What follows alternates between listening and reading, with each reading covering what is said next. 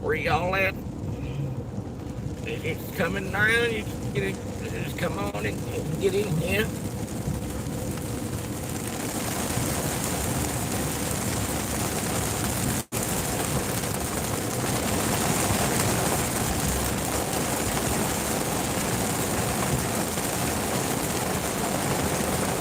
Woo!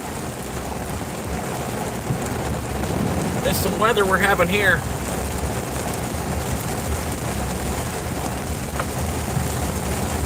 Pretty decent dead of weather. Trying to figure it out. Oh my God! There's a car coming the other direction.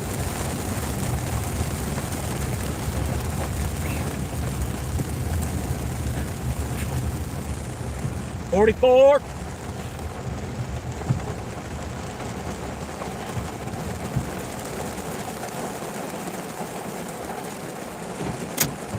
Alright, it's expected here by 10.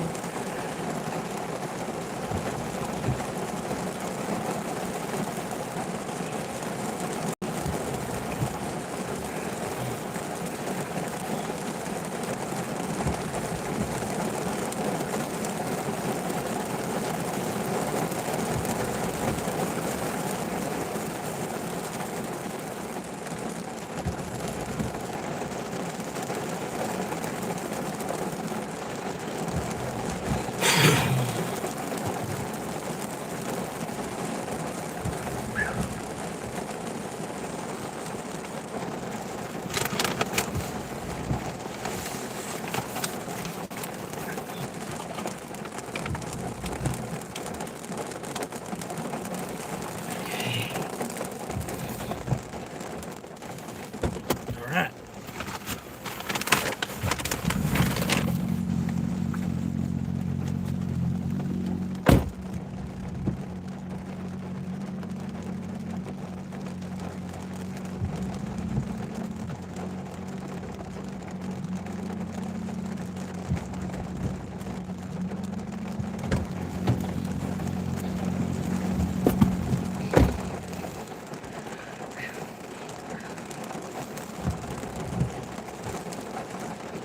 Hello? Hello? Hello? Well, hey, buddy, I can't hear you, whoever this is, man.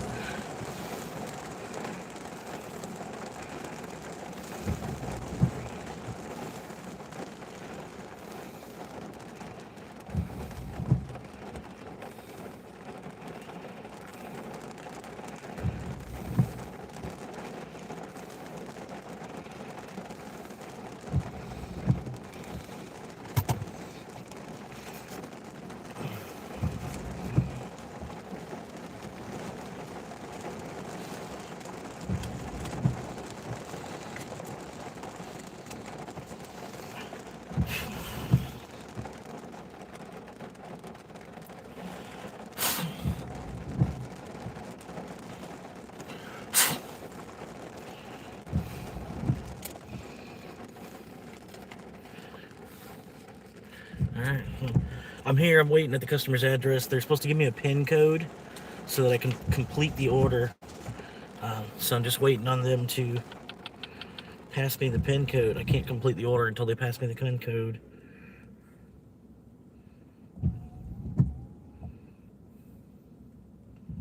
I will be nice and get out of their driveway though, because usually people be freaking out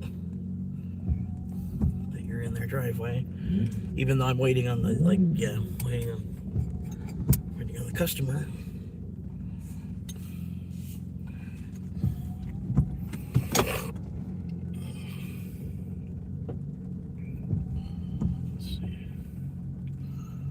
Grab it off the porch. Yep, they grabbed the food off the porch, but he did not give me the PIN code. Okay.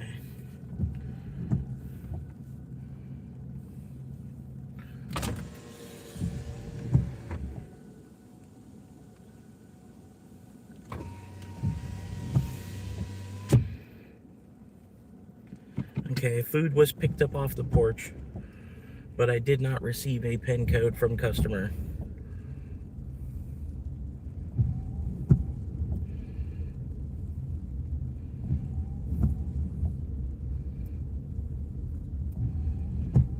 just putting this in the chat so that support knows.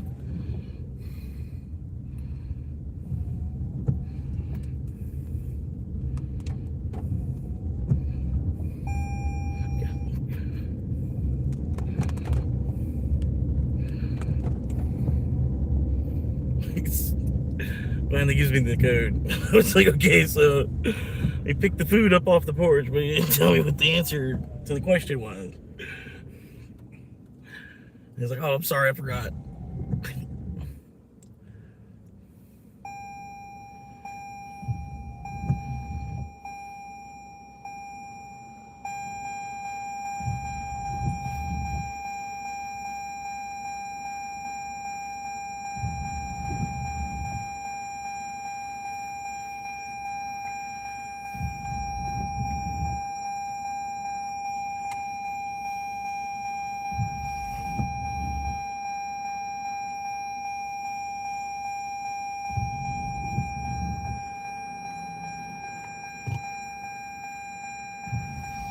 Wait. Whoa, that wasn't even the PIN code. Hang on. Oh, 3. 2 3s. Okay. Luckily, there's no one coming up, bum rushing up behind me.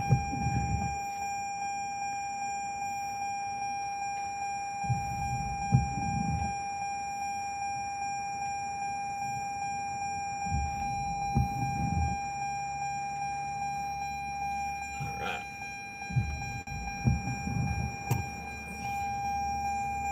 Man, I just saw that guy going the other direction. That's a weird ass color for a Tesla truck. Holy shit. It was a lime green Tesla Cybertruck. I was like, what the fuck?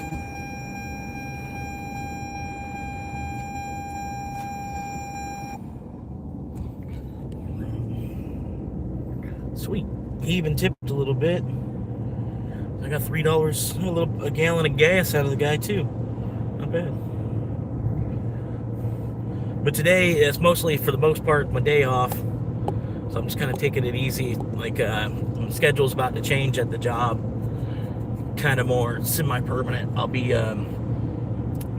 pretty much Saturday, Sunday, and then Tuesday and Wednesday, hopefully. Hopefully that's what it'll give me. I'll see how long I can run with that. But, yeah. Saturday, Sunday, and then Tuesdays and Wednesday. And then I'll probably only be able to live stream on Thursdays and Fridays now. But it'll be like, 10 or 12 hour live stream on Thursdays and Fridays.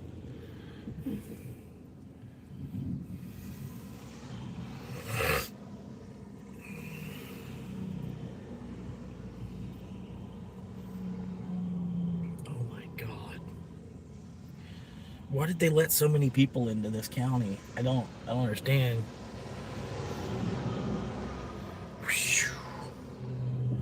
Oh my God.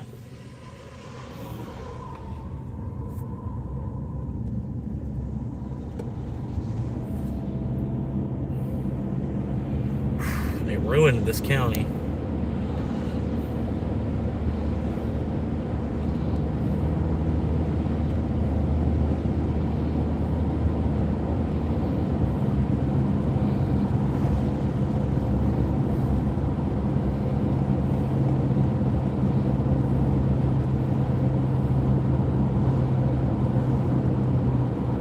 The guy behind me doesn't have his lights on, and he's oblivious. I tried flashing my hazards at him to kind of let him know, like, hey, you don't have your lights on. But I don't know, he's just not even worried about it.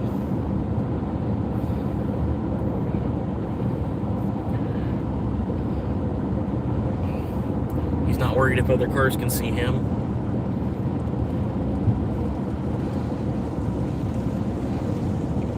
Why would I be worried about that at all?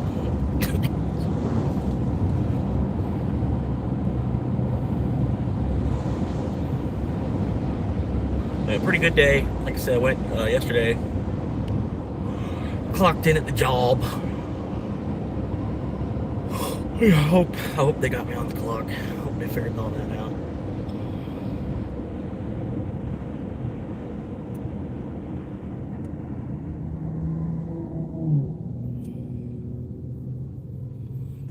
Towley. Commercial building, 1.35 acre lot. Nice. Commercial. We need more commercial buildings. We don't have enough commercial buildings.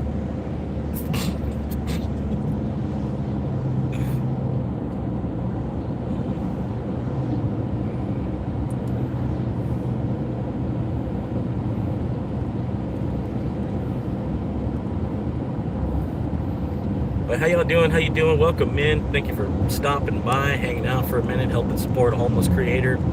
Currently, I've been living in my car since September. I'm gonna have to do a couple years of this, just because I'm trying to aggressively save as much as possible for the next couple of years. Kind of like, working harder while you're younger, so that way you don't have to work as hard when you get older. And pretty much this is me trying to make a video autobiography of the events and a little bit of what happens in my life as a homeless man. But at the same time, not trying to be like a homeless person that's just on the side of the road begging for change. I figured, you got to get up, make the change happen for yourself. People are more willing to help somebody that's actively trying to help themselves as well. So pretty much that was the idea, making the YouTube channel. It's something I've always wanted to do. And I felt like it was better than just making like a GoFundMe account. Help a homeless man buy a house. And it's like, yeah, like everybody, help me buy a house too. So I felt like, the YouTube channel was a better way to, I don't know, not that I'm really even trying to make this like it's a GoFundMe to fund my house. It's just more or less just kind of entertainment for myself, even the live stream, because I'm in the car 24 hours a day, pretty much have no one to talk to. I try to use the audience that comes in as therapy. I appreciate those of y'all that are hanging out. People keep coming back and watching a little bit more, trying to see where I'm gonna, see where I'm going.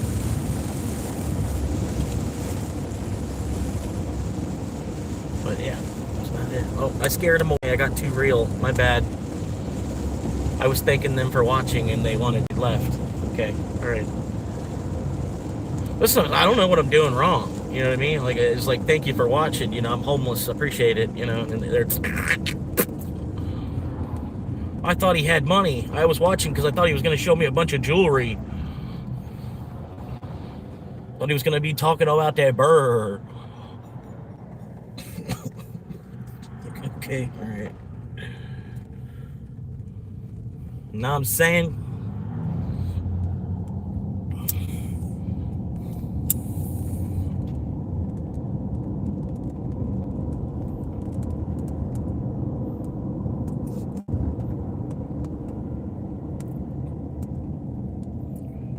Yeah, they got him.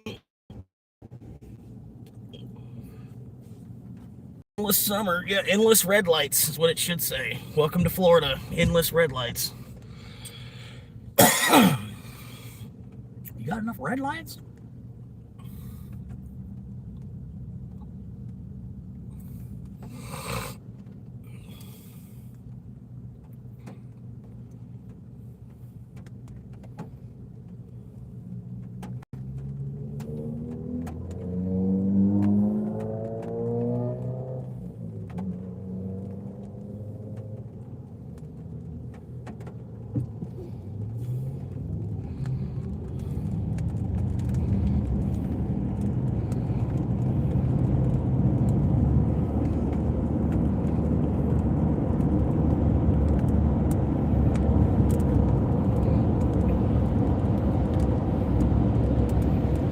Don Pepe.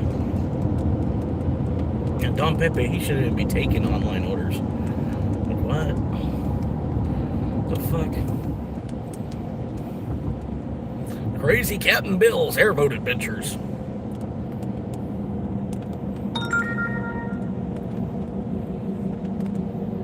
Crazy Captain Bill.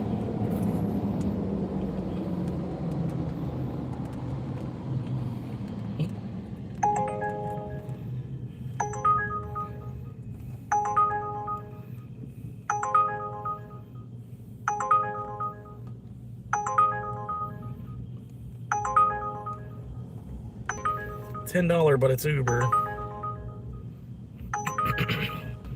Subway, come on, what are y'all doing? Faster, faster, faster.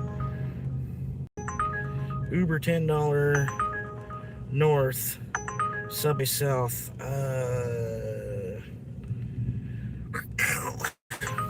Dude, come on.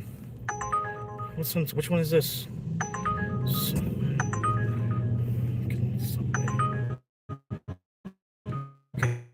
Okay.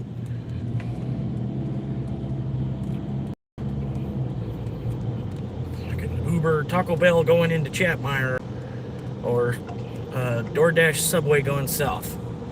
So I was like, okay, DoorDash Subway going south then.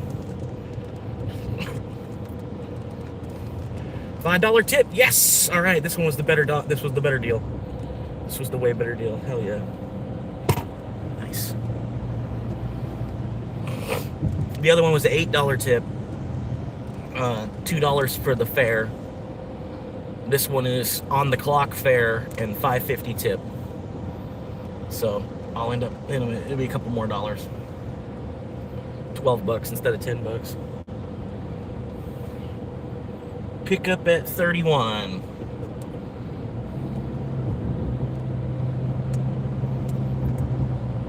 But yeah, I'm delivering the small town today because I pretty much was trying to focus more on having an actual day off.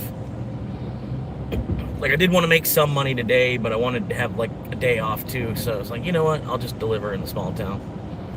That sounds about right. I'll go around this guy. He's trying to speed. He's trying to go 11 miles over while it's raining. Yeah. So I figured I had to kind of jump in front of him to slow him down a little bit there. He was about to zoom past me. Let's try to be safe, you know what I mean?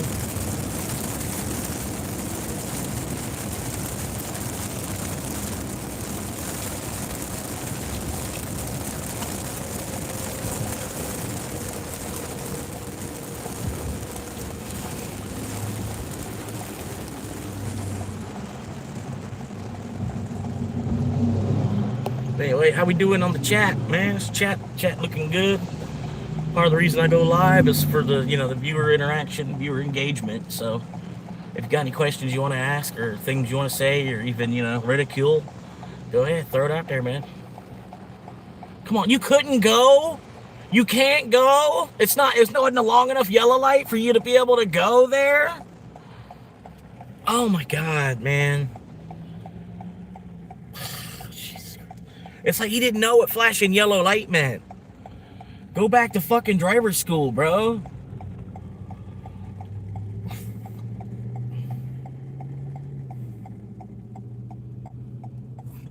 Now go.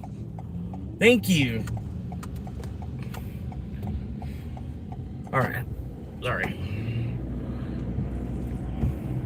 There's too many senior citizens that still have their driver's license, and I don't know. You'd think you'd like almost be done even having to drive places at all. You're 70 years old, A lot of your driving should be behind you at that point.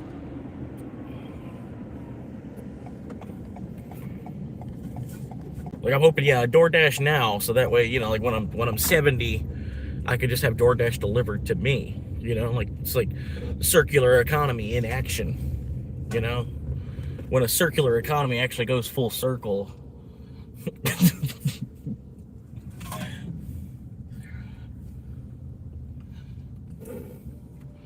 All right, we're here.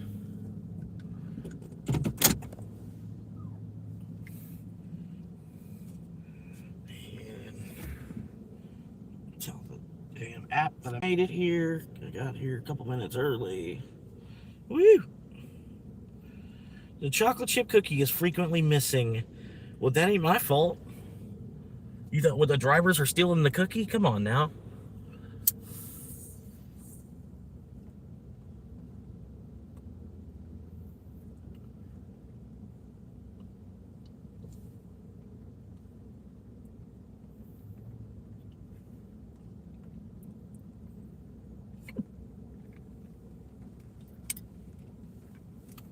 What up, Fred? How you doing, Fredward? One of my original 100 subscribers in the house. Well, I think Fred was probably in the first 50. I didn't keep a close eye on it at the time. You know what I mean? I was just trying to get to 50, whatever. Trying to get to 50 so I could live stream in the first place.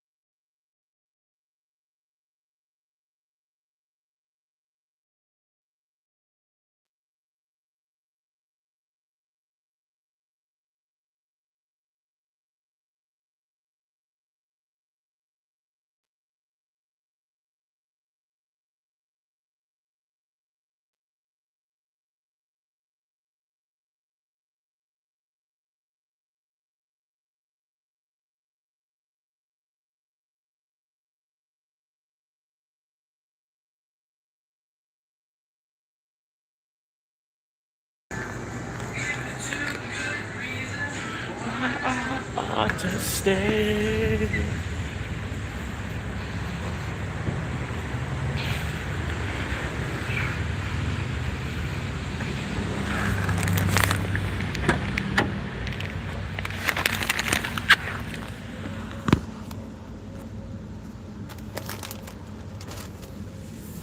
Okay.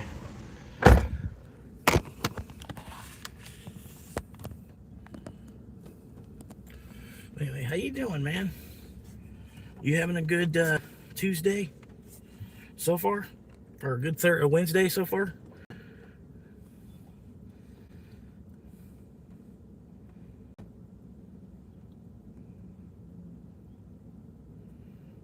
Dick Donalds. I like the things you do. Dick Donalds.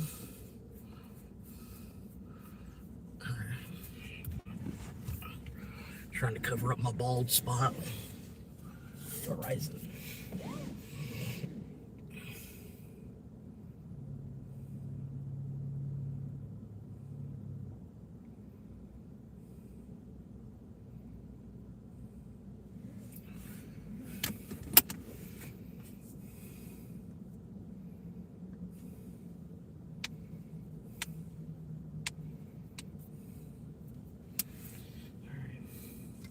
Sorry, I see there's like a missing person poster on the wall. It looks like a friend of mine. Like almost want to. It doesn't. I mean, it kind of looks like the friend, but it kind of doesn't. It's been years since I've seen the friend. They might have completely changed their look and stuff. I don't know. I don't think it would be the friend. This missing person. I don't know. Almost want to go look at the sign a little bit harder, but the sign's been there for a while too. It looks like.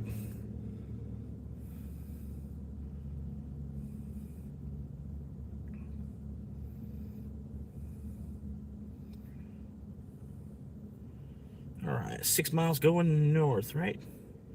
South, right? Yep, south. That's right. I had another order. It was $10 going north. It was $10. Almost took it. $10, but it was Uber. Not like it was a pro. I don't know. Just. I don't know. I got a DoorDash. You got to schedule when I'm in this small town. You have to schedule it, and because there's so many drivers trying to do it, and they don't really have too much of a need for it. You have to kind of pick a block time and then come back. So I got a good one though, 3:30 to 11:30. So I mean, it's a good long window to catch some orders in. But yeah, I kind of didn't want to. The Uber order, I thought it was going to take more than a half hour to complete, so that's why I was like, no, can't quite do that because I gotta, what I mean. I'm trying to stay onto the DoorDash. DoorDash is at least hourly pay. You know what I mean? So it's kind of, in a way, like I'm getting the more hours that, that I've been wishing for, and aching for, just to run some DoorDash and then be on the clock. It's nice. It depends where you're at. You know what I mean? But right here in Florida, the minimum wage is $14 an hour as it is. So they have to pay $14 an hour because that's minimum for an hour of work. but a lot of times that equals out to about $5 because they'll try to be like, oh, you're supposed to be done in 20 minutes. Like they'll be timing you, and if you're more than 5 minutes late on either way, either direction or both, they'll flag you, and then you got to do like 100 deliveries to get that flag off your account. You know what I mean? You don't want to get 3 flags. You're subject for termination. So you don't want to get 3 flags within 100 deliveries. Basically, you kind of just keep running deliveries to keep the flags falling off if you do catch a flag.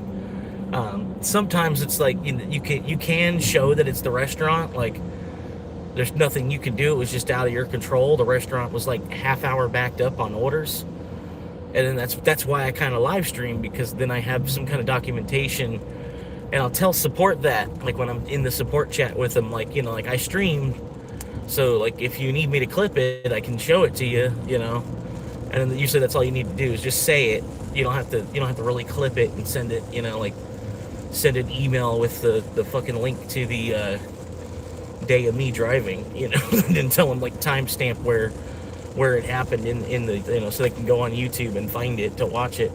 They don't ever need to go that far, but me trying to show that I have that kind of an evidence that I was at the restaurant for 20 minutes waiting for the order, just, I'm following procedure. I'm doing my job. I'm literally at the restaurant waiting for the food, I'm trying to complete the order, because I don't want, the company looks bad if the order doesn't get completed either way. Like, it's one thing for it to take forever. It's another thing for it to take 2 hours and then just end up getting canceled.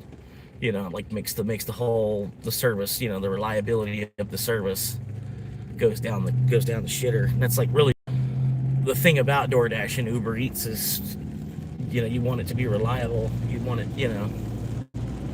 it might take a minute, it might cost a lot, but at least, the service is there. There's kind of always a driver on. Are you gonna go, or you just want to chill in my blind spot? You just want to run parallel to me? I don't quite understand. All right, thank you.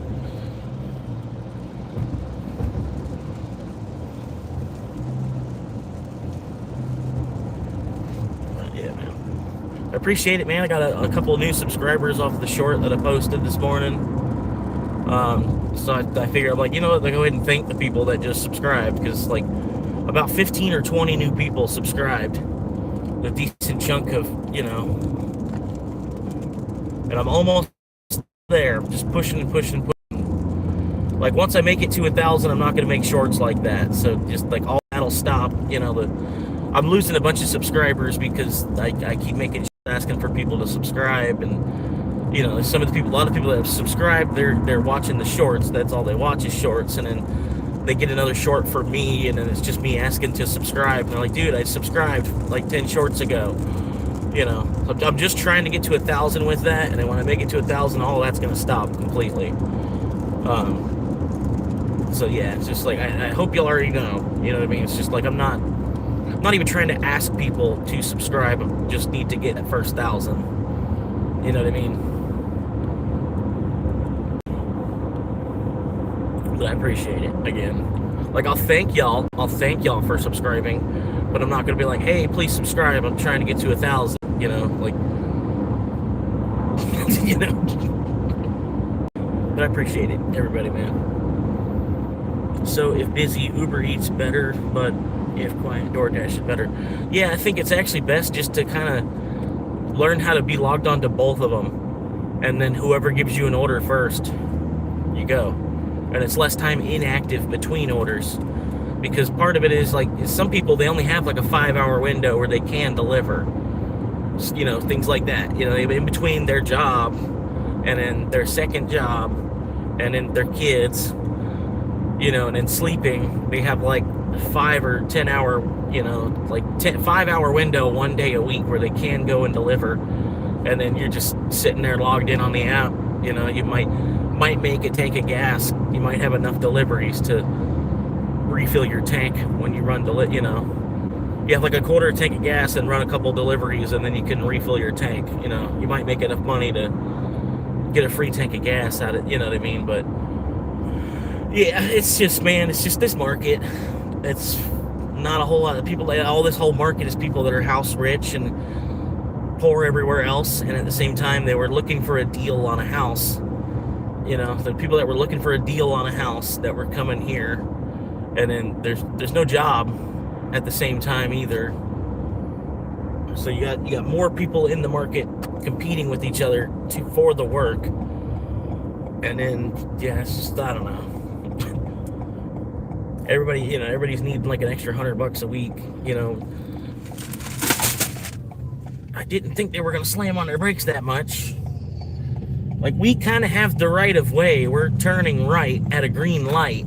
I don't know why they yielded so much for the person to turn left across in front of us. But okay, whatever. That's cool. At least it wasn't a fucking milkshake or something.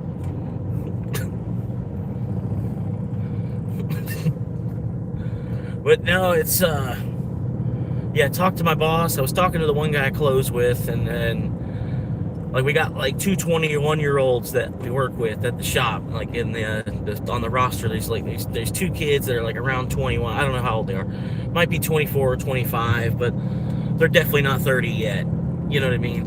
Two young dudes that are on the schedule, and so I was trying to get away from the truck, kind of more or less let them do it. But they haven't been doing it. It's been a couple of months where it's just like the truck's just been kind of getting sidestepped or just been getting juked on. Instead of doing the truck, they're just juking it while they're on their phone. So I told them, I said, you know what, just put me on like Tuesdays and Wednesdays, and then, if you don't mind me taking 2 nights to put the truck away, I can definitely have it put away by at least 95% of it done by the time I leave on Wednesday nights. Because that's kind of one of the things that our store needs, is like the truck put away in a timely manner. Because like, with nobody doing the truck sits there like all week until the next truck's coming, basically. And then we're all kind of freaking out just trying to get the truck done, because nobody's actually stepping up to do it. And me, I'm like, I was at the time, I was like, I'm not doing it yet. Like, the guy that's here on truck night should be the guy that's doing it. Like, if like part of it, they give you a couple extra hours that night too. So you make an extra like 25 or 30 bucks to come in on truck day. You know what I mean? So it's, you're kind of part of getting paid to do the truck. You get an extra 25 bucks to do the truck. Granted, it's more than like $25 worth of work, but you know what I mean? It's a teamwork, teammate kind of thing. I'm trying to show them that I'm willing to put a little bit more ass into the job than I have been. And, because they are trying to, there's a spot opening up for a key holder position, and it looks like it's most poised to be me, like, just based off of my tenure, and then, like, the other people that there are as an option, like, within the store. A position like that, they like to promote within the store. They don't really want to move somebody from another store to be a key holder. Like, they will, but it's kind of like the next stage of management. That's when they'll try to move you to another store to like take you out of your comfort zone. Like, you've been promoted, you're in a new spot, and then we're going to take you out of your store to see how you do. You know what I mean? But yeah, I don't think they're really going to pull somebody from another store just to be a key holder where I'm at, unless I don't want to be the key holder. You know what I mean? But I don't mind it if it's like 4 nights a week kind of thing. I don't really mind it. Like, if I end up with a 3rd day off, I can be a low-level manager and actually have 3 days off still a week. That's cool. I'll take it.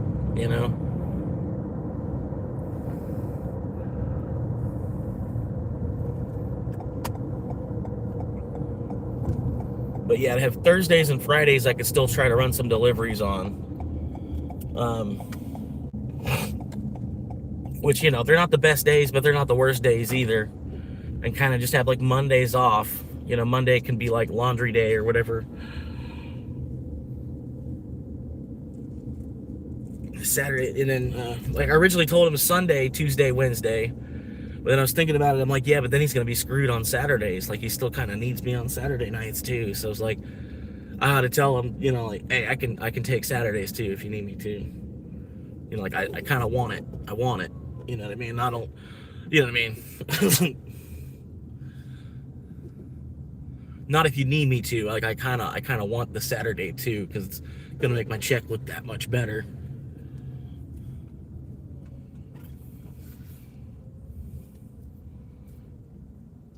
And then, like I said, because I wouldn't, yeah.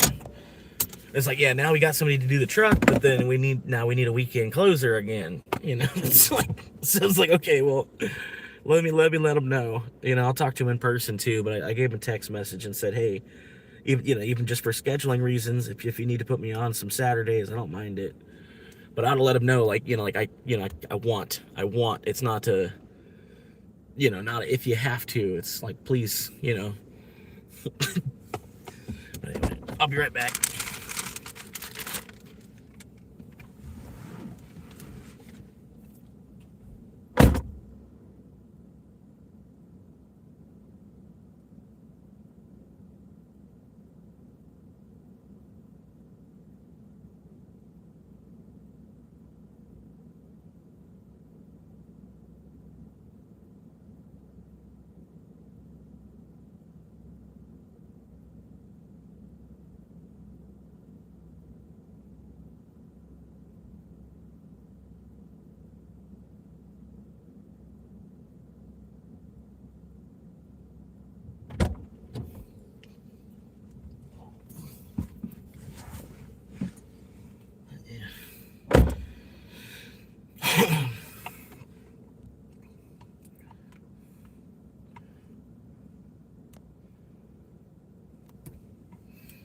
And then it'll make the girl happier that I'm getting more like steady hours too. You know what I mean? It makes me a little bit less stressed to get steady hours as well. Like it's like all I got to do is show up on time these 4 days a week, and then I get a decent looking check.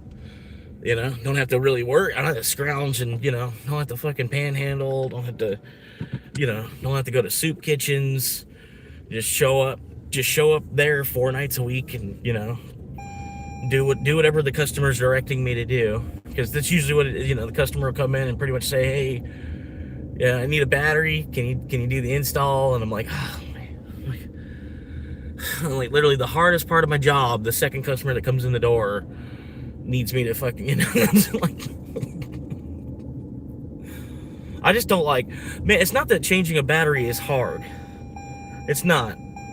It's just, it's hot outside. I start sweating, bad real quick. And then so I go out there for like 5 minutes to do a battery, and then I'm coming back in like I went swimming, and then have to work through the whole shift. It's like fucking, and then I don't even like touching people's cars as it is. It's like it's their baby. It's like so much of their livelihood is their car. Sorry.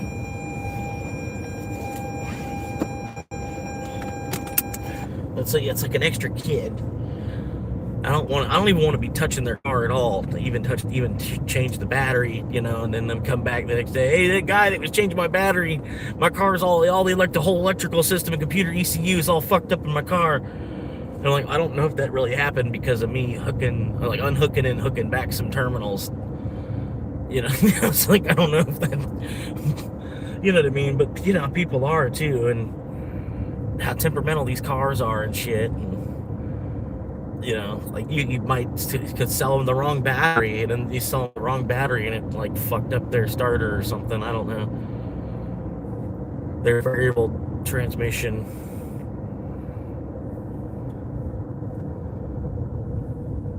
Right. That's what I was thinking too. You're getting like 30 hours a week, 25. Which, yeah, 4 days on the books, 4 days in the books. With the truck night, like I'm gonna talk to, maybe I can I can be slick with it a little bit. Like, hey, give me 3 o'clock on the Tuesdays and Wednesdays, and I get a couple extra hours out of that. And at 3 to 9, that's 2 6s is 12. I get 12 hours out of putting the truck away, and then probably another 12 hours, out of Saturday and Sunday. It'd be like 25 hours a week to come in 4 days. That's the shitty part of it. You know what I mean? Because that's just the nature of the beast. There's not a whole lot of time available at the shop after the 4 managers. You know what I mean? So we have four. There's only like 250 hours of labor that they can allot, like that they have to play with to give to, you know, store people. And then you have four managers that all suck up like 45 hours each. You know, so you have like the four managers and then like three other people that are like 15 hours a week. And that's pretty much how the store runs. You know what I mean? So I'm trying to at least step it up to be one of the you know, the lower level manager guy. I feel like I could easily do that position. I'm already doing, you know, about probably 60% of the stuff that's in part of the 60% of the stuff that's in that job I'm already doing. You know what I mean? I probably know a little bit more than half of the position itself, and then I'm completely up to date on my computer training. I did that all yesterday, completed every little module of everything, got, you know, completely up to date, so that they can basically send me more stuff to do. They can start sending me the computer training for the next position. You know what I mean? Like, because there's, you know, they'll want to have something there in my like folder for me to do, if that makes sense. Since it's completely empty, I did every little bit of every module. I've been doing it here and there every now and then, but then there's like, you get to a certain point, like it was a couple of them, I had like 7 out of the 8 modules done, but there's like one module, for some reason there's an error, you know, there's like a page error, or there's, you know, something going on with the, I don't know, some, you know, like it's just, you know, corrupted data type of thing, I don't know. But yeah, it was a bunch of them. That's what it was. I was done, but just like the webmaster needed to go back on and like read, like, because like, I don't know, there was a bug in the computer training, so I couldn't even actually finish it. But yesterday I was told, hey, get on, because there's something you needed to do. So I went ahead, just did everything that was in there, knocked it all out, because I wasn't sure which one it was. He said something about there's a new scanner coming out. And the new scanner we got is going to be way better. It's going to be like a scanner that actually connects to the computer.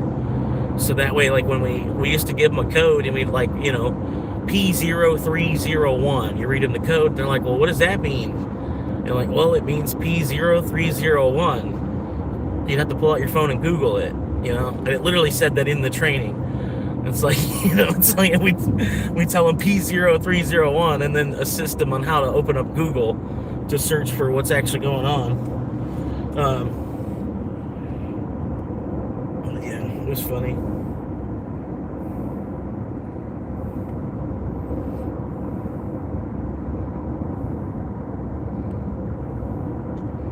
Sweet, $12 on that last run.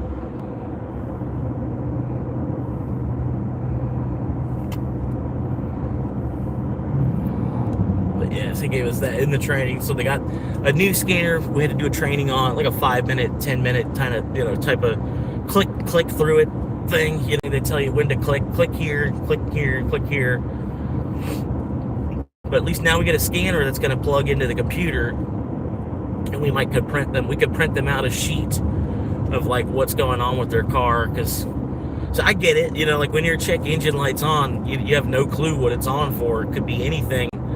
Your car could go another kilometer, or it could go another 5 years with the check engine light on, you know, and you're not knowing, having heads or tails idea what it is. It just says check engine, you know. But now we can actually give you a printout, like 3 paragraphs of what it is actually going on with your car. A little something to read.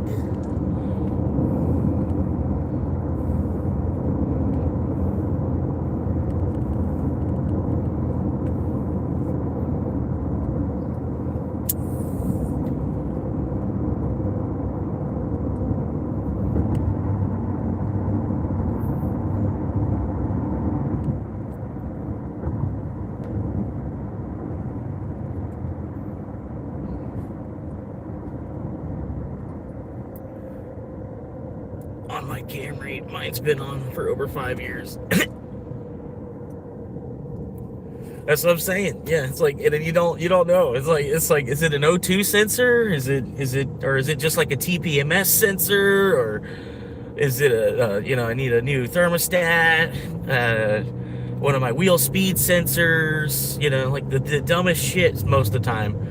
Like, oh, there's a misfire at cylinder 3. And they're like, well, what does that mean? I'm like, well, your cylinder 3 is not firing properly.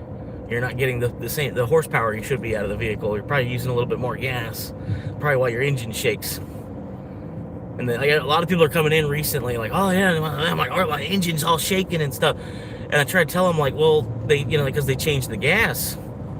The gas was like 10% corn. Now it's 15% corn. So maybe, maybe your engine's just feeling that. And like they said, to be wary and watch out for that. So you're probably just one of the unlucky ones that's happening to you. Like I would suggest trying, get a newer car, because that's just going to be the thing now. We put corn into our cars. Like I think eventually they'll be like 100% ethanol. Like if we run all the way out of gas where we can't put it in vehicles, like because we need to reserve it for other things, I think we'll just have 100% ethanol cars. You know what I mean? Like we totally will.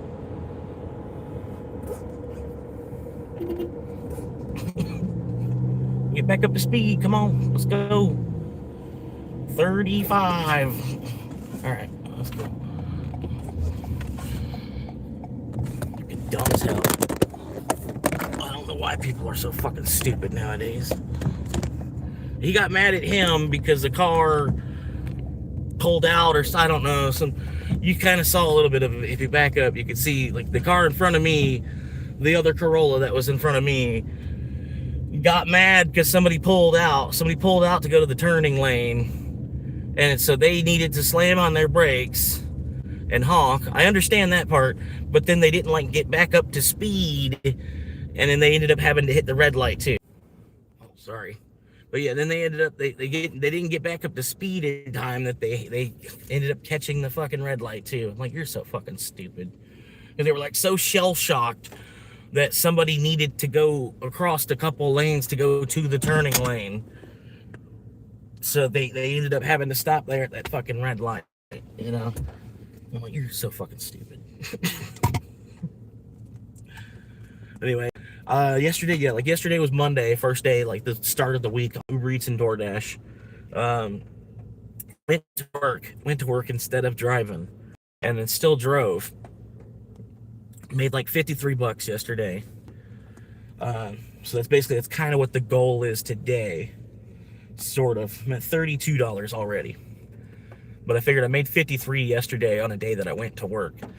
So today is my day off. You know what I mean? I'll make another $50 or so on my day off. You got to kind of, take some time to like recuperate. You know what I mean? Like, and at the same time, I am still like trying to work all 7 days a week still. Do something like all 7 days a week. Just try to, keep money coming in. But yeah, some days if I do take a day off, it's like Monday or Tuesday. And then I didn't want to take like a full day off either. You know what I mean? But yeah, I'll make like $50.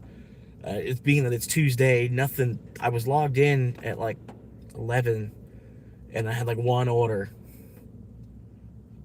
Yeah, I had 2 orders before I went live. Being logged in since 11 a.m. There was 2 orders before I went live. So yeah, like a shitty day.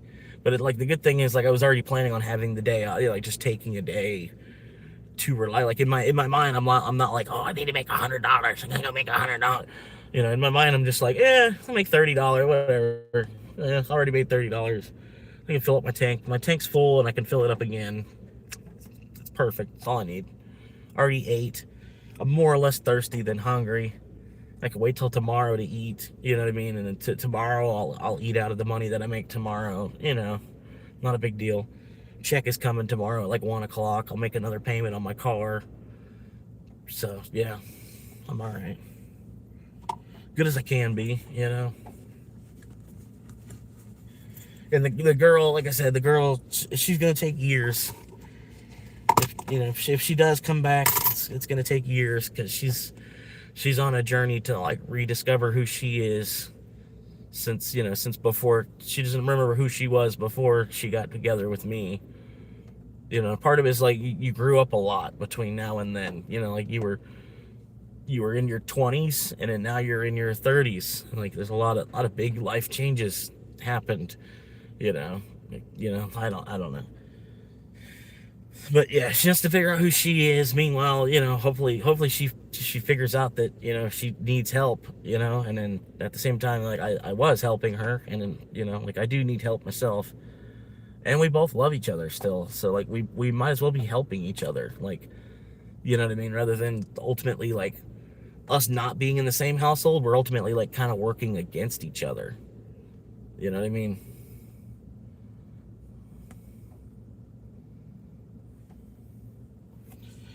Anyway, like I said, I think she'll eventually figure it out, because she's like, she still loves me. She's like up and down, wants to come back down to Florida. So I think the more of a opportunity I create for her to come back down to Florida, the more like a stable living environment like she'd be able to jump back to, the more likely she'd be able to come back, or she would come back. And I don't know, if she doesn't come back, then it's whatever. It's whatever anyway. Like I said, at least I guess I'm looking at a Filipino wife at that point.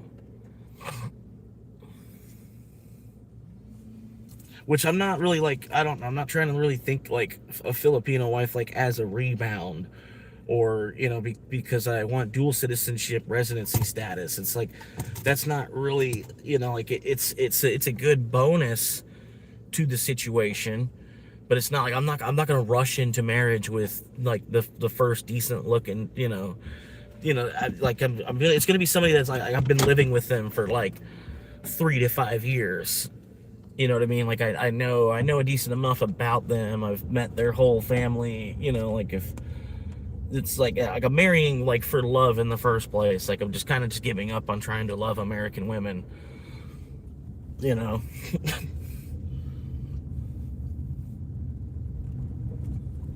Like most of them all want the same thing, and that's everything.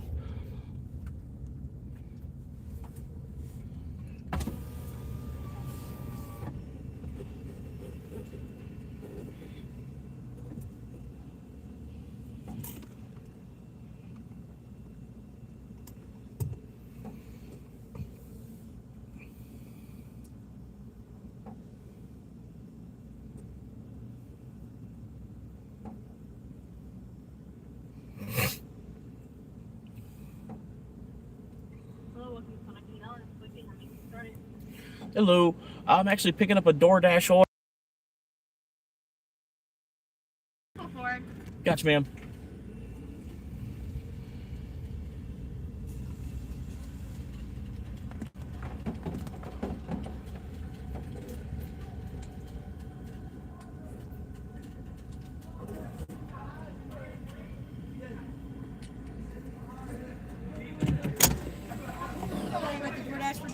Yes, ma'am. Thank you, ma'am. You have a good one. You too.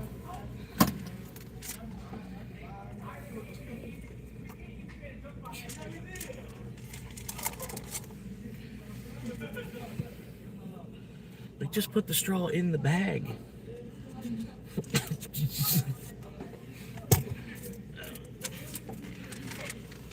That's what I normally do.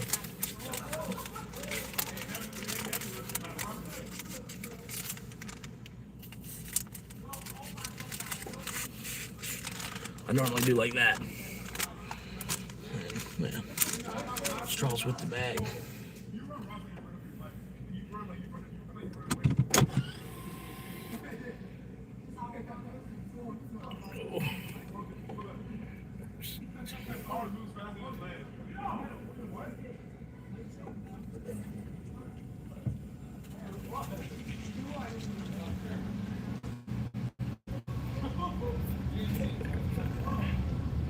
Can't buy the bag is sealed.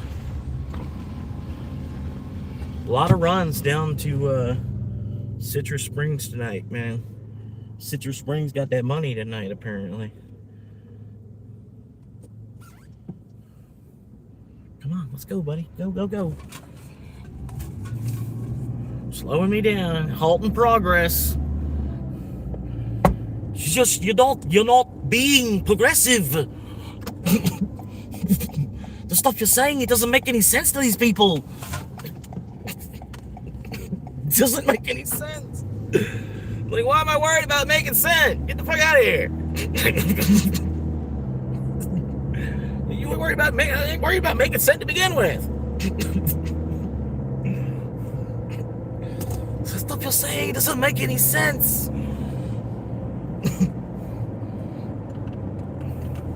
Like, why are you trying to like dissect everything I'm saying? Do I have some kind of sense pull out of it?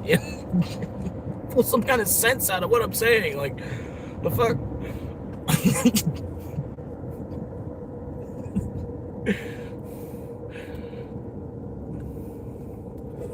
Russia is diluting their gas like crazy. All the women want the same thing, really. Some cultural differences, I suppose, in different places. Yeah. Yeah. Yeah, like yeah. I mean, there's still some countries you can get a woman for just a goat. And, you know, like I think four goats equals a cow. As far as all that, like 4 goats equals a cow, and if it like most like if like you're not doing it really to just be an asshole, you know what I mean? Like you're more or less kind of like freeing them from that oppression, like for the price of a goat, you know, like, and then really you're gonna try to you hook the father up. You don't say his daughter's only worth 1 goat. You give him like 12 goats, give him the whole litter of goats. You know what I mean? Like, cause it's like, I don't know. To him, he's like undervaluing his daughter. So you're kind of showing him, like, I don't know. It's like it's a show of good faith almost, sort of. And then you're doing it like I'm trying to pursue actual love, because I don't like with like every American woman I've dated, there's been some sort of problem somewhere down the road, and it's almost always been like financially. You know what I mean? Because they want for too much. Like I'm more, like I said, I've always kind of been more of a Buddhist. Like I've lived with nothing for so long. I realize I don't really need much.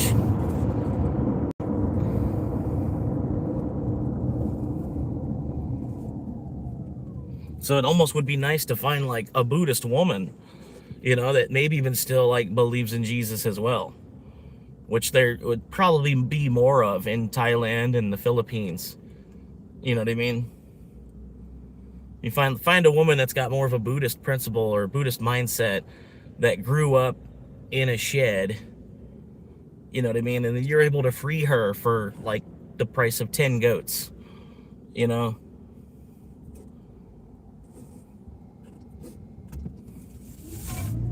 Are you gonna do it? You gonna do it? Oh, go get him!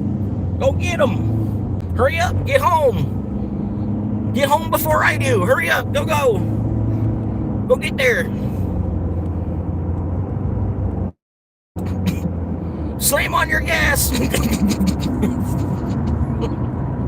Hurry up! Gotta get in front of the hybrid! Go! Hurry up! Look at him, he's gone now. That's what I'm saying. You can rage bait people with their combustion engines. Like you can rage bait the shit out of them so bad. Like, and then you have an electric motor as it is. Like you can ultimately take off faster than them. just let them floor it. just make them purposely floor. To bring a woman back to the U.S. means paying U.S. prices, so to do it cheaper, have to live there. What's that, fellas? I am Evan. Yeah, but she'd probably want to stay there anyway, because, right, that's what I'm saying. That's what I'm thinking. Like I'm watching a guy that's doing it right now. Like it's pretty much like watching 20 years ahead, because this guy's like 50. You know what I mean? This guy's like 55, and he had an ex-wife. He had a wife and a couple of kids, and then like him and the wife, after a couple of years, you know, the kids grew up and grew out of the house, and him and the wife decided that they were just different people as, you know, as 50-year-old adults. Like they grew into different people throughout the years. So him and his wife split up, and he had enough money after the divorce, after like what he had to split with the wife. He had enough money to retire because he was about to get a pension from something. But now he had to split it with his wife, So he decided, like, well, I'm going to go to the Philippines because it's about half the, I can just go to the Philippines and be like half price retirement. And that's pretty much what he did. And it's like, I'm pretty much like watching it. Like, it's almost like having a friend that lives there already. And I know like there's like rate of inflation and all that stuff, but pretty much the main things to worry about, like as a retiree, like is the health care. Like if you're going to be somebody that's like really dependent on doctors and stuff, it's probably not the best idea to be anywhere outside of Manila. But I'm thinking Cebu City, and in Cebu City, I think is only going to get bigger like the next 20 years. Like it's going to be put more on the map, just as time goes on for the next 20 years as it is. But yeah, it's pretty much. He's always talking about the AC. He's always talking about budgeting and stuff like that. But he spends between like $1,000 and $2,000 a month, and he's like always blowing money. You know what I mean? Like he's always kind of spending money a little bit loosely. Like he makes money from YouTube too. And so the money coming in, like he's retired, he's got a pension and all that, and then he's got a YouTube channel with like 30K subscribers. And people actually do kind of tune in and watch because he's in the Philippines. Like, the guy's retired in the Philippines, and he has like a daily vlog, not a live stream, but like it's, like if I took my 12-hour day and made it into like a half-hour video, you know what I mean? That's pretty much what he does on his channel. And he's got a little girlfriend over there, and people like seeing the girlfriend. He pops the girlfriend in a couple videos or whatever. And there was a moment where they were going to split up because she's technically still married. They never got a divorce, and so there's a bunch of legal things like that and all that. So the guy's not trying to get in the middle of that. Nice late turn signal. But I don't know. They're back together again, at least to make some more videos or something. But he was gonna split up with her because she's not. I don't know. She's focusing on him too much. She's like trying to be wifey with him, and then like ignoring her kid. Not that she's really ignoring her kid. Not like she's like neglecting her kid. But he wants, the kid's young, where he wants the kid to be able to hang out with his mom more, and not have his mom so distracted by a boyfriend, which is cool. In my opinion, I think it's probably something that happened to him as a kid. So he's saying, it's like a 7-year-old kid. It's not like he's nursing her or nothing, but still, he's at a small, young age where like it's a big impact on his life to have, and spend more time with his mom, as much time as he can while he's as young as he can, because all that time it all flies by. You blink a couple of times and then your kid's already 18.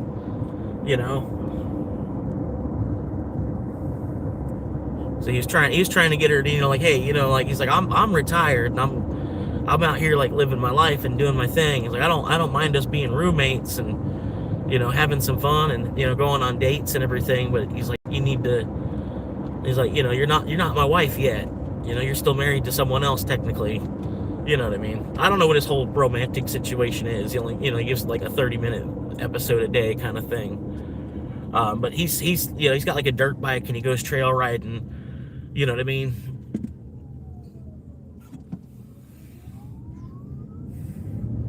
He goes trail riding all around through stuff, hangs out on the beach, has like a moped. He goes up to the versions of Walmart that they have over there in the Philippines, and like they're pretty up to date as far, like I think their infrastructure is probably further ahead than a lot of Mexico. Like at least in the major cities in the Philippines, it looks like it's, the number of McDonald's wise, it looks like there's more McDonald's per capita in the Philippines than there is in Mexico. Certain things like that, like not really saying that it has to be a McDonald's, but just more of like because like I said, I want to live on grid but off grid at the same, like on grid off grid, if that makes sense. And yeah, okay, you couldn't win already, bro. There's nobody coming at all. It's a little overcautious for no reason there.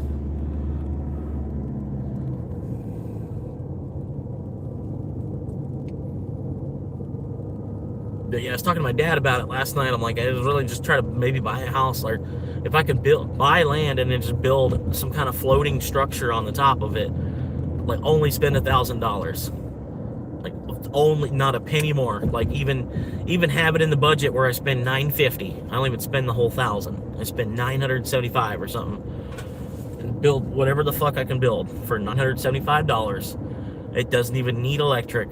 All because I could just get a solar generator, and then I could keep it. If I can't get sunlight, I'll just keep it topped up off of my car while I'm driving for Uber, doing some Ubering and shit. Sop up my solar battery through my car's battery, right? And not even have to pay an electric bill. I have a house that was less than $1,000. My house was paid in 1 month of saving. My house was paid off in 1 month of saving. My electric bill is like zero until my generator craps out and I have to buy a new one.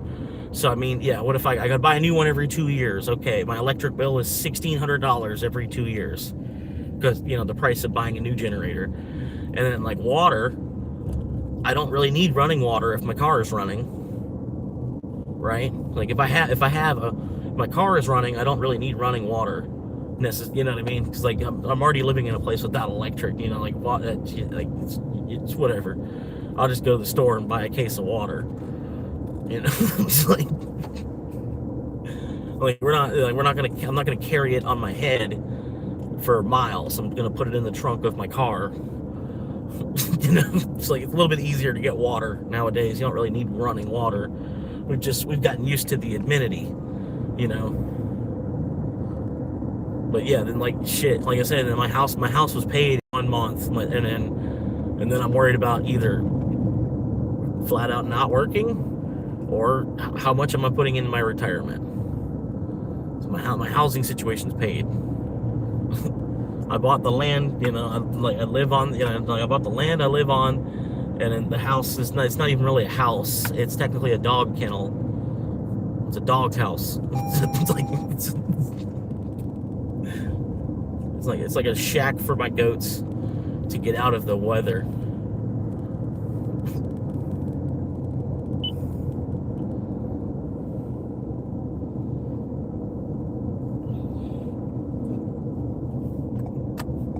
Duval.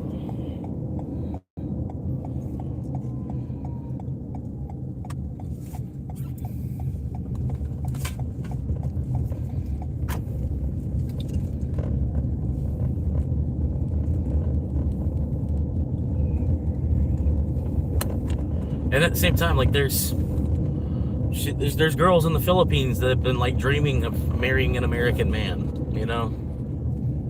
There's probably girls in the Philippines that have been watching King of Queens for years, and like I could be their Doug Heffernan. And I don't, you know what I mean? I don't even know. I'm not even up there looking.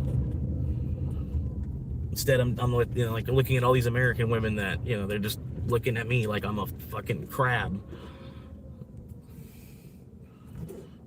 Which I get it, I am, but it's not like a personal choice thing. It's the state of the fucking whole economy we're in.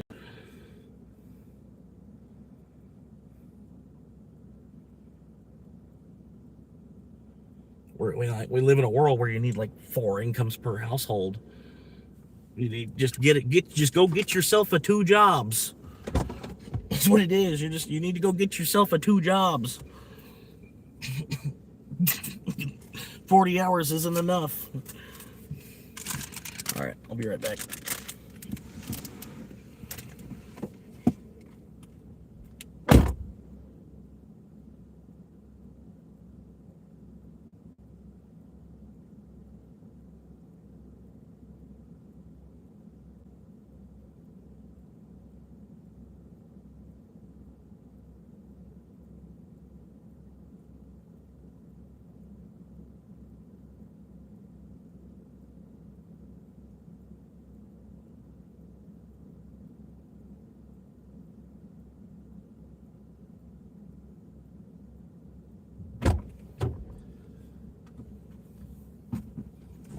Okay, all right, we're in.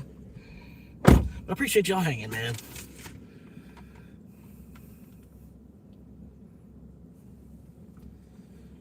But you notice how the girl, she's over there, she's running for DoorDash, right? She's doing DoorDash, but you notice how she's filming it at the same time too. That's called working smarter, not harder.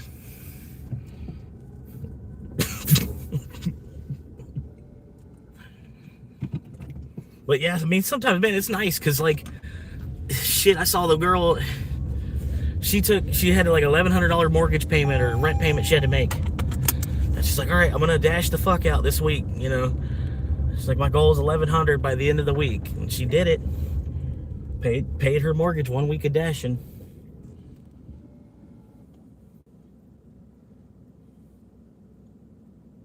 And then you can take the other 3 weeks off, or you can maybe make some more money if you want.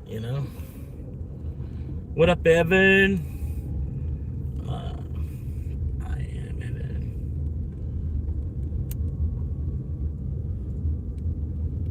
If something happened at my end and was single again, I'm pretty sure I'd go to some Asian country. And I don't know for sure that that's what's gonna happen. You know what I mean? Like, but I'm tired of the game involved with the American women. You know what I mean? It's nothing but, like, they're like, empty your pockets, give me all you got. Almost, you know what I mean? It's the way it's felt. It's like it was all just a huge fucked up game. Like, no, there was never actually love. That was never actually the idea. It was just to, get me to get up and move more.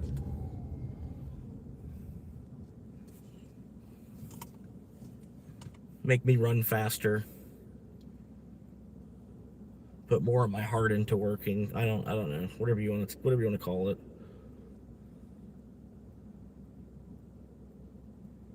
Sweet, another $12. That was a $7 tip.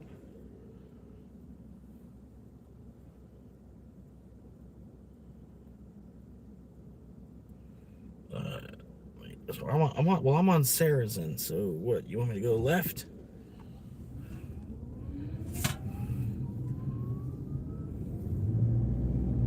Yeah, alright, let's go this way. Whoa, why am I gonna turn? What fucking sense does that make? Why wouldn't I just go all the way down to the end of Saracen? For cheaper cost of living, mostly women a bonus. Right, exactly. You got it. That's exactly it, Fred. Like, because I mean, like I said, like, if I can just refuse to pay what they want for housing around here, because I can agree, I see that it's just astronomical, like, compared to what it was before COVID, and then what it is now, and then it's ultimately the same place. It's only just got worse since then. It's only, like, more or less depreciated in value. But for some reason, because the market's out of control, the market's going crazy, the prices double or triple, because they really don't know what the value of a dollar is anymore. The people that are landlords don't know what the value of a dollar is. You know what I mean? That's really what it is, and it's sick. It's really, and they got it all percentaged in, at exactly, like, it's $1,800 a month because you make $15 an hour, because minimum wage is $15 an hour, and then they decided it's, you need to work X amount of hours per week. So we got the rent set at this much, and so if you want to live inside, you got to have to work at least this much hours, and it's all just a fucking tug of war going on. Where I'm on the other hand, where it's just like, have more freedom in the first place. Like your soul doesn't belong to them. I don't know. It's like, I can't say it. Like, I was talking to my AI about it all earlier, and they were like, no. I was like, did people in the 1880s have medical insurance? And he's like, no, nobody in the 1880s had health insurance, but at the same time, people died at like 50 due to, like, not getting checkups and stuff. Like, it could be a surprise. It can hit you, out of nowhere type of thing if you don't get regular checkups. But I'm telling him, like, but I'm going to save hundreds of thousands of dollars by not giving the medical industry a dime. like your idea on that, you know, like how you just like, you want the freedom in the first place. You don't want to have the financial burden of being in debt. And then, you know, to them, it's all practice anyway. You know, I don't know.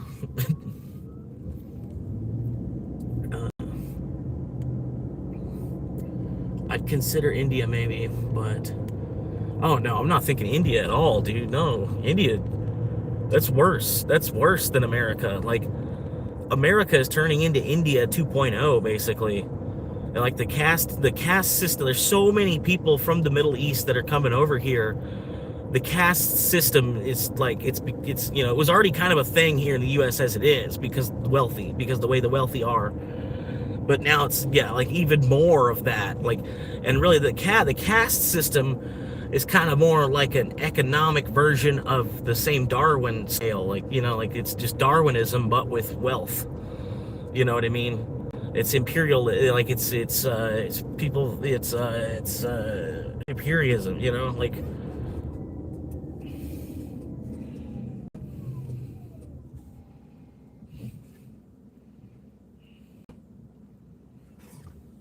You're good. Yeah. Oh, it's actually my turn, buddy. Okay. About to say it. Well, looks like I'm about to get T-boned. Hang on, guys. This guy's not going to stop at a four-way stop where I was clearly there before him because there was another car in front of him.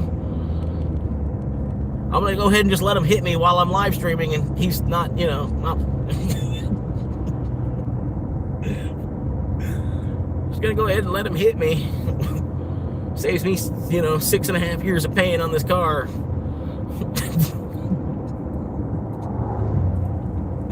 And it's on the passenger side too. I probably won't feel too much of it.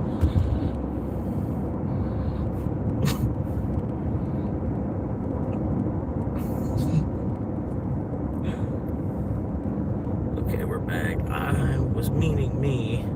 I was single man again, which is unlikely. India, as it's so cheap, but yeah, moral caste system is pretty bad. And then, yeah, just like India itself, the country, it's like really old, and like the people that live there, they want to leave. I don't think it's a good place to go.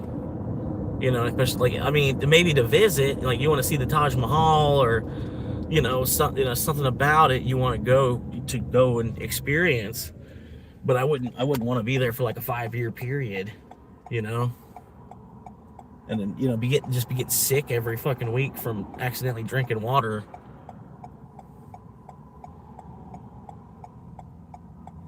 And yeah, I don't know. It's like it's a weird. It's like it's almost like a whole other planet. India. How different their culture is. Come on, hurry up. You're good. Come on, hurry, full speed. Come on, Dingus. Come on, hurry up. He's like purposely taking his time. He sees there's no cars coming, and he's like moving at 4 miles an hour. I flipped him off. I was like, whatever, dude. Fucking, you know, come on. You want to be an asshole? I'm gonna fucking flip you off. I don't give a fuck. Like, you're going out of your way to deliberately be an asshole. Like, you know what I mean? It's like when a woman is a bitch. You know, she's obviously, a woman's being a bitch because she's having fun, right? She's having fun being a bitch.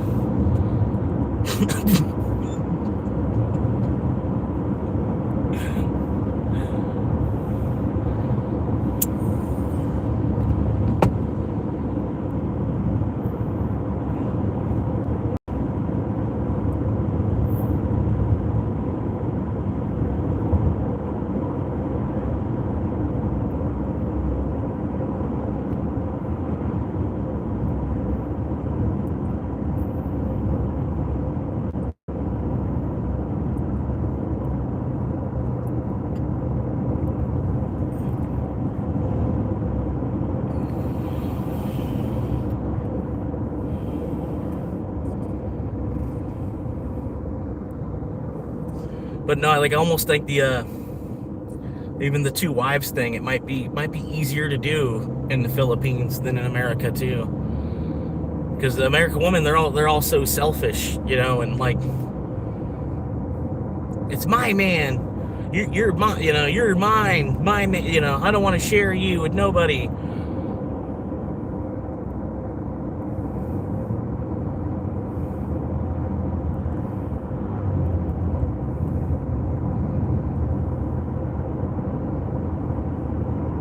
It's like, but really, we need a household with 3 adults in it, though.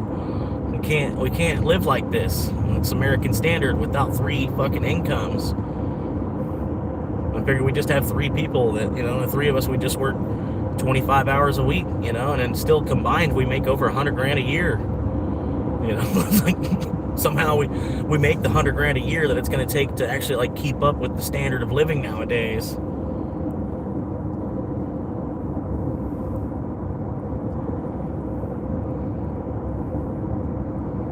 Because it's crazy, like if to rent the apartment's $1,800 a month.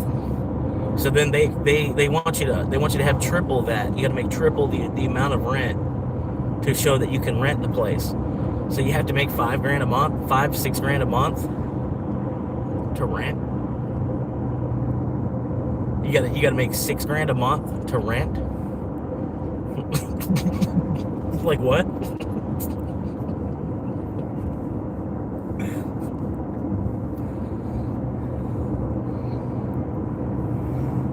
I don't know why everybody's renting. Now, granted, like if you have kids and you're already like stuck, you're like you're down that road anyway, then yeah, by all means, it honestly it is better than living on the street. But like if you're just by yourself, and ultimately there's no woman that actually even gives a fuck about you, there's no reason to be doing the whole 9 yards, See everybody else crab walking, and I'm over here just like kind of jogging, like a light jog, like the Olympic walker. Everybody else is doing this crab walk across the field, and I'm just like this Olympic walker, just like, hey, how y'all doing? What's up?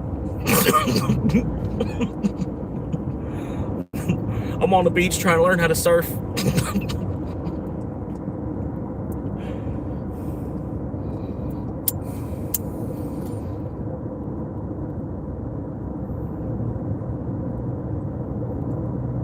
Everybody else trying to do a bear crawl across, Let me do a bear crawl with 2 kids on my back across this American economy. I'm just like, you know what? You could just like walk, right? Like you're just like kind of like a time traveler.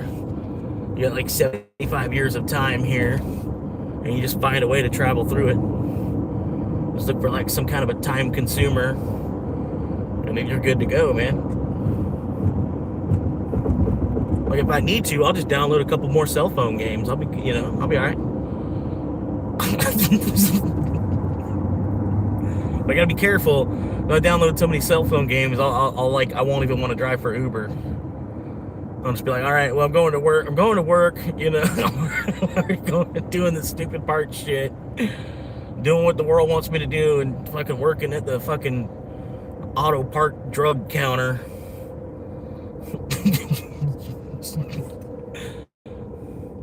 I say that because like sometimes some people come in the way that they need a car part, man. You feel like you feel like you're selling drugs or something, like they be needing it, I need a new car battery. I need new car battery. I need new car battery. Help me out with a new car battery.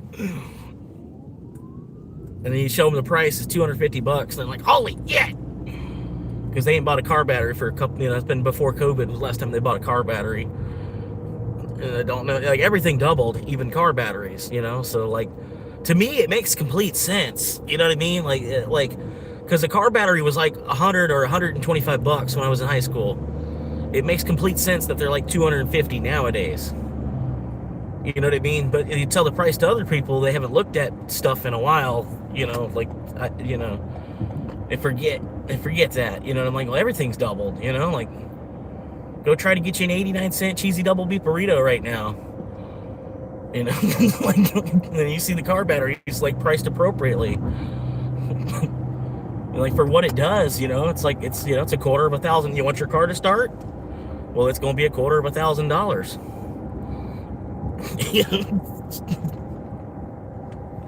Just hit him with it. Am I on a delivery? No. Okay. I thought I was on a... They tricked me. But I'm at 37.27 on this dash, and then I made like $7.50 on Uber on the lunch rush. It's Tuesday, and it's the slow city. I did get a little nap in. It was nice.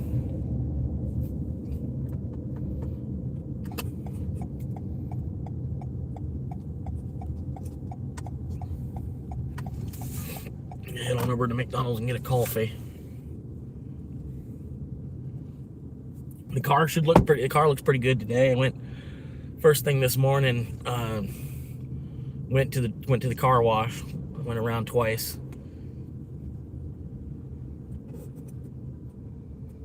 Put some tire shine on the wheels. So she's looking fresh.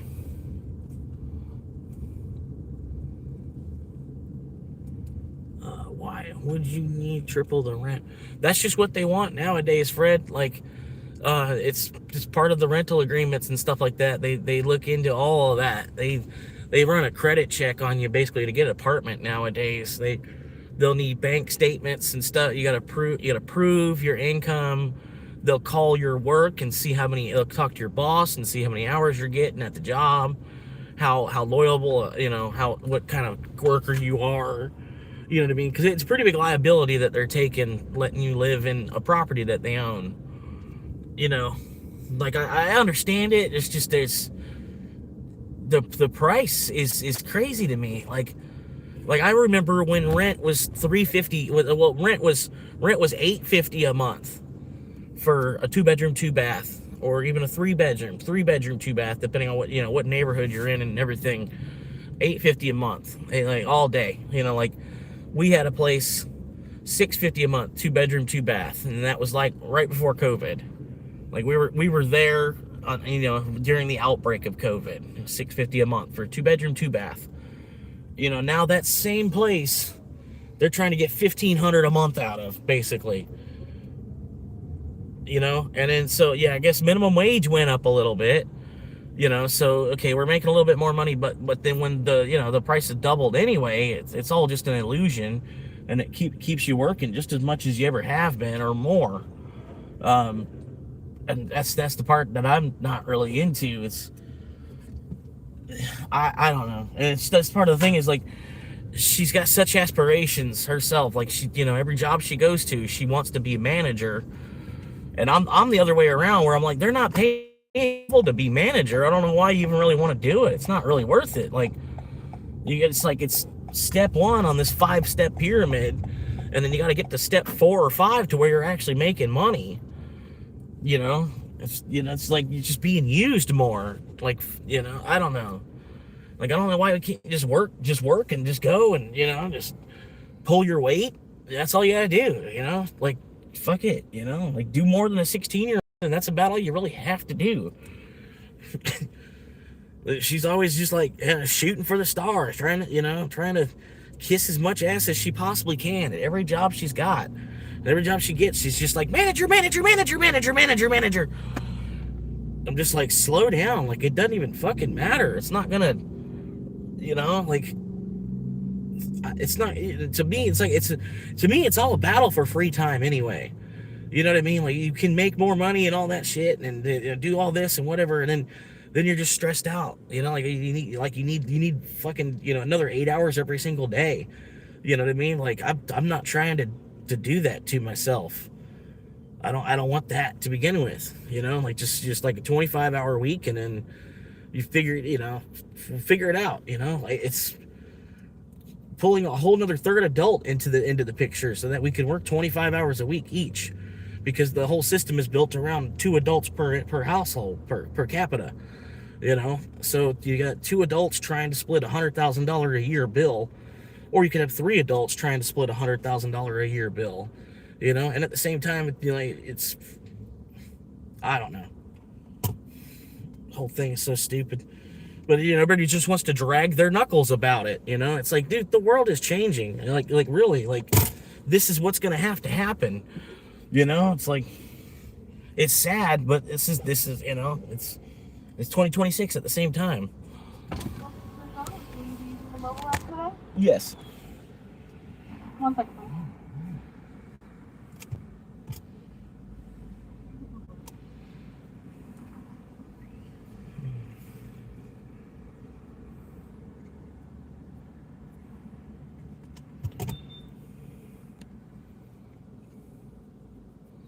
Yeah, no parts job today. Hi, sorry, what can I get for you?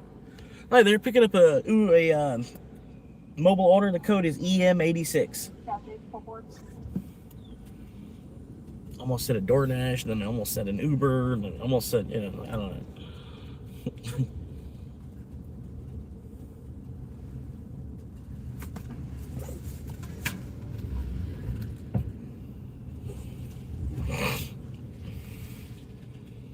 Oh, man.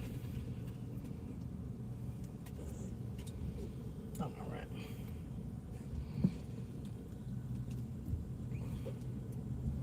But yeah, I'm all right, man. Yeah, no parts job today. Get the day off from that, which is cool though, because I just worked Saturday, Sunday, Monday. Just worked like 3 days in a row for them. And then Saturdays and Sundays, man, it does get busy. Like there'd be just a flock of customers coming in all fucking day long, and then people, and their stupid questions, and then it's not really the amount of customers. It's some of them will just really throw a wrench in, you know what I mean? Throw a wrench in everything you were doing, like everything you were trying to do on the side, and this customer comes in, he's got like 5 stupid questions and he wants to ask you. And I've never turned a wrench on a car a day in my life. And some people, I don't know how they can't just look at me and see that, like, hello. Thank you very much, ma'am. You too. But yeah, people come in and like, they just assume because I'm working at a parts store that I know everything about every single car, and they want to talk to me like I'm the mechanic they need to take their car to. Come on, bitch, go. Just fucking move. Fuck on down the road. Stop to cock a fucking dirty look. Like, dude, you're in my way. I can't see around this big-ass fucking F-250 truck. Not my fault. People have to buy the fucking most largest vehicle they can possibly afford. Except only they can't afford it. They're gonna pay for it for 6 fucking years. I don't understand why we do that either, like everybody just buys a car that they pay for 6 or 7 years. I don't know why we do that. It's like the 6-7 thing was already a thing before it was a thing, it was like, just like how many people were there? Oh, it was about 6 or 7, it was like there was more than 5, but there was definitely less than 10. I don't know. I didn't count how many people were there, but there's probably like 6 or 7 of us there.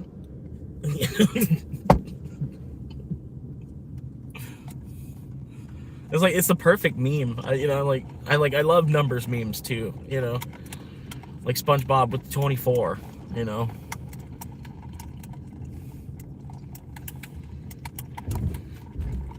then 72 from Hitchhiker's Guide to the Galaxy. 72. And 67's a prime number and shit too, so it's like, it's pretty cool. Pretty cool. But yeah, I'm the 43 that I made yesterday, 87 today. That's $80. About more than 2/3 of the way to the goal. $125 goal each week on DoorDash. And then as long as I hit at least that $125 goal, that's the car payment, across the month. So the car payment and extra money coming in to be able to make the car payment with. And then, insurance is pretty much due on the 1st. So I gotta, the next week or so, I've got to make $200 to pay insurance with. But, just a matter of getting up and going. I'm gonna be bored anyway. I don't want to do something versus just sit there and sweat all fucking day.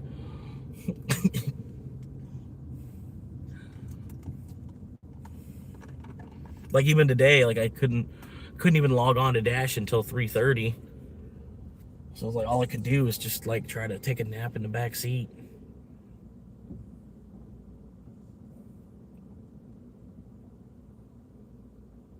Well, a turn signal would have been smart, so that way other drivers can see that you're turning. Again, turn signal would have been smart. Also would have been smart to stop at the stop sign.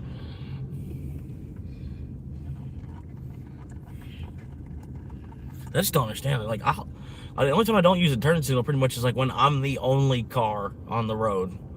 Like when it makes no sense. There's nobody around you. You're not putting a turn signal. You're not alerting any other car. You know what I mean? It's pretty much like the only time, like, because there's always somebody around you where you should put on a turn signal to kind of like, inform other drivers that you intend to turn. You know what I mean? I don't know. So I'm always sitting there like, are they turning or are they going straight? Are they turning or are they going, oh, well, I guess they're turning.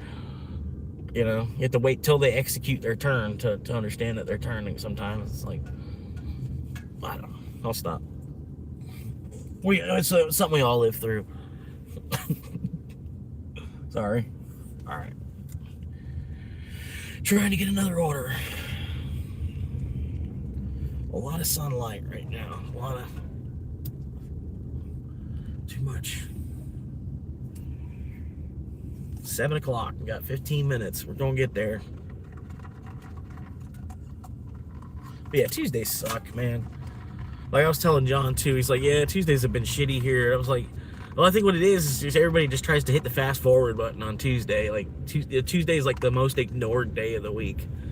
Like Tuesday, it's a good day to go to a doctor's appointment or something. It's like that's the best thing about Tuesday is if you have like a doctor's appointment or I don't know. You know what I mean? Something you don't have to sacrifice part of your Friday. And then Tuesday, I don't know. Mondays, a lot of catch-up work that gets done. You can't really be getting, you miss a Monday, you come into work, if you work in an office or something, you miss a Monday and then you come in on Tuesday, your whole desk is fucked up.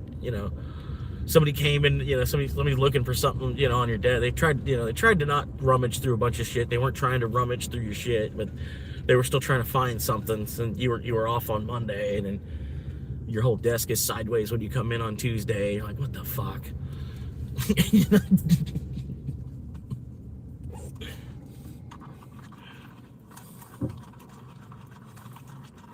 Go ahead, you can do it.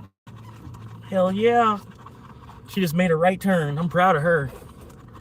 She made a right turn. She pulled into the parking lot. She did good. Look on her face, she was worried. She wasn't sure she could execute it properly. But she did it, man. She pulled it off.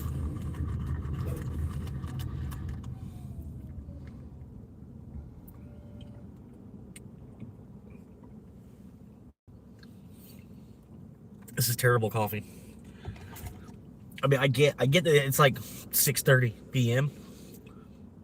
But that just tastes like burnt water with coffee grounds in it still. Like, it's like that's the quality of the coffee that you get here in America anyway. It's like you're already living in the Philippines. I don't really mean that in a bad way. It's like, I mean that in a bad way on my own economy. Like certain things, it's like, I don't know, like, it's like the same quality as some of the stuff in Mexico. You're just paying 3 times as much because you're buying it in the U.S. And some of the apartments, like if you actually look, man, some of the apartments in the Philippines, you get a really nice place for like $500 a month. And then all you really need to do is show if you have like a pension coming in, or you could show some kind of income, or you have X amount of money in your bank account. Like you could show that you're coming to retire. You know what I mean? You have like $100,000 minimum in your bank account, and you're coming to spend that money. They're like, by all means, come on in. Just come by every 30 days and get your little stamp on your little card. You're good to go. Yeah, get your little card stamped and come on by. We're waiting for you here at the restaurant. Come spend some money.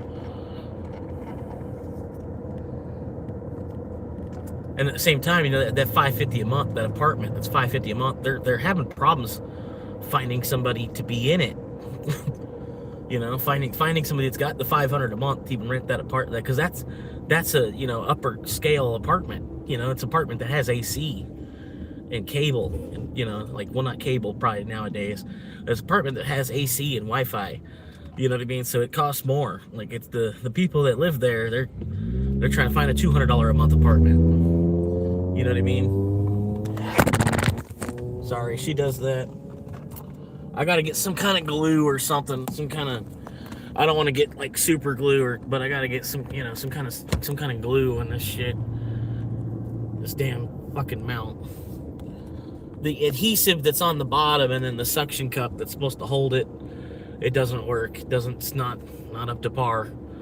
But I don't want to just be putting super glue on my dashboard either, so I want to get like the right glue that's going to hold it, just enough to hold it, but it's not going to be like a problem to remove the adhesive later.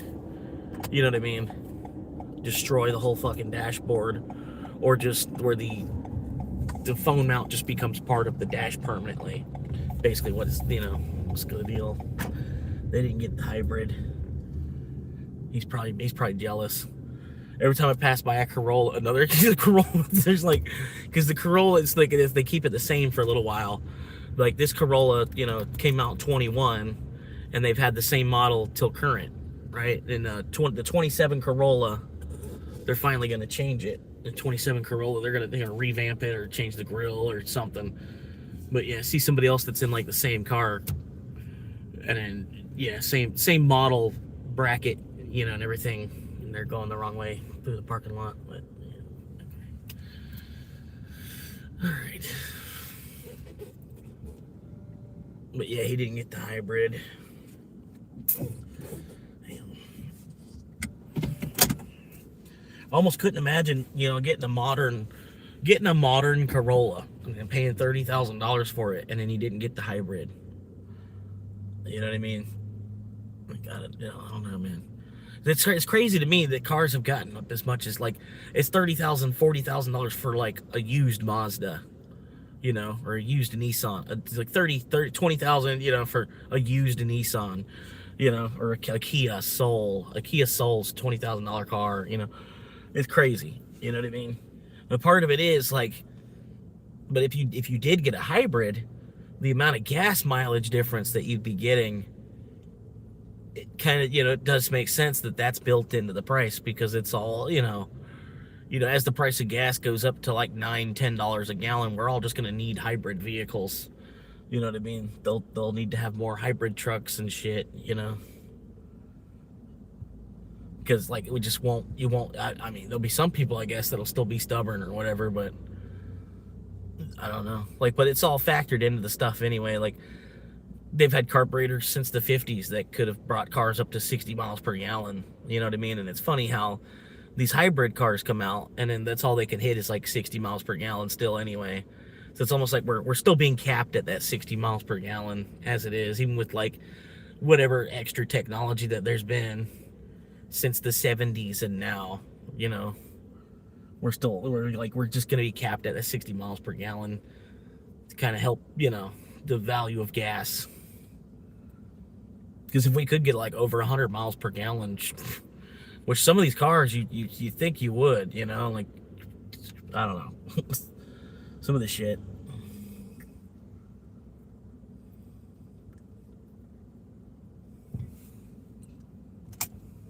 Anyway.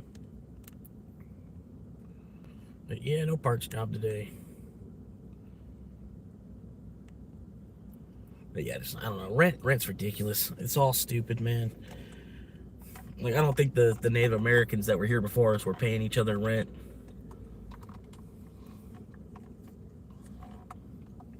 It was more like, if you wanted it, you go get it. Like, I went and got this. I got this for myself.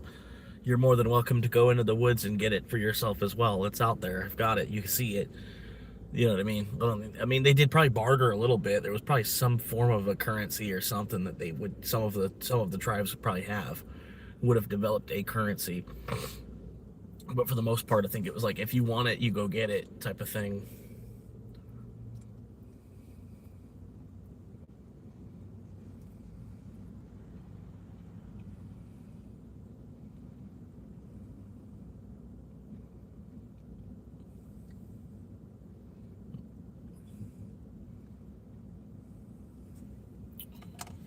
Everybody's dying.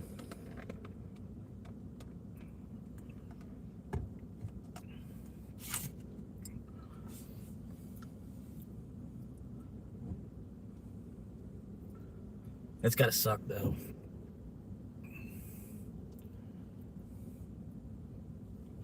Being like a 7 or an 8 year old, and then you're actually dying. You think you're growing, but you're actually dying.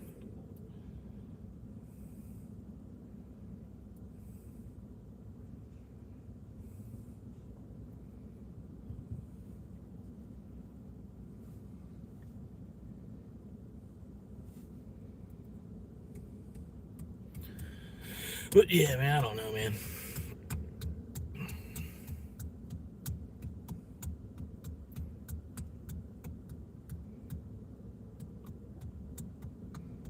But yeah, like I agree. It's like it's easier.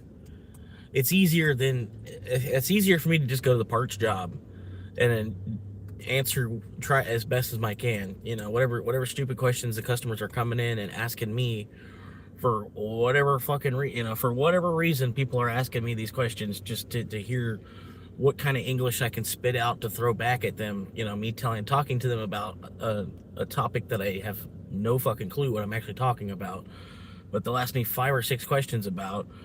You know, it's almost like they're just waiting for me to just like cuss them out or something. You know what I mean? I don't know.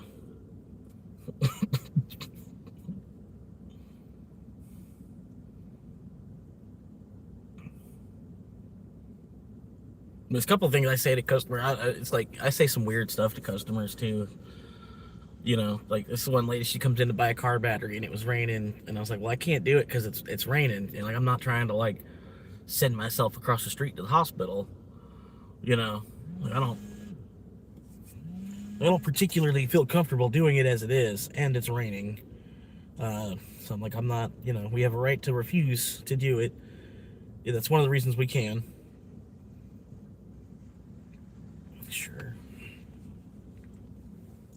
But I told she said, well, I still need the battery. It's like, can I buy it? And then like I can maybe get my husband to install it or something. I'm like, yeah, I'm sure he can. When she was talking, like, the way he mows, he gets out there and does the yard and shit. Like, it takes care of the yard to a certain extent. He ought to know how to change a car battery. It's like, just make sure he does it in the garage. And keeps himself safe, or however, under a carport or whatever. But yeah, he's your husband and everything. Just like kind of tickle him or something. Make him pinch him or something. Get him to do it for you. I'm sure you can, because he's your husband. He knows you need your car. she kind of smirked when I was saying that. Like, he's your husband. You just kind of pinch him or tickle him or something to get him to do it for you. I'm sure he will. And she's like, he's at home watching the kids right now. I tried to go get the battery. I'm like, well, see, just get home and start mixing up something on the counter and tell him you need the car battery swap. It'll be a break from the kids, from him. For him. But catch him before he's done for the day. In between about to settle down from you getting back to take over reins of the kids.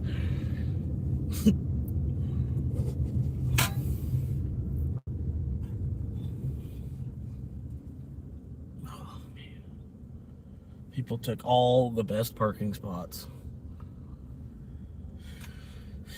Oh my god, it's packed in there too. Wow, holy shit. It's like Friday night packed in there. 7 p.m. on a fucking Tuesday. But yeah, Tuesdays suck so much, man. They even tried to make a rap song about Tuesdays to make people like want to go out to the club on Tuesdays. And it worked for a little bit, but not, it didn't last, because Tuesdays just suck, man. Unless you got like some kind of bar, it's like it really be hopping. That bar, like it really be kicking, and then like Tuesdays they do like all you can drink. They go ahead, they do it, they throw it down Tuesday nights, all you can drink, sink or swim. I should get a t-shirt that says BJ for battery change. What?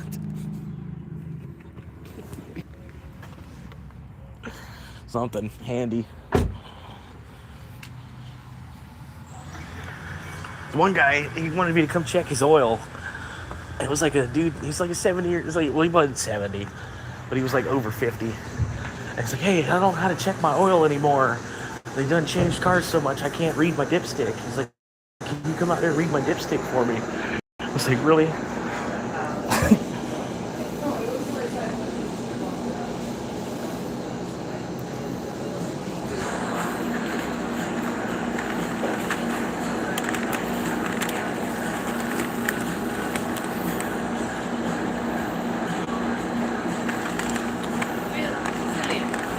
Looking for, I think it was Elizabeth. No, it's not Elizabeth, my bad.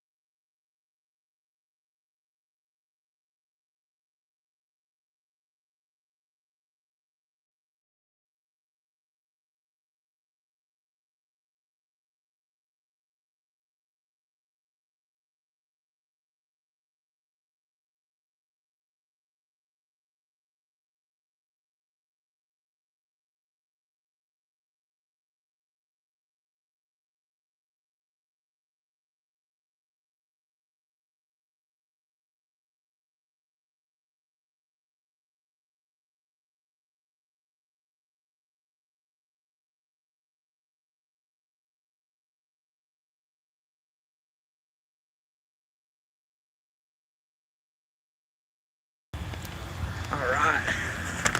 I didn't dedox the customer because Elizabeth is not my customer. I almost was like, oh shit. Shit. Not like it's that big a deal if you accidentally say the customer's name, but it's still, you know, people have a certain right of privacy, and yeah. People are so happy nowadays. That's what this one guy said. Like, they were talking to this one guy. He went in Miami, and he found a homeless man, and he found a millionaire, and he wanted, you know, have the two of them meet, have lunch or whatever. And he was asking the millionaire, like, what's the hardest part of being a millionaire? And he said, all the people that be trying to sue you all the time, and like, people find out that you have money, and there's a lot of people that try to extort you. They feel like it's easier to extort you for your money than for them to make money. You know, even though you made all your money, you know, you were smart about what you were doing and the decisions you made, and had enough insight to certain things that, you know, you were able to make more money, end up with more money than time. You know, and then you got people constantly trying to pull out lawsuits against you, or blackmail you, or extort you. And I was like, well, that sucks. I'm like, yeah, but I mean, I don't know. It's just part of the legal system nowadays.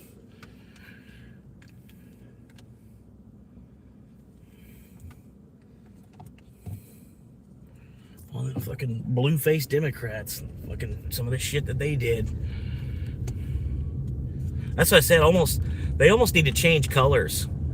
The Democrats and the Republicans. Like, the Republicans should be the blue ones, and the Democrats should be the red ones, because people associate the color red with bad, or evil, or the enemy team. You know, so it's I don't know. They have, like, Republicans being red. It almost portrays like the Republicans are the bad ones. You know, where, you know, it's neither of them. You know, really both of them. And I'm going the wrong way. Or no, I'm not. All right, we're good. I'm good. We gotta put the belt on. She's gonna blow. She's blowing. All right, let's see. What did they tip? I have to get to this point before I can check to see if they tipped or not. And they didn't tip. All right, so I'll ask them when I get there if it's going to be a cash tip. I've been doing that because, I mean, shit. I mean, it's fucking not really doing this shit for free. You know, it's not like it's fun to deliver people food. You know, it'd be different if it was like Meals on Wheels, and like that's what I like when I deliver to somebody that's like has an amputated leg, or somebody they got like an oxygen tank, you know, or somebody that they can't even get out of their house.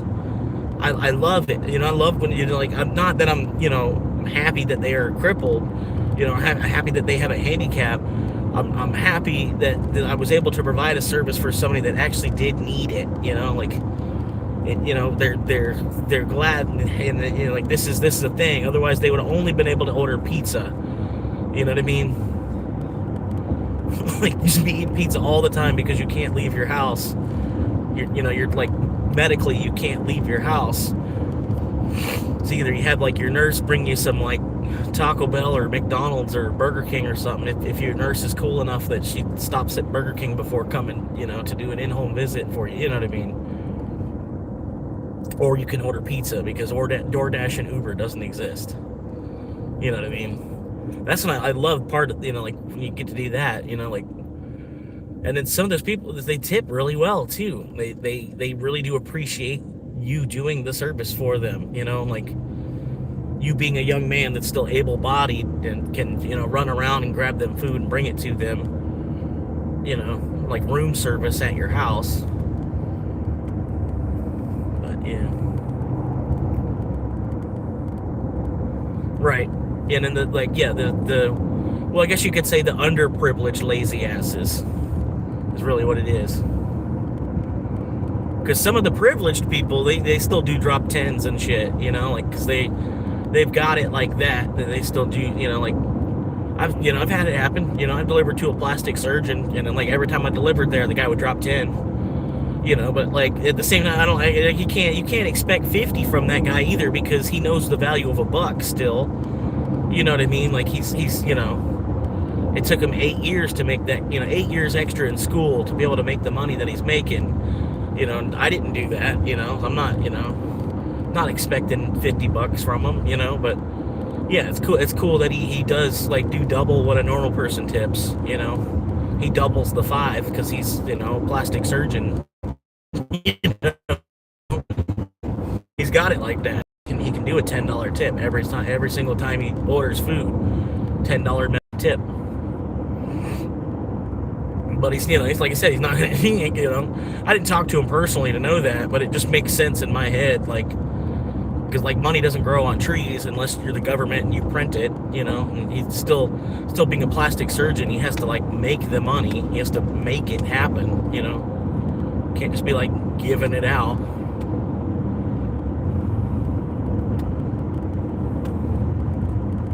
Like even all the money Trump has, right?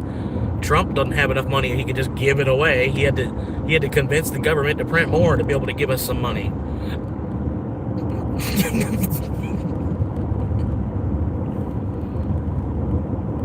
He had to convince them that we needed to print $2 trillion just to give everybody $1,000, because that was going to restart the economy. When it came down to football, whether or not football was going to be on TV. If there was one more season where football wasn't going to be on TV, the whole economy could have crashed right then and there. Isn't that crazy? Because you think oil would have enough pull where the National Football League, wouldn't necessarily, it would hurt, it would suck. But like you wouldn't think the National Football League would have as much pull as it did, where it like controlled oil, like ultimately. Hey, oh wow, that's a new vehicle. They damn updated the sheriff's got more new police vehicles. Like wow, they just upgrade their vehicles every year, whether they need to or not.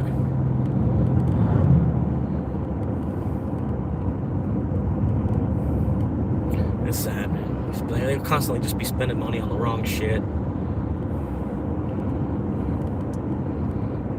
These D-rated schools, but the sheriffs have brand new vehicles. How do we have money for the sheriff to have brand new vehicles, but our schools are fucking, we're mass producing fast food agents.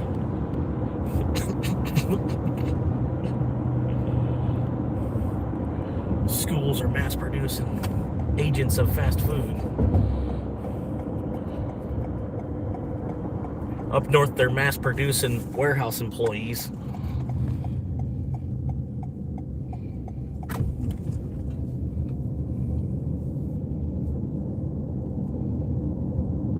Except a warehouse employee doesn't look like we're thinking.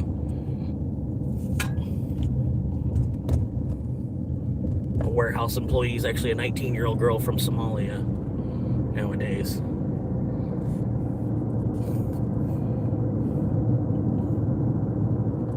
Damn, that church is full. Tuesday night, what's going on at that church? I used to go to that church. Well, I went there a couple times. All right, Southwest 67th place. All right, you too, Fred. 2 miles. And I gotta get there by 21. Oh, I got a minute. We're good. We got 10 minutes. Chilling. Oh, good day. Easy money.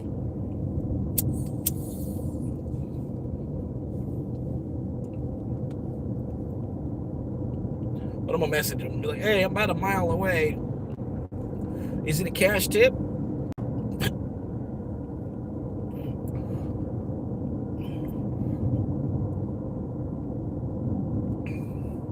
So, is it a cash tip?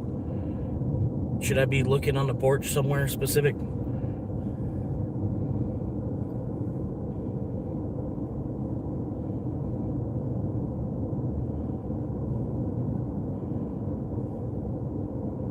Really?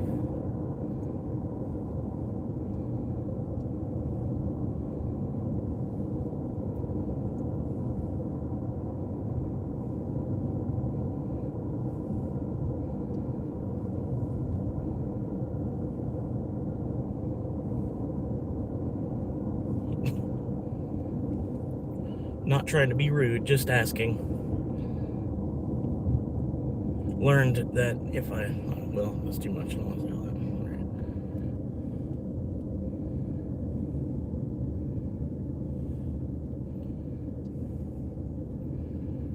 that. Yeah, I was about to say, I learned if I ask, there's a possibility people just go ahead and like, yeah, here's $5, bro. I wasn't gonna tip, but now that you asked about it, I kind of feel bad.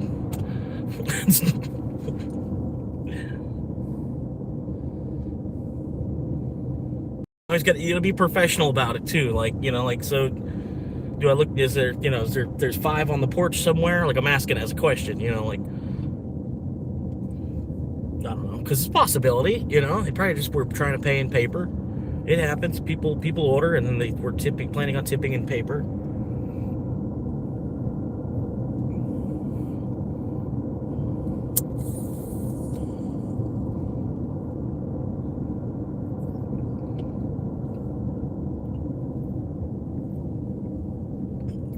And then they'll probably look at their phone and like see that I'm really close and stuff. I don't know. At least gives them a heads up that I'm like a mile away.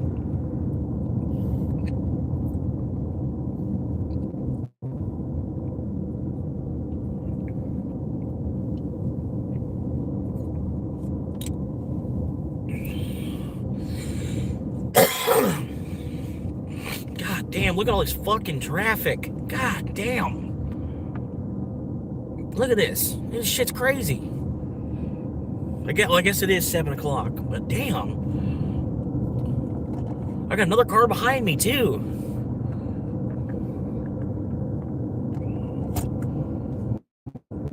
But yeah, man, this part here, man, shit, this looked like almost like Kentucky. There's parts of Kentucky that look like this, but there'd be more hills. And probably the road would be a little bit more winding. But you know what I'm saying, man. It's like this shit, man. It's like this is Florida. You know what I mean? This is real Florida right here. These are the people that actually built Florida. Like, we built this city. We built this city.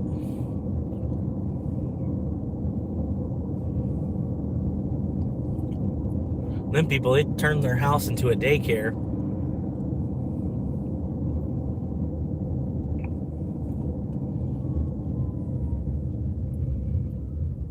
Yeah, I was talking to John. John, he's another guy. He does like almost the same thing. I'm kind of like a rip-off of John's channel. And his name of his channel is Driving Daily 582, and he's up there in North Carolina, like Raleigh, North Carolina, like doing the same thing, riding around. I see a little bit of like what North Carolina looks like. You should check him out. You know, he's a cool dude and everything too. He's a father.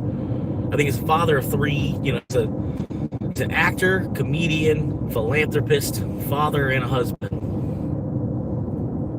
Yeah, somebody already left to go check him out. That's cool, man. I didn't mean like right now, but yeah, I get it. But anyway, yeah, Johnny's pretty cool, dude. He was talking yesterday. He's like, yeah, we just hit 200 likes. You know, he's been doing it. Yeah, he's been like, you know, live streaming for about probably 6-7 years. I don't know, at least 5. I know from talking to him. I think he's at least 5. I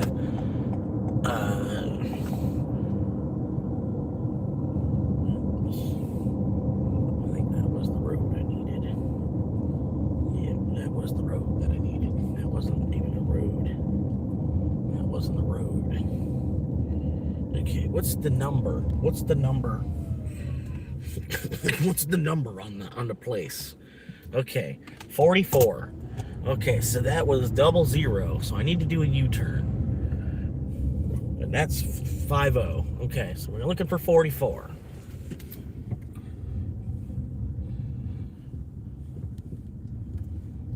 Wait, okay, that's going down, so it's got to be up here.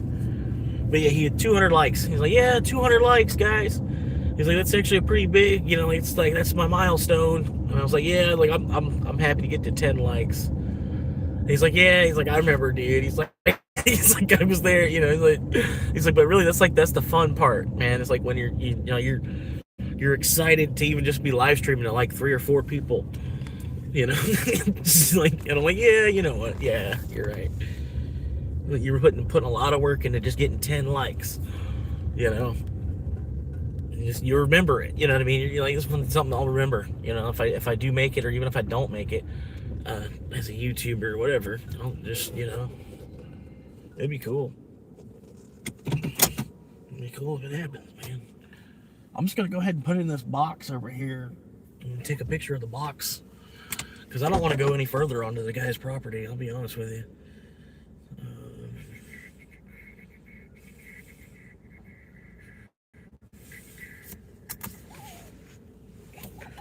Just go ahead and put it. There's like a box that says package deliveries. You know, it almost looks like they want me to put it there. So I'm just gonna go ahead and put it there. It saves me from getting shot going any further onto the guy's property.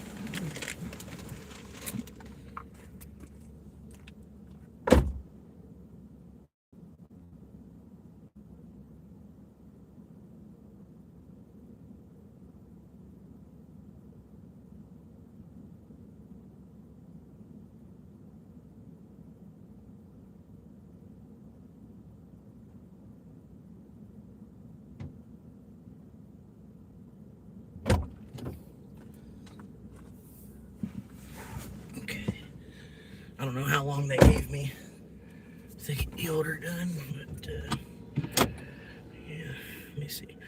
Let me double check. I'd hate to complete it like 20 minutes. Oh, good. Well, that's fine.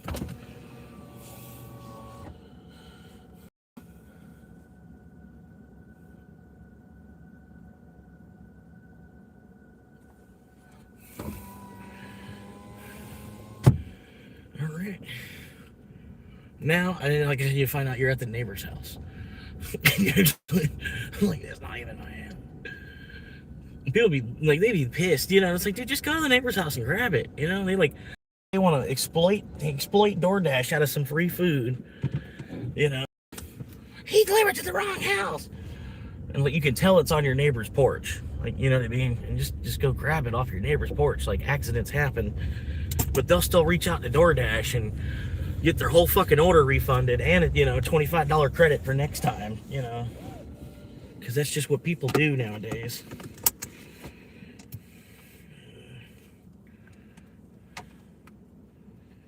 Know what I'm saying? All right. So I go southish, northish. If I go northish, I can run by the drink station. But the drink station, man, it's been sucking here recently, dude. Last 2 times I went there, the Mountain Dew's not right. It's like it's diluted.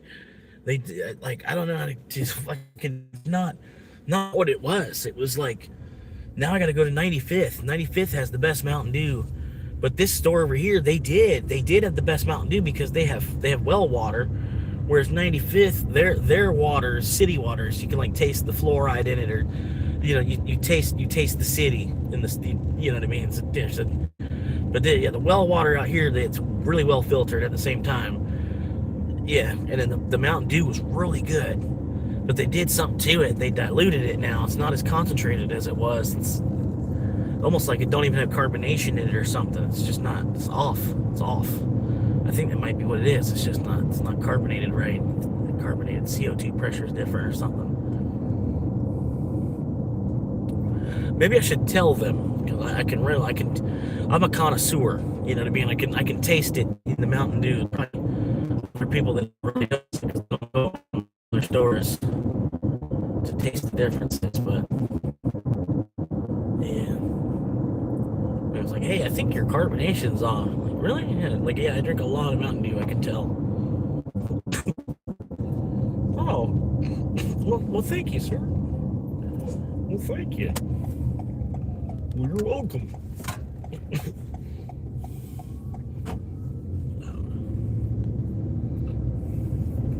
Yep. A testy taster.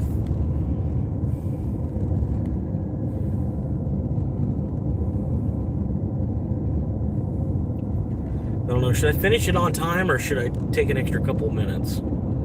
I'll just go ahead and finish it on time. It'll help my platinum status. They gave me a platinum pass, but I don't know how do I get to it to use it. You know what I mean? I tried looking around. I didn't spend an hour looking for it, but I tried looking around because I need to use it. Oh, sweet. So I made what I made yesterday.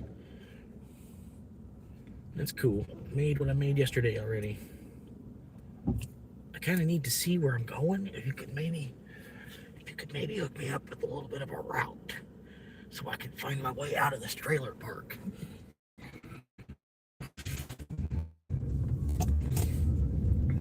But yeah, what I was talking about earlier a while ago, I lost topic. Coming back around to the 27 Toyota Corolla. It's supposed to be this like the special edition, the SE version. It's a special edition, and the LE you would think was like limited edition or something, like LE. But yeah, LE, I don't know what LE stands for. I hadn't like asked AI or nothing, but I know the LE means that it's the standard model, which I have the LE hybrid, so it's not quite the standard model, but anyway, but the SE is supposed to be coming out 2020, the 2027 model. Well, it'll probably hit the factory floor. It'll probably hit the floors of the dealerships in like October. But it's a special edition. They're only making 2,500 of them. That they're going to release for like North America. They're going to be like another 2,500 that they're going to release in European markets, I think, and then another 2,500 that they're going to release like in Japan. But still, so you get less than 10,000 of this car that's going to be made, and then there's 3 different manufacturers still because it's got a part of it. It's got to be put together in the U.S. to be sold in the U.S. And there's like 2,500. I don't whatever. Still, it's a limited edition car, basically, and it's a Toyota Corolla, the 60th anniversary of the Toyota Corolla. And it's special, like mustard yellow kind of color. So I think it'll be looking slick, dude, on a 27 Corolla mustard yellow. It's gonna look nice. It's gonna really nice. Like, I had a car way back when I was playing my first playthrough of Need for Speed Underground 2.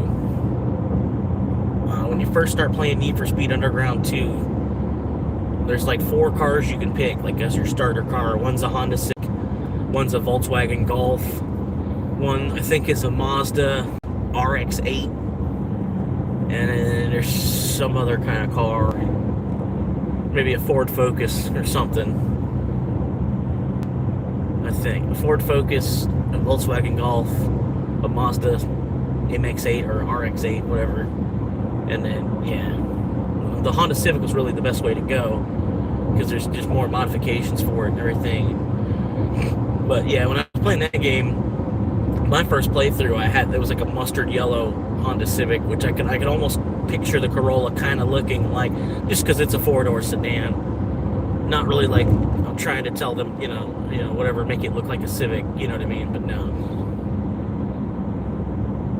All right, this guy needs to get off my ass. I'm sorry. I was trying to go faster because you're so much up on my ass, but you can even see him in the camera how much he's up on my ass. I was trying to go faster because he was on my ass. I was trying to like create some space between me and him because I was about to pull into this gas station.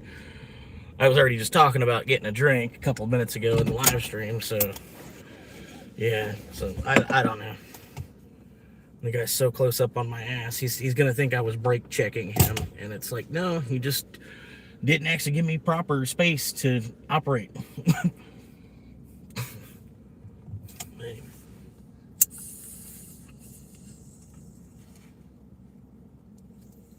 Probably some goose cock motherfucker.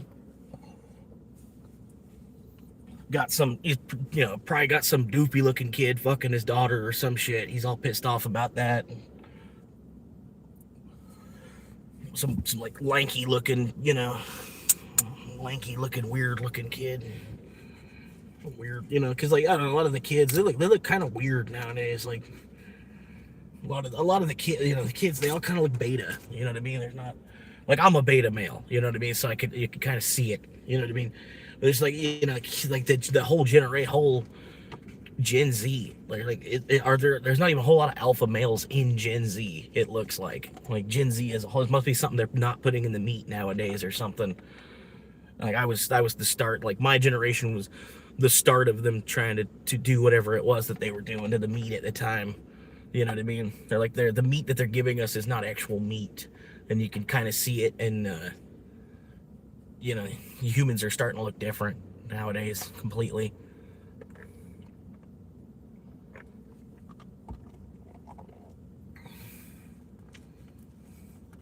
Just everything of probably our whole entire diet's completely different from like the 70s or the 80s even.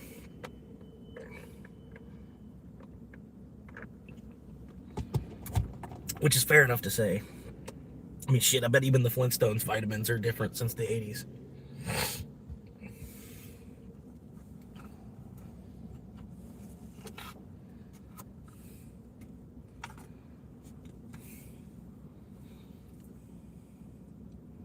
But yeah, it's like a fat guy can call another fat guy anything he wants,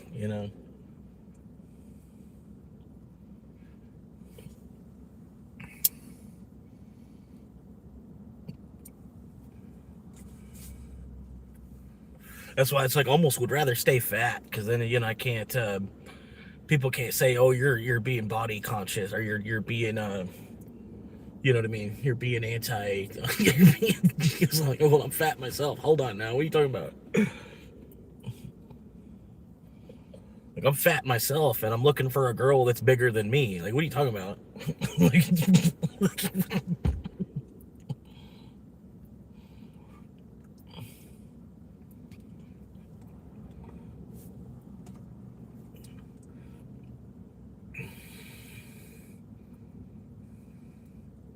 You're being anti-body positive.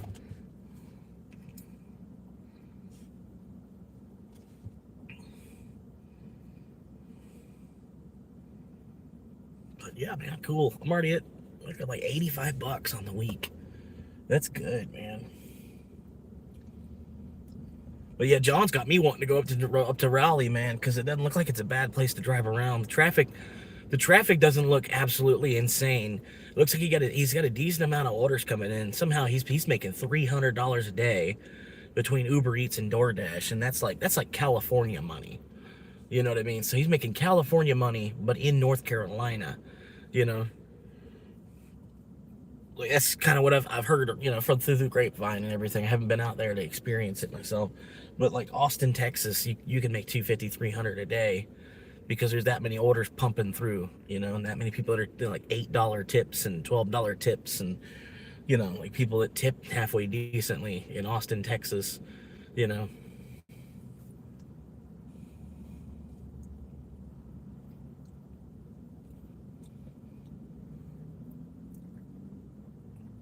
The homeless man with 2 phones and a tablet and a brand new Corolla. Well, not brand new, but she's got less than 22,000 miles on her. The newest car I've ever been behind the steering wheel of.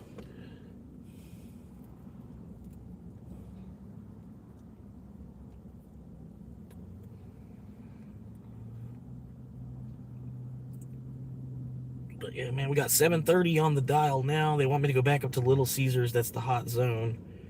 Um, I hit $50 already today, and it was supposed to be my day off, so I'm chilling. I spent the gas I bought yesterday. It was like 40. I'm gonna say it was 9 gallons, 9.4 gallons of gas. Filled me all the way back up. Over 550 miles to the bottom of the tank. I'm 451 miles left in the tank now, so I spent 100 miles already somehow. But I made $50, and then part of that was just me driving around, fucking around, looking for a place to sleep last night. So you know what I mean. So I probably spent about 30 miles last night just driving around in circles right before I went to bed. So it's probably about 60 or 70 miles of driving today. Made $50. That's not bad. And then I'll be able to deduct the miles. Uber, well, Dash doesn't. I'll have to. I wish I could talk to John more, like person to person, instead of just like in his chat.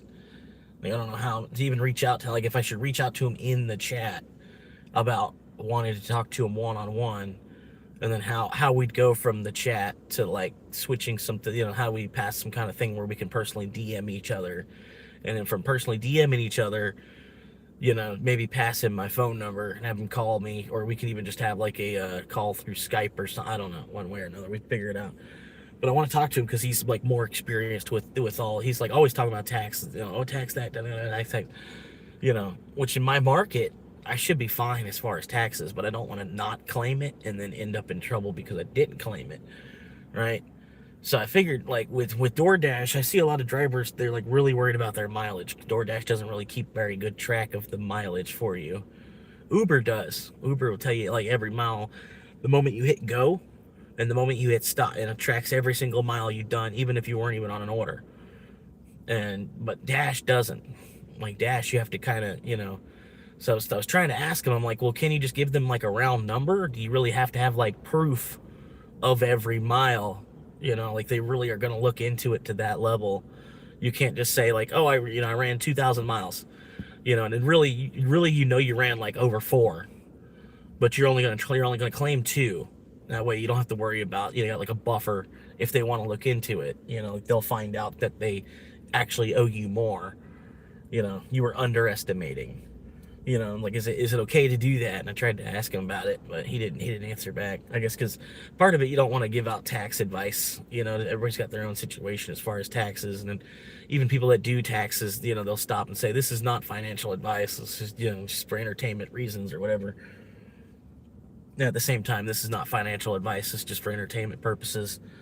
But yeah, I kind of learn, try to learn what I'm doing from somebody that's been doing it for 5 or 10 years, Because like I said, it's just like they don't keep track of the mileage. So could I just guess based on how many deliveries I made? Like knowing my area, I probably ran at least 10 miles per delivery.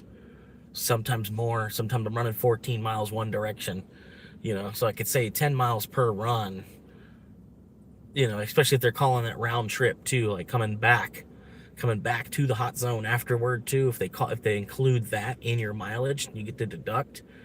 Because like technically you have to go back to the hot zone to reset for the next order. I can't get an order from where I'm at. I have to go back to the hot zone. So that's mileage that should count too, because it's part of driving for DoorDash is once I drop off the order, I gotta go back to the hot zone. I don't know if they count that mileage or not, but That's what I said. It'd be cool if I could talk to the man more like one-on-one.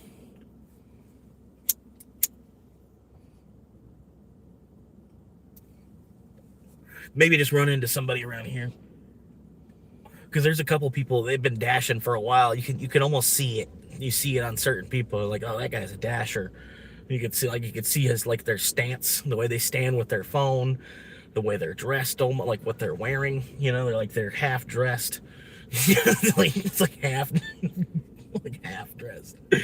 Like me. Just got like some gym shorts and a shirt I've been wearing for 3 days.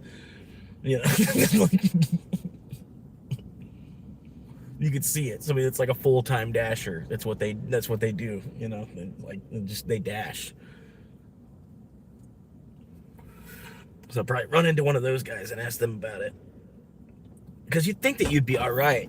Like if I'm only claiming, like, because I mean, based on my oil changes and all that, you know what I mean, I'd claim based on, kind of maybe keep count of the oil changes, and each oil change is 5,000 miles. So I could say 2,000 of that 5,000 miles I was delivering, and then count each oil change. I did 8 oil changes, so that's 16,000 miles that I drove. Just give them like a round number. And maybe since I'm thinking 16, I'll go ahead and say it was 12. I drove 12,000 miles for DoorDash. You know what I mean? And then to be able to deduct that much on your taxes too, like you're getting 70 cents per mile that you can deduct if you're deducting based off of mileage. Which they might adjust that too, because how much of fuel's gone up. That was 70 cents a mile was when fuel was $2.50 a gallon. So that 70, it might be 80 cents a mile now. So sometimes you got to factor that into everything. It's like it's a 23-mile drive. Those 23 miles you get to deduct on your taxes, which is like, almost like $15, $18, something like 15, I don't know. $15 you get to deduct on a 23-mile drive. Which, I mean, you're not making that much. I mean, like for me at least, I'm like, making 100 a day. I don't need to deduct that much. Like they're not going to take much from me at that low of an income level as it is. So I only need so much to deduct as it is, to where they almost won't even deduct anything. They won't like stipend anything, or whatever word I'm not using the right way. That's usually what I try to do, though. I try to put in, I claim zero, and I just try to put in, and then like they end up owing me money back. And then so that's like, it's a nice little, like, my bonus for working. Even though I'm so low on the totem pole that I don't get any kind of bonuses for working, I still get a bonus from the U.S. government. Sort of, like just like anybody else. Like that's the way you see your tax return, like kind of like a bonus, kind of a little tax bonus.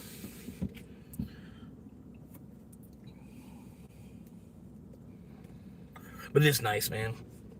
Usually I get between like $800 and $1,200. It depends on where I worked and how much I put in and all that, but how much H&R Block wants to do it, because I would rather go through them. That way you have some kind of backup on it. You know what I mean? Somebody that you used to service. Like the service, this, like insurance almost on it. It's like go to them.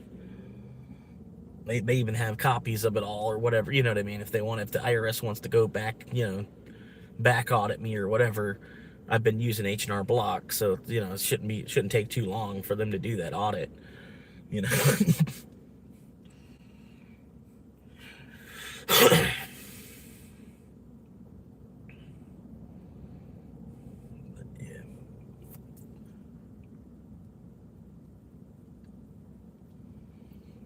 But yeah, I'll try to pay attention to what they're doing this time, and the next time I'm gonna really watch what they're doing. And I could probably just do it on TurboTax myself. I'm gonna go to a professional one more time, because the crypto, it's like the 25 is the first year you have to actually claim crypto. So I'm gonna make sure that's on there, And then on 26's taxes, I'm going to watch what they do again. And then hopefully on 27, I'll, through YouTube videos or whatever, I'll be able to just do it myself on Turbo. Because fucking H&R Block wants $300 or $400. They want to me, it's like a week's pay. They want a week's pay to do my taxes. And it's like, wow. I give H&R Block a week's pay for them to do my taxes each year.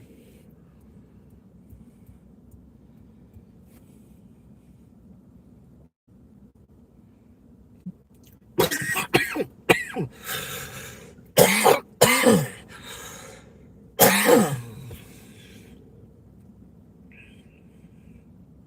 yeah, pretty good day.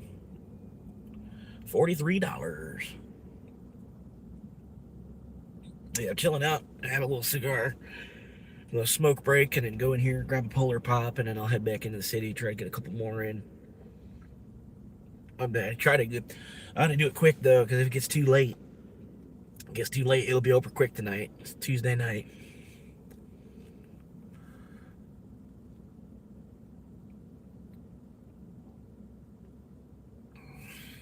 But yeah, appreciate y'all stopping in, hanging out for a little bit. Even like I said, just watching for the length of a music video can help make big changes for me, and at the same time trying to make changes for myself,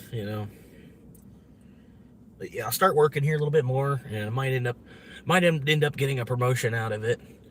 And either way, they're at least gonna get some more money out of it.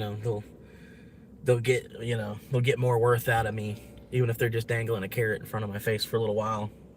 Because I'll catch on quick too. I'm not gonna be 9 months of me, working the way that I have been the last couple weeks. Like basically since I totaled my car, which I didn't total it, you know what I mean? It's on the road still. That's cool. You know what I mean?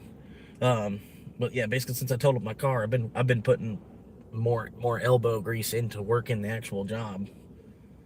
I'm just trying to stay off the road as much as possible. I mean, it's still cool to use it as a stipend, or in addition to a decent amount of hours at the job. But it's a way better feeling than relying on Uber for every dollar I'm making, Which it would be better if I lived in a market where orders were coming through a little bit more, it wouldn't be a problem,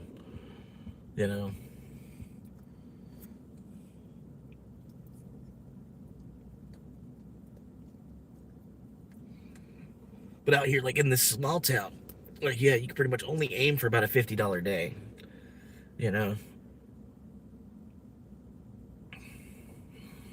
But the traffic is so much better. There's 4 lights. The whole city is 4 or 5 traffic lights. The whole city, and then you're already, every neighborhood's off of the one road. It's not a bad, it's an easy $50. Just takes a while. But that's the thing is if I were to go down to St. Pete, man, and I just aiming for $50, I could probably do that just from 4 to 7. You know what I mean? Basically like today. even here, I made $50, just 4 to 7.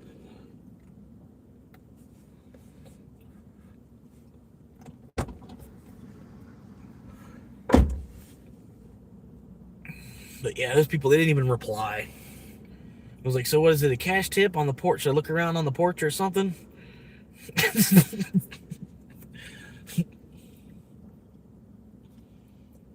That type, I'm not trying to be rude, I'm just asking, I try to stay professional with it. Yeah, Tuesday, they just notoriously suck, man.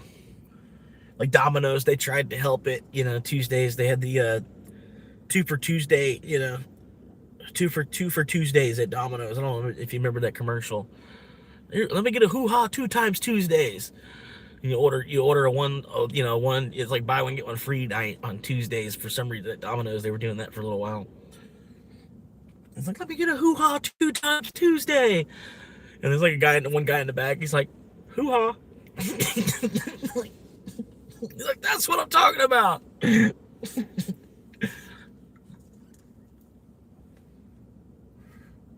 Yeah, commercials, man.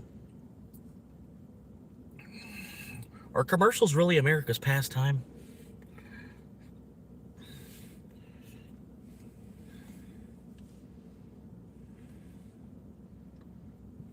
Yeah, pretty good, man. Almost went out to the movie theater today. Almost went the other direction instead. I was like, you know what? Just take the day off. Go to the movie theater. Go see a double feature, man. I'm like, that's what it should. I was like, no, it'd be a better idea if I just go to the small town, have a nice, easy, relaxing day, still make like, a tank of gas at least.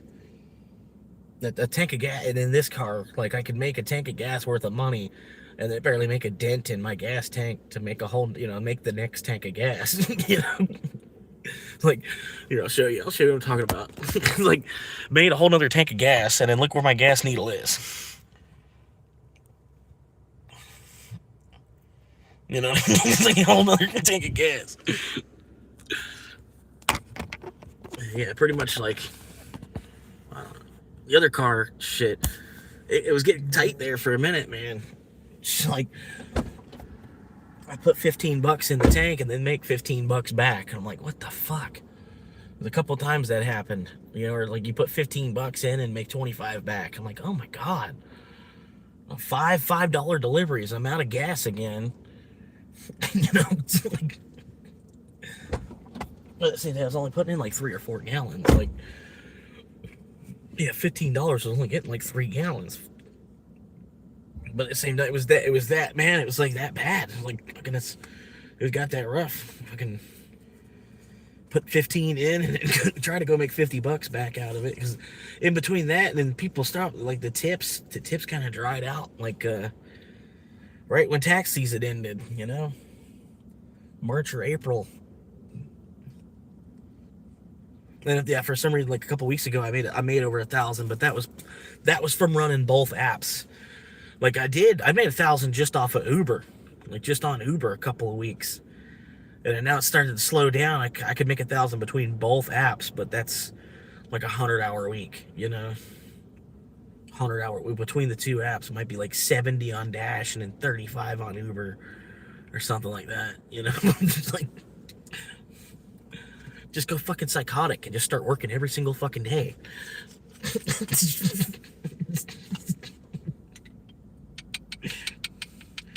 That'll show them.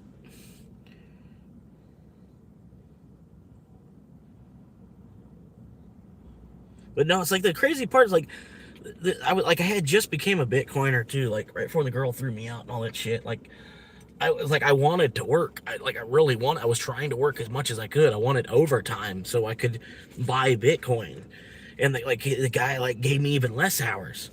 You know what I mean? I was like, dude, come on. Like I told him when he hired me, like I just need, like the wife's on my ass. Like when he hired me, I was like, I just need like 25 hours a week or more to keep her happy. And he puts me on the schedule. I was like living with like 12 or 18 hours a week, like for about a year, and it just got tighter and tighter and tighter and tighter.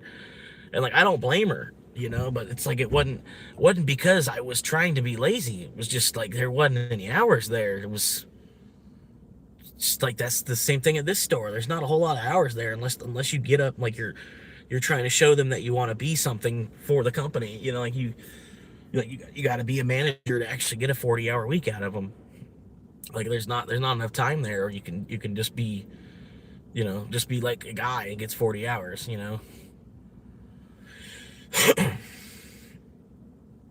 But yeah, I don't know. Like if I really try, man, I bet it'd be a lot of work. But I bet like 8 years from now, I could probably be a store manager still. Just be like, but I close. Like I prefer to close. But I'm the store manager, and I come and I close the place down like 5 nights a week, maybe even 6 nights a week. Hell, fucking, even on the 7th night, they're calling me, to figure out what they're gonna, what are they gonna do with this or that, you know what I mean? I could be like the store manager, you know what I mean? But I'm a closer, because like they already know I'm a second shift person as it is. And if I were to work all the way to becoming a store manager, well then I'm the one doing the schedule, you know what I mean? And I would be, hiring people that are morning people, you know what I mean? I'd be like, asking them that in the interview and stuff, and like, like it comes down like they said it in the interview to get the job, but then later on I find out they're not actually like a morning person. They were, like, you know what I mean. But I don't know. But yeah, like, because if I would try to, because I prefer to close. I prefer to close, and then I'm the person making. If I'm the person making the schedule at that point, I'm gonna put myself on the schedule to close. I'm gonna try and find people that want to open the place for me.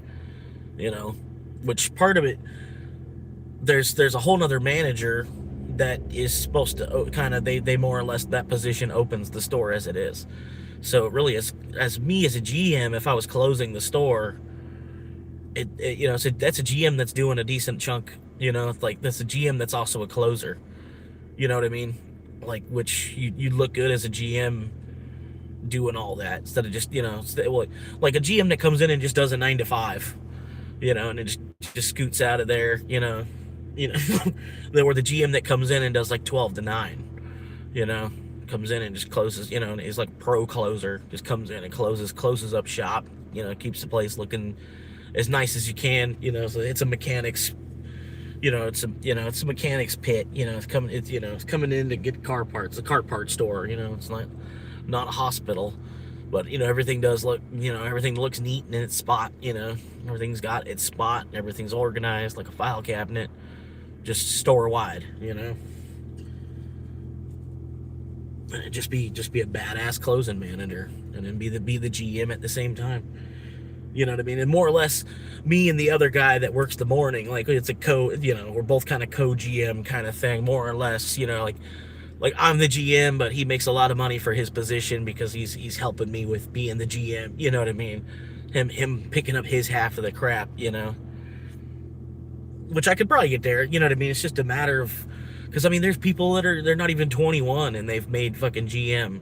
And I'm, like I said, I'm in my mid 30s. Like I think, honestly, with 10 years for the company as well, if they don't see me as a GM by that point, well, then it's just not in the picture. You know what I mean? And then I'd probably just go on to something else. But I would at least have management experience from this job under my belt when I'm going to look for something else. And then at that point, 10 years from now, I might have enough Bitcoin where it's not even, doesn't matter anyway.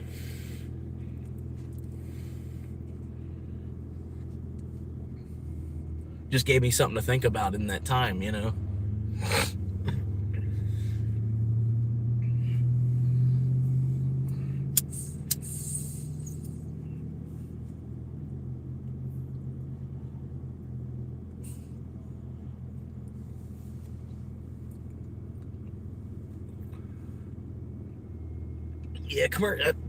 Commercials used to be awesome, man. Like they were like the best.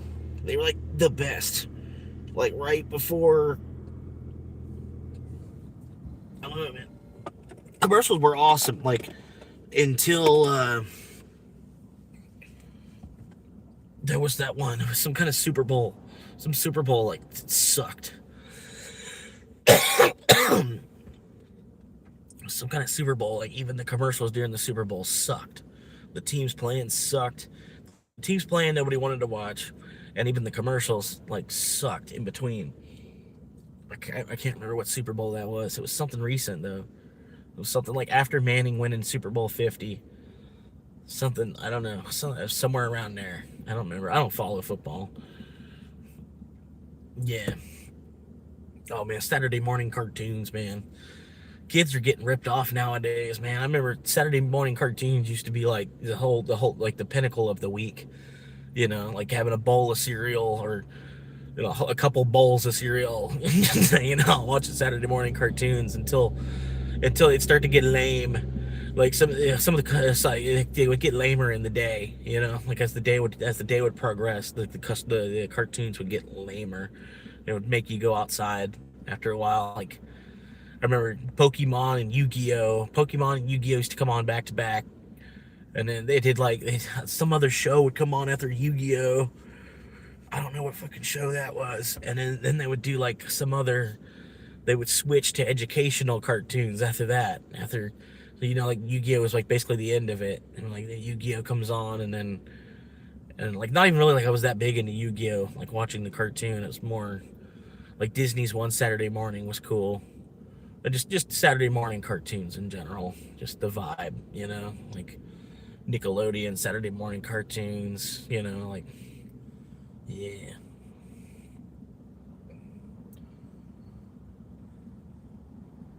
Like Cartoon Network, man, they got a bunch of like really weird cartoons nowadays. Even like for the last like 10 years, Cartoon Network's had a bunch of really weird cartoons. But you could say the same thing about Cow and Chicken and I Am Weasel, you know, and Hey Arnold. You know, Hey Arnold was kind of a weird cartoon. You know, like I don't know.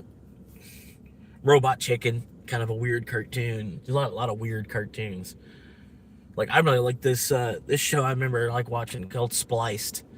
Spliced was really good. It was a Canadian cartoon or something. It came on this one weird channel. Had this weird ass channel. It would come on at like 3 a.m. It was a channel that played cartoons 24 hours a day. But this cartoon would come on at like 3 a.m. Yeah, it was almost like Ren and Stimpy. The comedy in it was more for like an 11 or a 12-year-old kid. It wasn't like a cartoon for like a 7-year-old kid to watch. Um, you know, I tried telling my friend's dad about it. My friend's dad, he's like a 50-year-old man, and like at one point we were sharing a room though, you know, because he was real honest bad, you know, bad on his luck and everything. And I talked my dad into letting him move in, and he was going to pay my dad like 500 a month to, you know, to live there. And he was literally like we were living in the same room, you know, because we liked hanging out and watching TV together and shit, you know. And I was telling him about the cartoon. I was like, yeah, it comes on at like 2 or 3 in the morning, man. If you stay up, if you're ever up, you know, go ahead and flip the channel over to it, check it out. It's kind of funny, you know. Like you might not like cartoons, being an older guy and all that, but you know, you still, I bet if you watch it, you're gonna laugh your ass off. And like the cartoon was called Spliced. It was about a bunch of like a, you know, so a mad scientist went to an island and he started mixing all the animals together. Put this animal with that animal and this animal with that animal. So the whole island's like filled with all these kooky looking animals, since two different animals put together. And then the mad scientist that was in control of the island, he got arrested. Like the CIA or the FBI, something, they found him on the island and just grabbed him and threw him in jail. But all the animals are still on the island, and they're like, what do we do? You know, but they've created their own society now, and yeah, like all the animals are like living together. And you know, it's a show called Spliced. It's a cartoon. You know what I mean? But yeah, there's some weird looking like Perry. I don't know. It's weird. It's a cool show. It's been a while since I've seen it. I can't really describe too much of it. It was like an orange cat, like his main character type, an orange cat, like, or cat fox thing. I don't know what it is. Like the main character. One episode he turns pink. I don't know I don't know, he was playing like a paint can or something. I think it was a paint can. It was a paint can, and he ended up dumping the whole paint can on himself. And he's like, oh no, pink. He's looking at his arms like, that's pink. This is pink. And he's looking at his back. He's like, my back is pink. And he bends over and you see two little, he's like, those are pink too.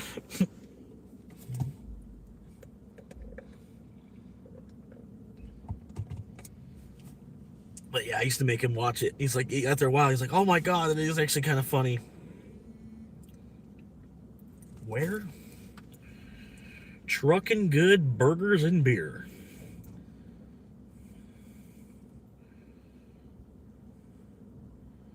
I can't believe I got a DoorDash order sitting here. I don't really want to take it. They're not giving me any time to take it. They could be tipping really well. They could be tipping really well, but they didn't give me a whole lot of time. Like I'm on pay by, you know, earn by time option, and they're only giving me 18 minutes. It's not a lot of earning. I'm gonna just let it ring. They're gonna have fun trying to find another driver, because the restaurant's like literally on the other side of this building. That like this building that I'm at right here. Like the restaurants were literally on the other side of this building. I just didn't even think that they'd give me an order, but apparently there's a restaurant in this plaza, and it's a 2 mile run. I should have took it, but they weren't. I was like, man, only 15 minutes. only want to give me 15 minutes on the clock. I'm like, whatever. And I've never even been to that restaurant before. I don't know what it's going to be like trying to pick up some food there. Most of these places, they don't have, like, it's not built to really, like, have DoorDash and Uber Eats orders going out. So you're like in an awkward spot because it's more or less built for, like, in dining, you know.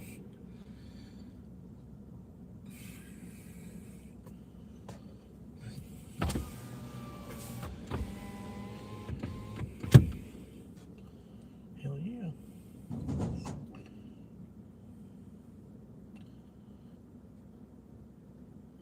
I'm gonna hit this guy up one day, try to get some free donuts.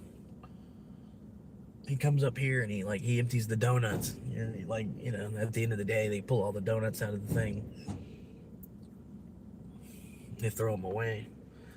They probably feed them, you know, dogs or something, dogs or goats or chickens or something. They probably feed them. They probably don't just throw them away. But there's like another guy that comes up here. He gives them, he just gives them a bag, like a trash bag full of all the donuts that were on the shelf.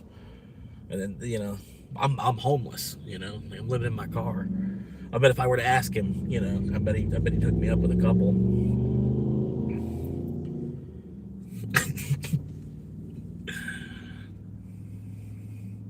Oh yeah, you can even find Cartoon Network, Adult Swim. You can find, like, on YouTube. You can find like a like 5 hours, like a rebroadcast of Adult Swim with the old commercials with the guy with the you know, like, hey, it's Adult Swim. All kids get out of the pool. Adult Swim time. Time to get out of the pool, guys. You know, like the old Adult Swim commercials, like before they even did the black and white blips and all that stuff. The old Adult Swim, like with Baby Blues and the Oblongs, and before they even put Family Guy on Adult Swim. Yeah, like it's here on YouTube.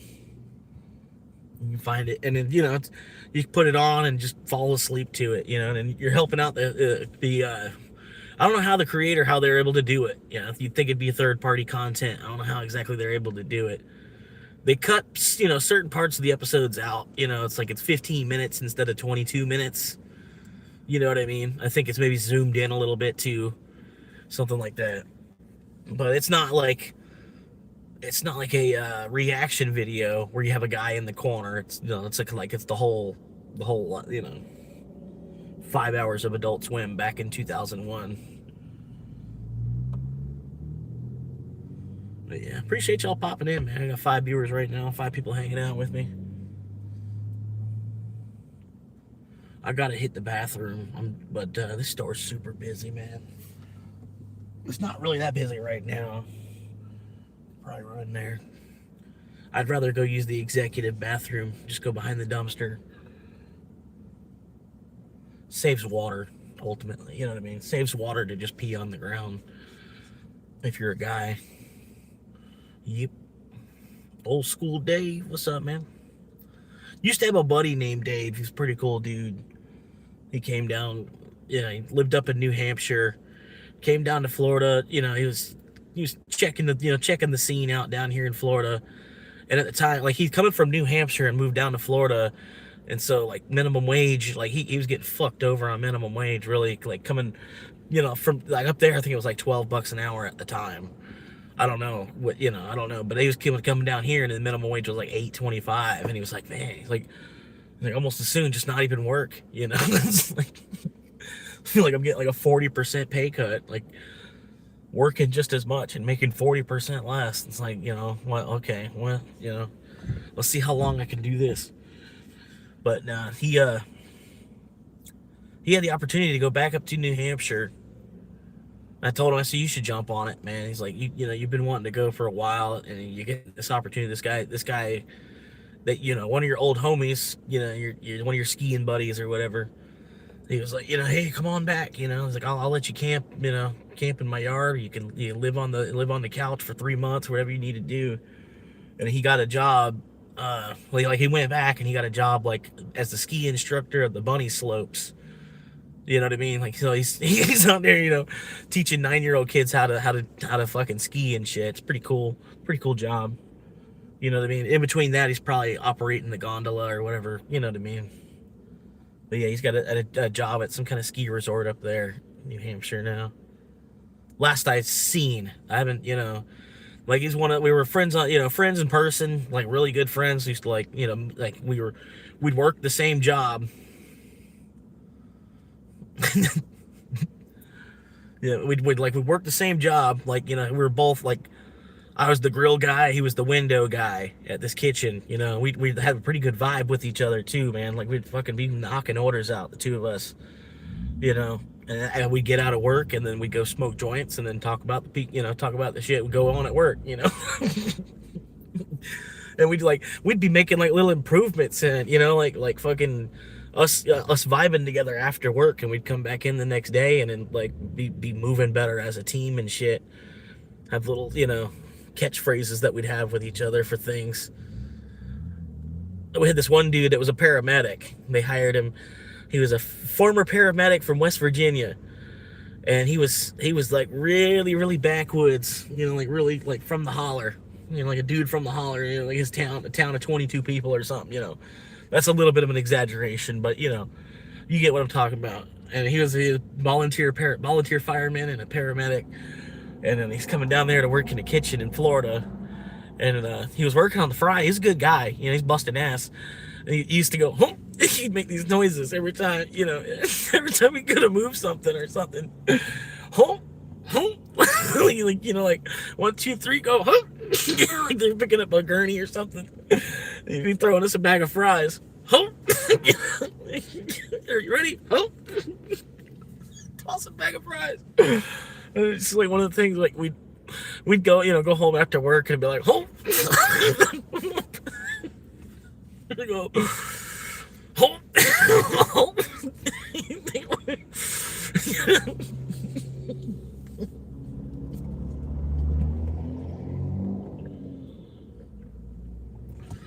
Certain things, man. The good parts of working, you know what I mean? It's like one of the things, like you were making less than $9 an hour and you kind of didn't mind. It was like hanging with a buddy, hang out with a buddy, leave with some free food. You know what I mean? It's like really you got paid in free food, and then they gave you money on top of it. It's like it's a pretty cool job at the time, because inflation wasn't quite as much of a bitch as it is. Pretty much just making money just to spend it on weed, It was a good time. It was a good time to be alive, man. Speaking of making money to spend it on weed, I do need to. Best probably Thursday and Friday. I'll start worrying about that. But yeah, pretty much. I'm gonna have the set like it's being live, like almost like a 10 or 12 hour day.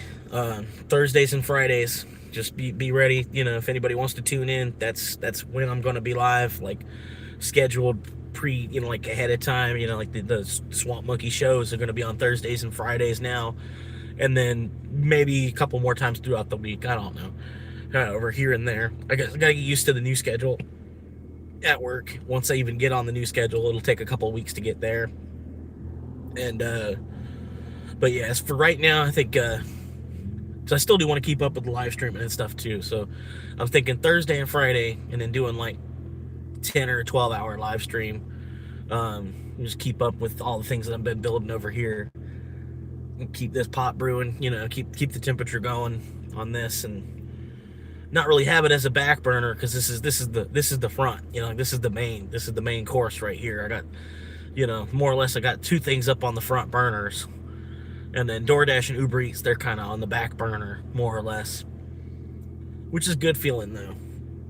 And then I'm still making a decent chunk of change out of it. Switch up your hours, or just switch up the schedule. They were helping me out, man, because like I was more or less trying to figure out what was going on between me and my girl, trying to figure out where she was at. And then we had planned a vacation. She was going to come down for 4th of July. And so I was making more money on Uber Eats and DoorDash at the time. So I told him, like really, I was like, I only just want to be one day a week here, because there's been a lot of problems there even before I got there. So it's not really me, not really my doing, and I'd hate to be there and something hit the wall, and I'm blamed because I'm there. So I was like, you know what, just keep me on the schedule, just like one day a week, so I can hold on to the job. You know what I mean? I keep the job, which is working one day a week, and then y'all can figure out what it is that's going on here. I don't really want to be responsible. Whatever shit hits the fan, or whoever it is that's doing whatever is going on here. Um, but yeah, it's like I don't, it's like there's a problem. You know what I mean? I don't want to end up getting a petty theft charge, and all I was trying to do was mop the floor. It's like, it's like, so I told just give me like one day a week, and then I pretty much just been hitting the fast forward on it, like just because I'm only actually working like one day a week, and then I'm Ubering, just because I live in my car as it is. Like I'm like a minute man for Uber. Like if I'm logged in and they're giving me something that's actually worth moving for, then hell, go ahead, let's get this knocked out. You know, um, and then, yeah, I was making a little bit more money for my time. And I don't know, it's like, but the store, I don't know, it needs like just more decent employees. Like there's a good team there already. You know what I mean? There's a good team there already, kind of, sort of. I don't know. I don't know what it is going on there, but I'm gonna give them a little bit more of myself, and hopefully that they see, because that's the whole thing, is like there's no team there, there's no team vibe, but there are a couple people that come in and they do bust ass trying to keep the place in shape, you know, and I'm gonna join that group of people that are coming in trying to bust ass to keep the place in shape. And in this location, I don't think that they're gonna close. It's busy enough that we're gonna keep the doors open for a minute. Um, and I like the location as it is. But yeah, I pretty much, I was one day a week for a good couple months, like 6 months of being one day a week, waiting for them to figure out what's going on. Um, and then now I'm hurting, so I'm like, hey, can I? But there's also a promotion opening up. There's a position opening up at the same time, so I'm kind of like putting myself in the way of being able to get that position, while I'm also asking for extra hours and then giving them decent work when I'm there. You know, like if I keep coming in and working the way that I've been working, the RPP, their job's gonna get easier. A couple more weeks of me coming in and putting up as much as I've been putting up when I'm there at work. I'm like I'm putting up the amount of weight that I'm putting up. I keep continuing to do that. The RPP, their job's gonna get a little bit smoother. They're gonna be in a better mood. You know what I mean? And the GM, he's in a better. I don't know. Yeah. But that's what the GM, what he's needing is like kind of the store just needs somebody decent to put away the truck, and nobody wants to put away the truck. And there's a couple of old guys that they pretty much make them put away the truck. Not that not that it's really in their job description to put away the truck, but the way that, because nobody does it, and you got these two old guys that they're halfway willing to do it, so they end up doing it.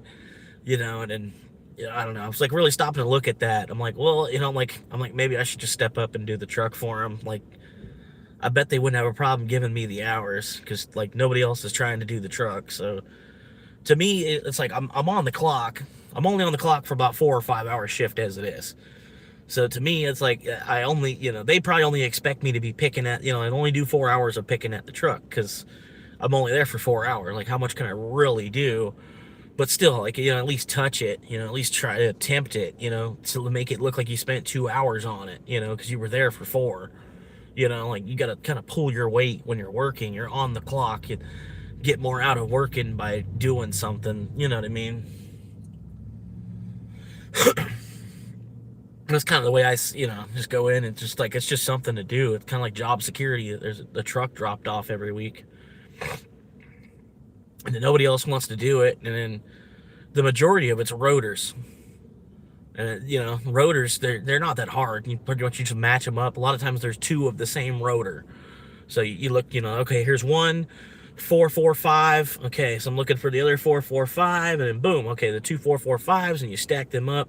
put them on the cart, usually stack like 8 or 10 rotors on the cart, and then just use wheels to move it through the store, and then put the rotors like books, like textbooks on a shelf, like really, really heavy ass textbooks, and then just go vertically like a book on a bookshelf. It's like putting books away, but they're man books, they're 45 pounds each. It's like, so it's a little bit of a workout too. It's not gonna kill me to go to work and walk around and use my arms a little bit, and at the same time, it's like, I only got it, it's five hours of picking at it, and it's still 5 hours of me moving the rotors. The majority of the rotors got moved, Oh no, I used to be in a restaurant. I did restaurants, and then COVID, and then now restaurants have gotten stupider since COVID. You know what I mean? Like they really have. Like restaurants have changed, and not for the better, on both sides of the counter since COVID. So I'm not going back. I'm not going back to a restaurant if I really can help it. If I do go to a restaurant, I'm gonna try to be a prep cook. You know what I mean? So you're more or less like, if you're a prep cook, you might as well be like, the in jail. Like if you ever went to jail, hopefully you haven't. But if you've been to jail and you've like been lucky enough that you get to go to the kitchen, you know what I mean? Being like in the kitchen in jail, it's kind of like what being a prep cook is. It's almost, you know what I mean? It's very similar. And that's the way I feel like when I'm a prep cook. I'm like, damn, this is like, fuck, like, I didn't do nothing wrong. Why am I in the fuck, like, why am I a trustee in jail? But at least prep is easy too, because you're not dealing with the whole line of people and tickets and all this crap. You got an X amount of shit to do. Like usually there's a list of things to do, and certain, Monday you do this, Tuesday you do this. Like prep would be all right, but prep, a lot of times they want you to get there real early to do prep. And the thing is, like, prep can be done at any time of day. You don't really need to get there at 7 or 8 a.m. to do prep. You can show up at 1 o'clock and do prep. You can, you know what I mean? It's just like, I don't know. I gotta wait till I open up my own restaurant, I guess. I can unlock the door at 4, come in at 1 to start doing prep. And then you actually open the restaurant at 4 p.m., and then the restaurant's only open from 4 to 9. So you're pretty much just a dinner-only restaurant. And then you usually should be home before 11 o'clock, because the restaurant closes at 9. It'd be some odd miracle that you were at work after 11 p.m. And then, just keep the menu simple. A lot of days you could probably just get by with just chicken wings and French fries. Like really like Wingstop. Just have chicken wings and French fries. Just like 21 different sauces for chicken wings. And just have boneless and bone-in chicken wings. And then your whole restaurant is just 3 items: fries, boneless wings, and bone-in wings. You know what I mean? your like 10 people working. There's 3 items on the menu: boneless wings, bone-in wings, and fries.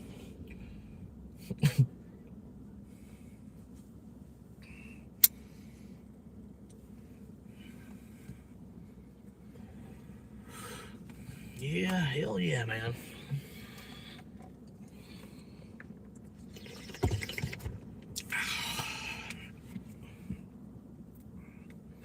Monkey wings. Yeah, monkey fingers. Monkey fingers.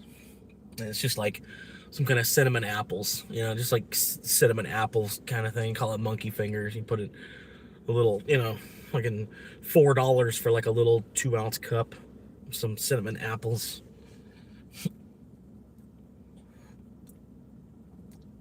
Take 1 apple and you cut it into fourths, and then like that quarter of an apple, you sell it for $4 with some cinnamon on it.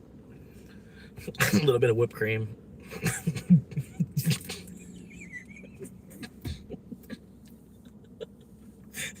You're selling an apple for $16 each, if you think about it.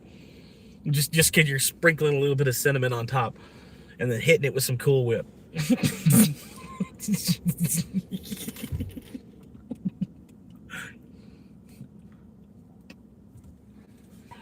We call it Adam's apples.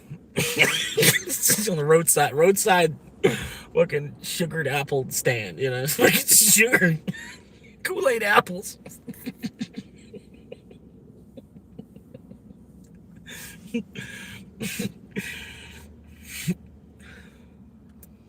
I got apples for $20. $20 apples. $20 apples. One day in the future, I'm going to watch this video and I'm going to laugh about $20 apples again. You know what I mean? Like $20 apples.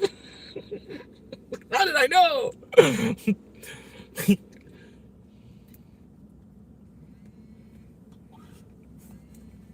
Ooh. Pizza shits. I'll take that one. All right, I'll be right back. I gotta hit the bathroom. I got a Pizza Hut order. Gotta go on south.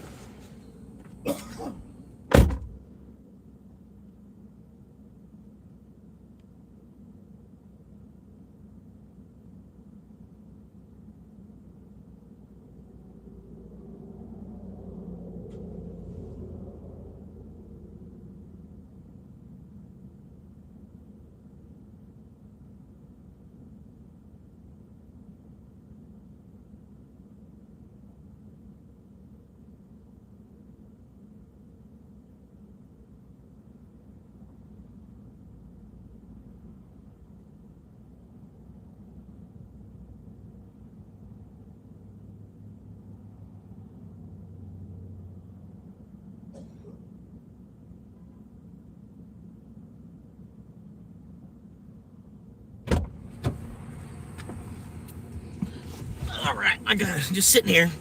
I was just sitting here like, man, one more order would be cool. Like, I made enough. I'm happy with what I made. You know, for it being what I intended. You know, I intended it to be a day off. I made plenty of money. I'm still sitting here like, man, like one more order would be cool. That last one was kind of bullshit, like a fake restaurant. And like this one's Pizza Hut though, so I already know what to do. Just pop in and be like, hey, I'm here for Jerry. I got my red bag. How long till Jerry's order's out of the oven? And usually they're like, it's like 6 minutes or it's already done.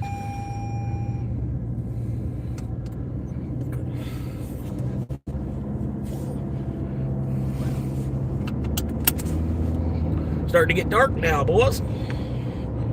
They got 6 miles to go. They give me until 8:30 to get there and get it picked up. They're rushing me. God damn, man. I'm American.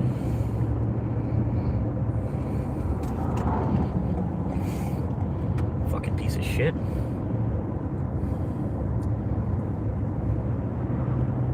What we got?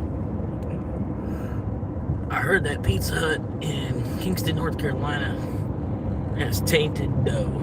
Alright, steer clear of that location. Hell yeah. Better than a tainted taint.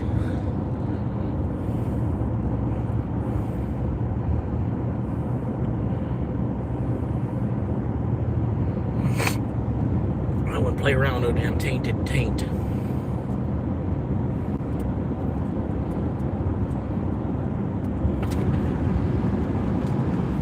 My windows are super foggy right now. And they just keep fogging back up. What the fog?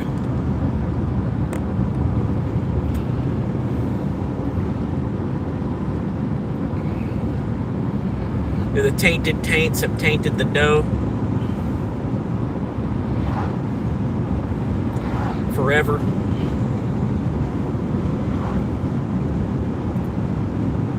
Yeah, I got this Zaxby's over here where I'm at. I'm afraid to eat there because there was like a hepatitis outbreak there. This was like almost 10 years ago. But I still won't eat there. You know what I mean? Like hepatitis was there once. I think it's still there. You know what I mean? Like it's there forever. Like an old friend to come back and visit you every couple years.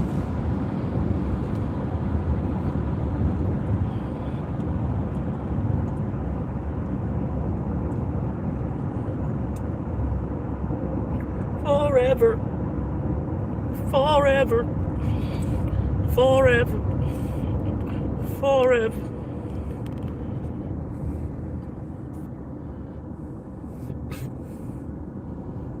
I thought it said blisters on demand. I was like, what? Blisters on demand.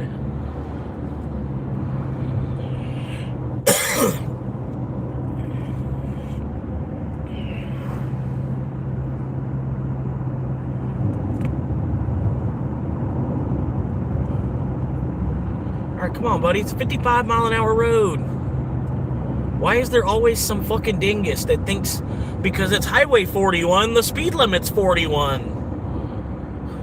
I don't know why they get confused. I don't know, with this road in particular. This road and Highway 40, they do the same. They think because it's Highway 40, they think the name of the road is the speed limit.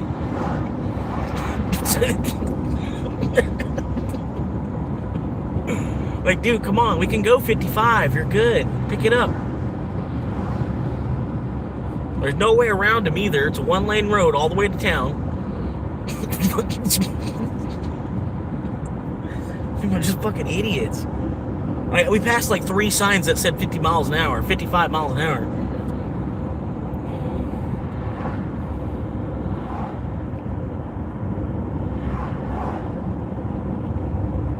And I'm closer to him than I want to be because I got someone else that's even closer to me behind me.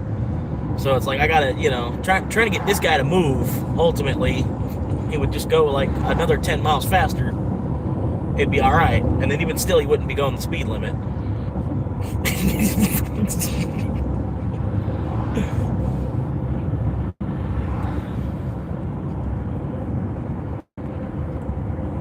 gonna have to do a little. Here we go, James Bond. Here we go.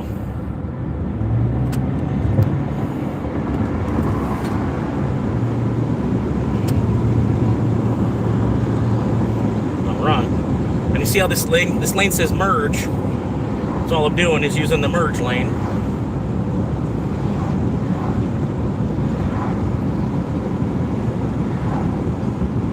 Yeah, he wants to take a half hour to get to town. That's on him, man. I'll get there in about 3 minutes.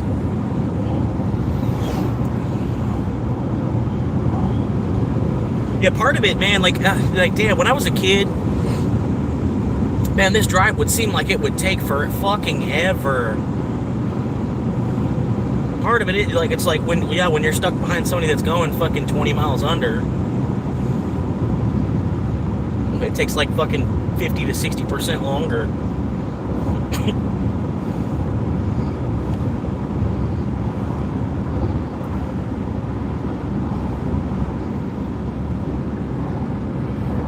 We got 5 people hanging out. How y'all doing, man? Appreciate you popping in, chilling for a minute, helping support a homeless creator.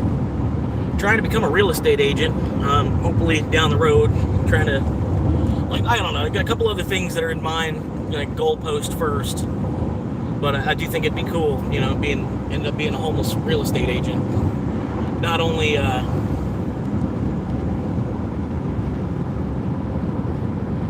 just because it'd be funny, but also because, you ever seen a real estate agent that was homeless?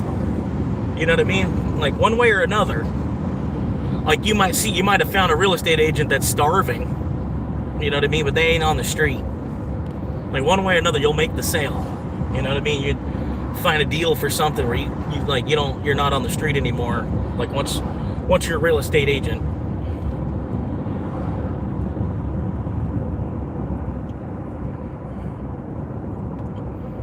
And hey, if it doesn't happen, at least it's funny to think about. Like, hey, I know there's a homeless dude on YouTube. He's trying to become a real estate agent. I don't know. I think it'd be awesome. I'll actually end up being a real estate agent. And then just still be homeless too. Like, no, I'm trying to save money. Like, just because, just because you've been subliminally messaged into buying a house doesn't mean I have to buy a house. I'm just the guy that sells it to you.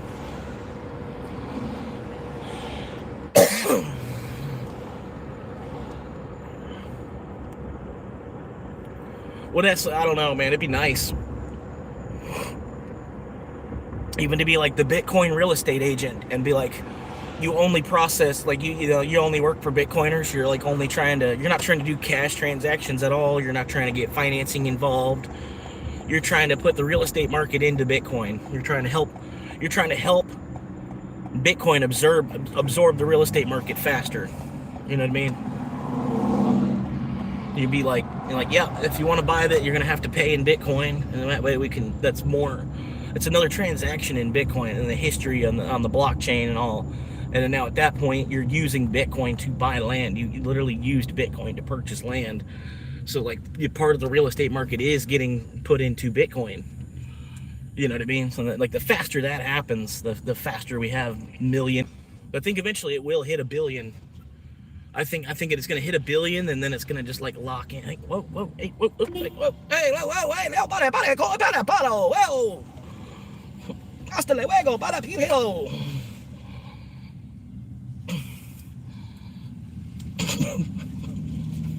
With a rear view camera.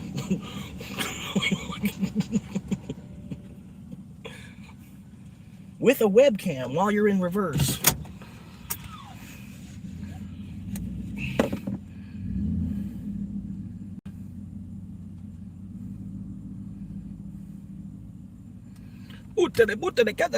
Terrible.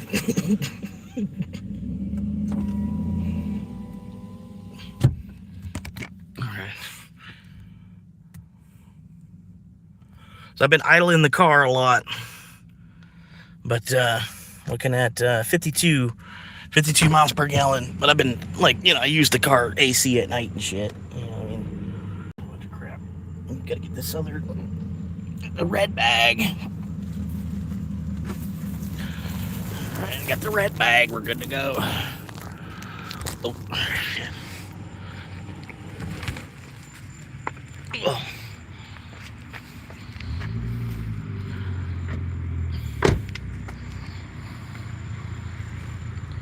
But yeah, or even offer them like no commission, but you gotta let me live with you for 3 months.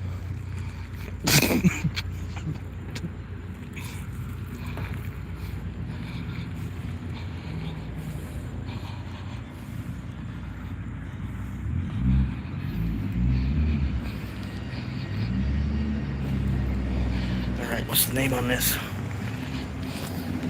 Beef Booty. Oh my god, it's a weird name. Oh!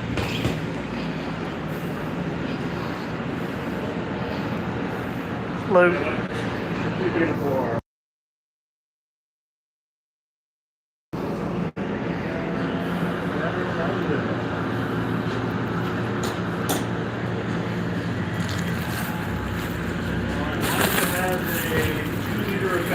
Gotcha, sir.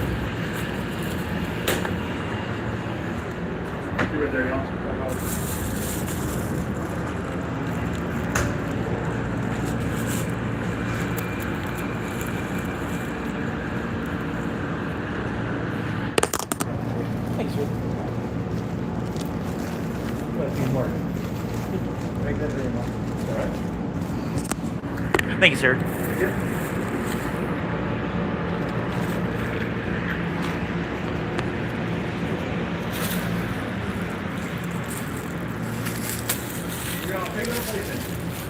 Paying.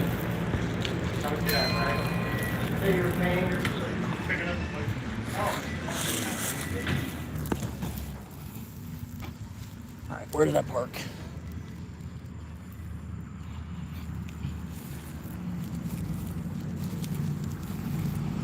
Almost thought that was my car, but I was like, that looks like a Camry. It doesn't look like a Corolla, it looks like a Camry.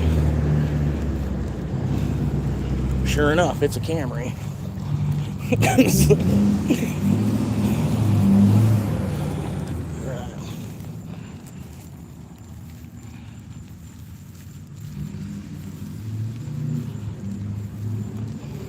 Here, can you hold that for me?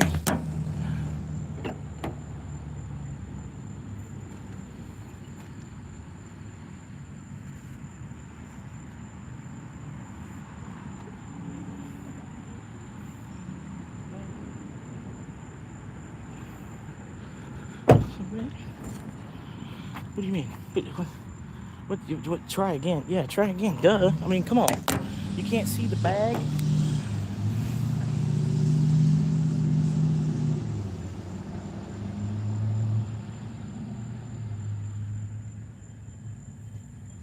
Like fucking yeah. They want to give me shit. Like, you're not using a pizza bag. Like, dude, I took a picture of the bag. Fuck. I'm literally on film putting the pizza in the bag. Tell me I'm not using the bag. Fucking AI boss. I'm gonna tell you how to do it. Damn substitute for a boss. Okay, so we're clear. They want another photo. They wanted a photo just to show that I had a bag. Now they want another photo with the receipt. They're just gonna get another photo of the bag. Yeah, there's your pizza.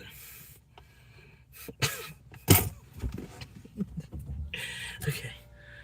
We're already on, right? Yeah, we're in ready mode. All right.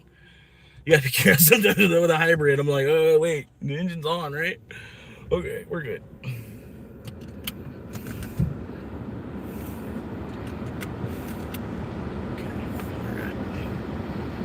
And might as well wait till 36 to complete the pickup. That's a lot of AC. Let's go this way. Was it north? Yeah, it was north. I'm gonna go this way. I'm gonna sneak out of here up here. She's about to bing. Oh man, we got 7 people hanging out with us. How you doing, man? Appreciate you popping in and helping support a homeless creator.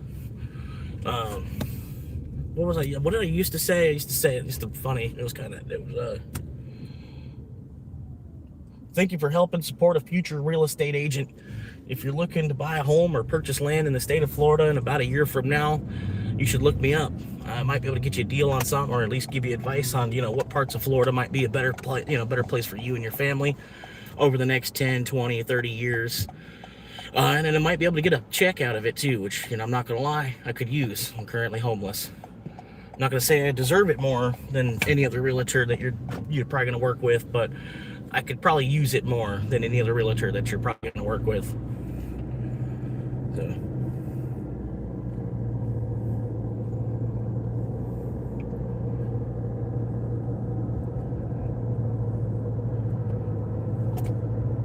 And then at the same time, you're going to get a hell of a realtor.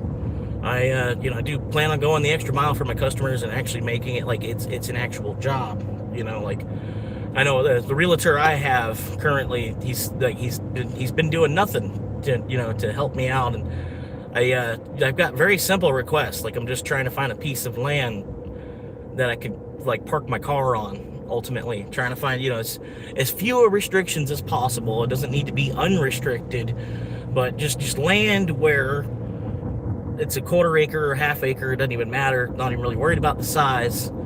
Just undeveloped land. The cheaper you could find, the better.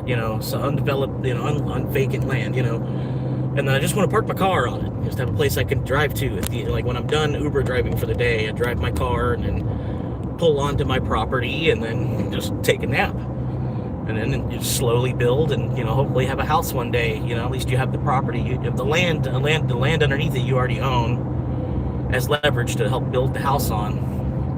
Pretty much that's your down payment, is signing the land off for them to build the house on, and then you pay off the mortgage just like you would.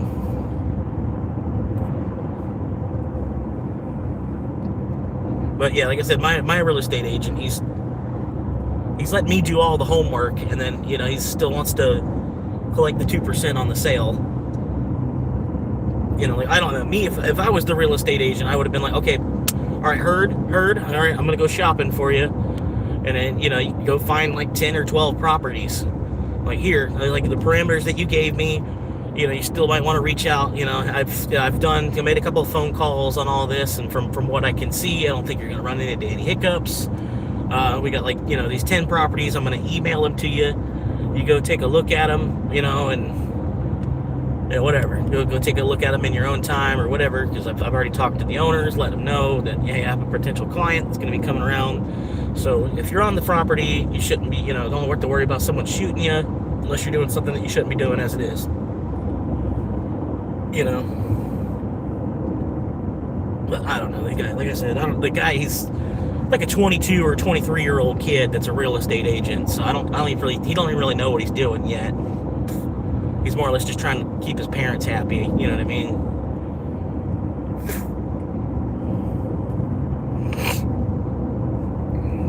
take you about 10 or 20 years of doing what it is you're doing before you really figure out how to do it.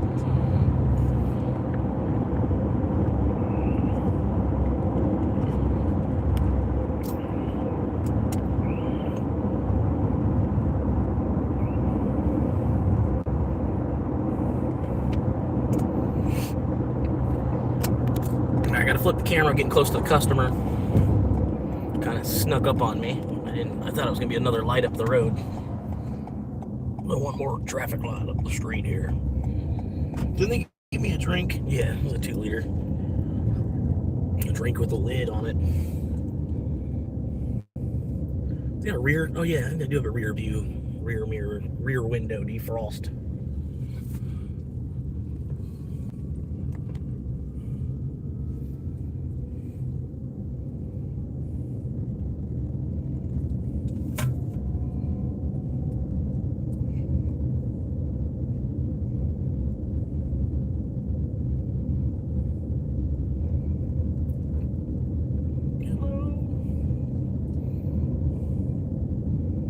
I know you can't really see too much. I apologize. Low budget. If you're a fan of old YouTube, what YouTube was like 10 years ago, you might end up liking my channel. It's kind of, it's kind of like a time part of it's so low budget and everything. It's like kind of like what YouTube was 10 years ago. So kind of cool. A little bit of a nostalgia feeling.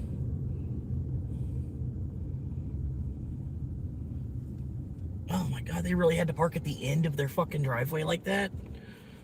So how do I get to the door if you parked all the way out here at the end of your fucking driveway? Man, you such a bitch. Oh my God, what a bitch. What a fucking bitch move. This isn't even the right address, is it? Doesn't look like it. I don't think this is the right address. There's no other house though. This is the house.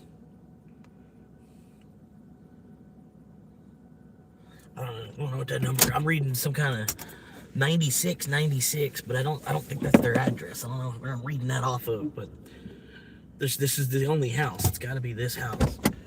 I'll be right back. Let's see if they wanted me to hand it to him.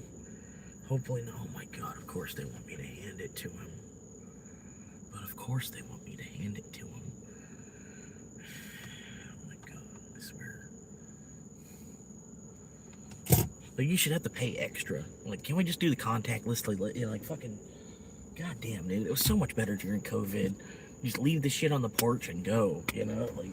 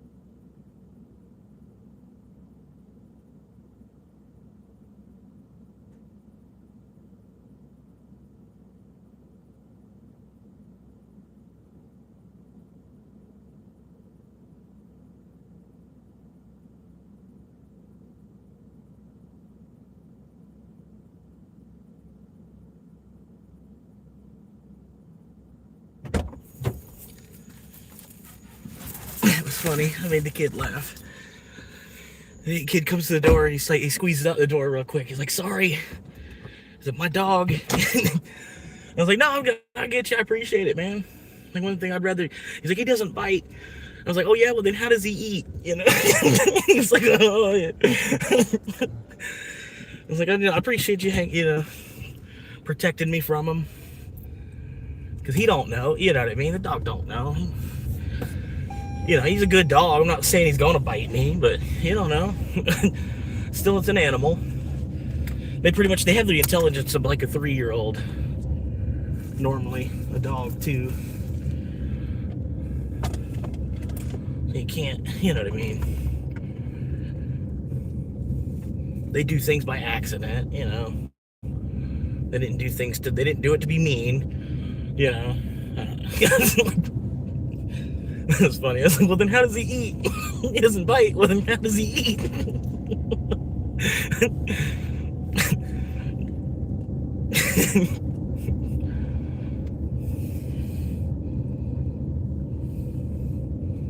It was funny.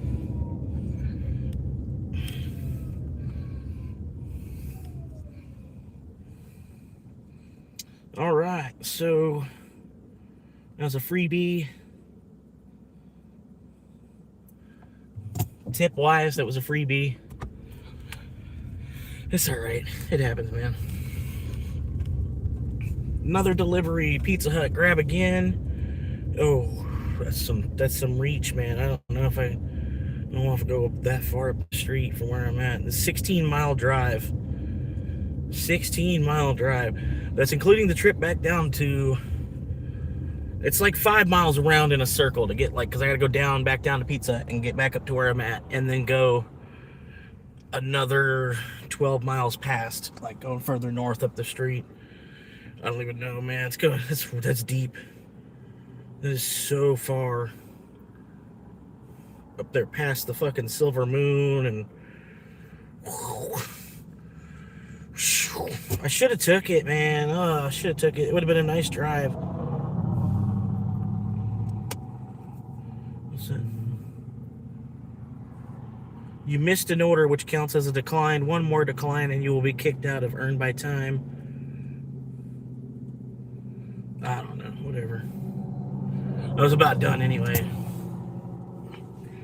I'm still at a stop sign where I'm at. Technically, I'm good. Earned by Time is locked for 1 hour. I don't know how Earned by Time is locked. I don't know how I declined. I guess that the beer burgers bar, I don't know, remember that fucking Bart's Truckin' Good Beer Burgers place. I don't know, some fake restaurant, wannabe restaurant type shit. If you don't have at least 10 locations, you're a wannabe restaurant.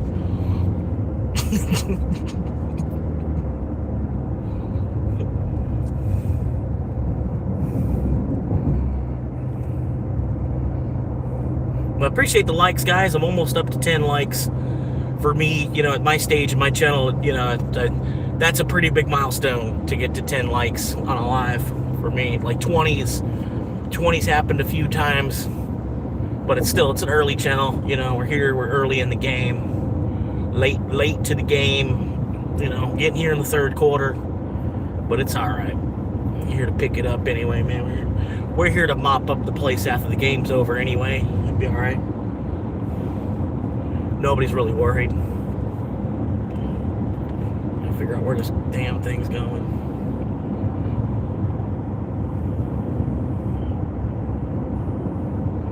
But yeah, I figured, you know, I'd be able to squeeze $27,000 out of this car. It's just a matter of time. However long that takes. You know, it shouldn't take too long. To take a minute, but woo! We got a $7 2-mile. What? Chit said what? Chit said what? Where's that at? It's the hotel. Nice. Pizza Hut, and then across the street to the hotel. Nice. Hope they're not on the 3rd floor, because I will leave it in the lobby. That's what I do, though, man. I don't even get on the elevator. I just leave it in the lobby, like, because they'll put meat at door, right? That's like, to me, that's the door of the hotel. Like, you should have came down to the lobby of the hotel and met me at the door. Like, I'm not room service, or go all the way up through, you know, go up through the elevator, bring it all the way, put it at my, you know. Like, fuck no.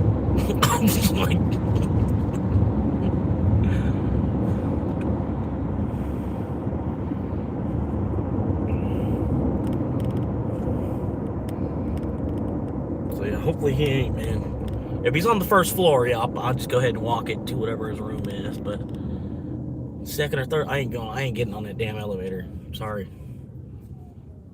I don't do that. I don't drive over bridges. I don't make left turns. I don't get on elevators. I don't jump out of airplanes.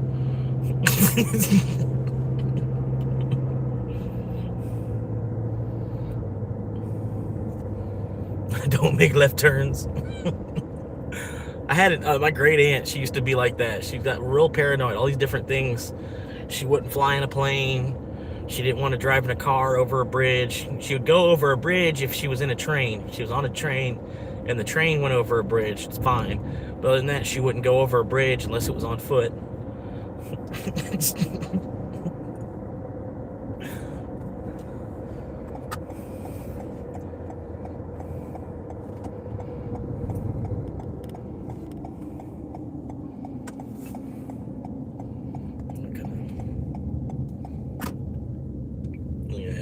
At 53 miles per gallon currently. But like I said, I do be running the AC a lot. Just to be sitting in the car just to run the AC. Cuts into the gas mileage. But still, I think anything over 50 miles a gallon is nuts.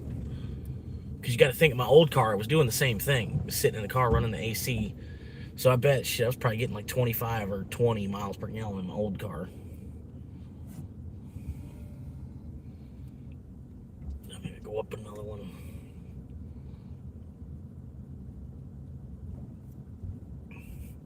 They got too many handicap spots, man. There's not even that many handicapped people in this fucking city.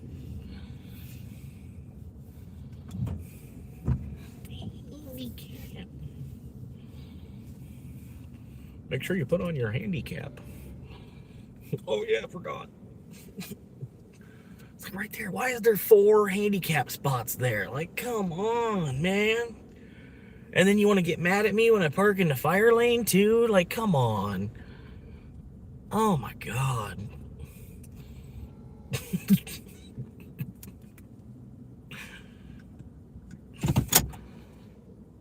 There ain't no handicap people going anywhere after 8 o'clock at night. Like, it should be, you got a handicap parking spot until 9 p.m.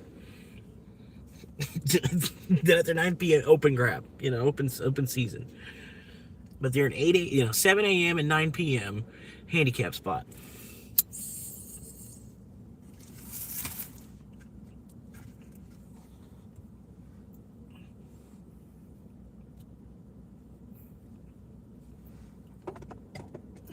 All right, I don't know if they're gonna have the order ready, because Uber Eats, this Pizza Hut, they told me in the past, like, they're usually Uber Eats. There's not a whole lot of drivers after dark. Sometimes they get an Uber Eats order. They wait for the driver to get there before they make it. Just because they had so many orders they make, thinking a driver's gonna come and get, and then there's no drivers after dark. For one reason or another. It's just the way this town is.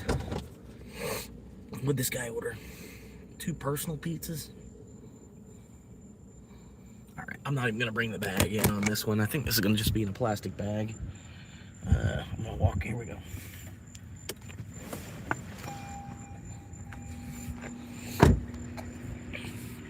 But yeah, I thought that was my car last time I came out. I was like, oh wait, that's not what a Corolla looks like. It's a Camry.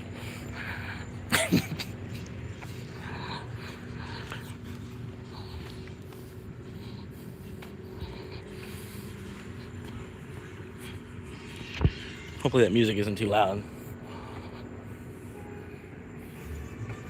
Ole, ole, para kia! No skateboarding, no loitering, no rollerblading. But it doesn't say no riding your Harley up onto the... It doesn't say no Harleys.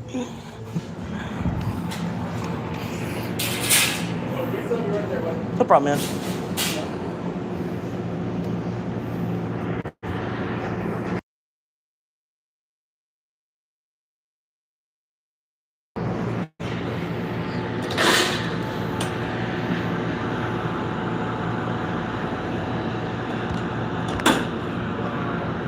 Yeah, 2 personals and 2 items in that box. Gotcha, sir. Thank you very much. Yeah, I was almost thinking I was gonna have to, because it's an Uber order. I was thinking, I'm gonna have to tell them that they have a driver, and then I was gonna come back in, Because I remember y'all were saying like this, late at night, y'all don't know if you're gonna get an Uber driver. Sometimes, yeah. So I was ready for it, but appreciate you having it ready, man. Thanks, buddy. Appreciate it.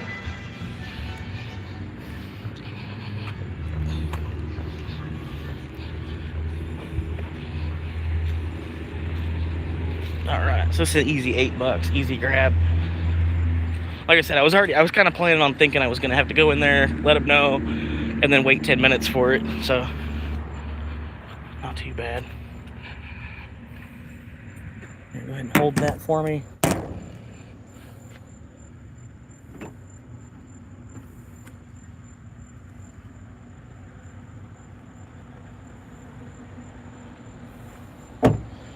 All right, which way was this one going? Was north or south? Got 8 people chilling with us. How you doing? How y'all doing? Still a young YouTube channel. Still trying to learn all the curbs and all that, and doing all that shit, getting through it. I appreciate you tuning in, hanging out for a little bit with me tonight, Tuesday night. You ain't got nothing else going on. I'm glad you're here. Keeping these phones charged. What do we got here? I might have to plug this one in. I don't know if the base is charging it. Got a couple more likes coming in. Appreciate y'all. Let me see if I figured the chat was busted. How you doing, Art? Last chat I got was Evan, commissioned in Bitcoin. Pickup for Jimothy. Art says, hello, Tuesday. You are the real estate. No budget music productions. That's me. No budget music productions.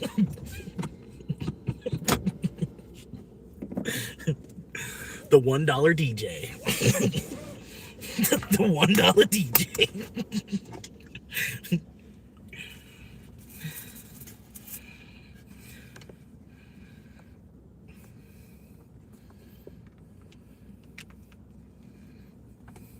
I do special events, weddings, anything you're willing to pay me $1 to be the DJ.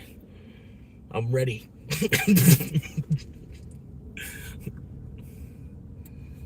Minimum wage DJ.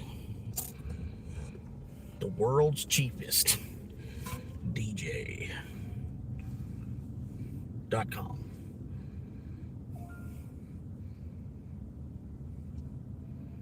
All right, then we're going right across the street, grabbing this at the Comfort Inn. 3rd floor. How did I know? How did I know they were going to be on the 3rd floor? They paid extra to be on the 3rd floor. Which you do have to pay extra to be on the 3rd floor. I don't know why.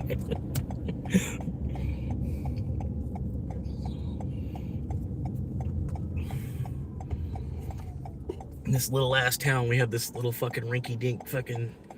It's a motel, but they built it with hallways instead of like instead of a way to, like, from to get into the parking lot. They did it that way so they could make more money per night. Obviously, Are you gonna go, or... I'm sitting here, I gotta wait for this truck because they need to put a traffic light in here. Really, it should be my turn to go, but because he thinks he's got the right of way, I gotta wait after him to go. They really just need to go ahead and put a traffic light in here, but they're gonna wait another 20 years before that happens.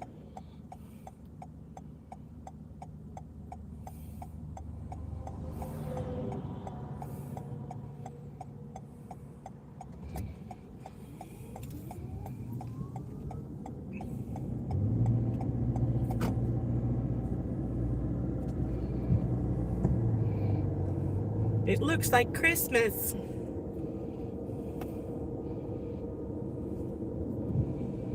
Yeah, this town used to be cool, like during Christmas, because they'd hang all the, they got like garland that they hang off of the street lights, or, like one's like a bell, one's an angel, one's a candy cane, one's a reindeer, You know what I mean? The little garland Christmas light things they hang off the street lights.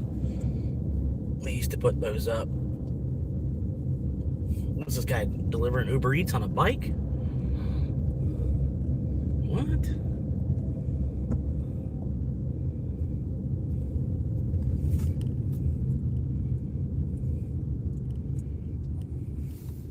Dude was on an e-bike with a dirt bike helmet. What are you messaging? Oh my God, are you really? Dude, leave that door. Yeah, I'm gonna leave it at the door, no problem. Why do I need to know your room number if you wanted me to leave it at the door?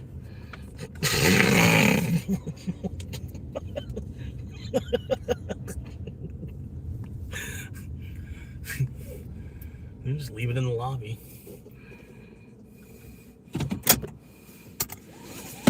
It's a leave it door, so I can just take a picture of it in the lobby. They'll be able to find it. They weren't clear on the instructions. Just leave that door. Leave at Comfort Suites. Okay.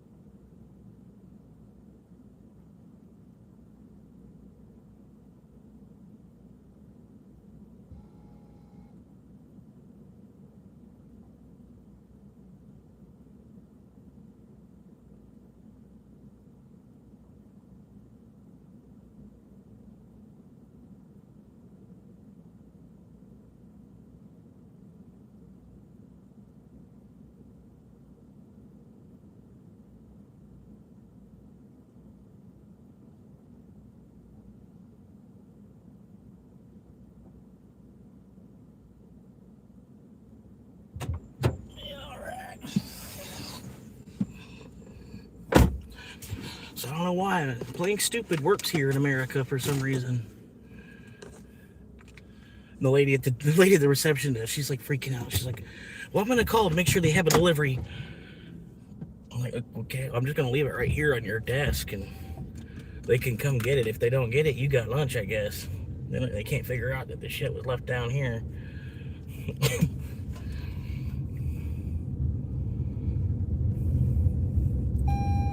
But they'll get. All you got to do is come down, and then all you got to do is come down the elevator. You know what I mean? Just put on a bathrobe, come down the elevator. It's not a big deal.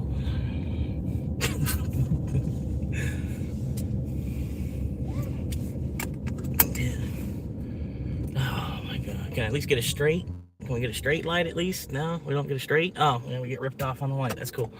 So I guess I'm gonna go right then. Sorry, I should have set a timer for when I can log back in on DoorDash. I don't think they're gonna let me log in. I had to basically end the dash early. That sucks. I was scheduled to dash. You have to schedule a dash because there's so many drivers in this fucking little town. You have to schedule. It's like, and then the whole thing is that the whole point of it is that you don't have a schedule. You know what I mean? Like part of it. Like you know, no schedule, no boss, and then you still have to schedule. Schedule a window when you can dash.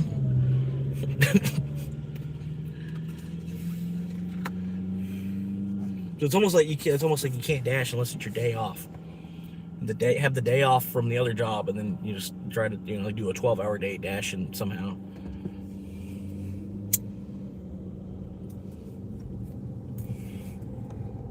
But I'm chilling, man. Either way, man. Fucking, I got that down, pick up, sleeping around, I guess take a sound. Do another sound check here in a minute.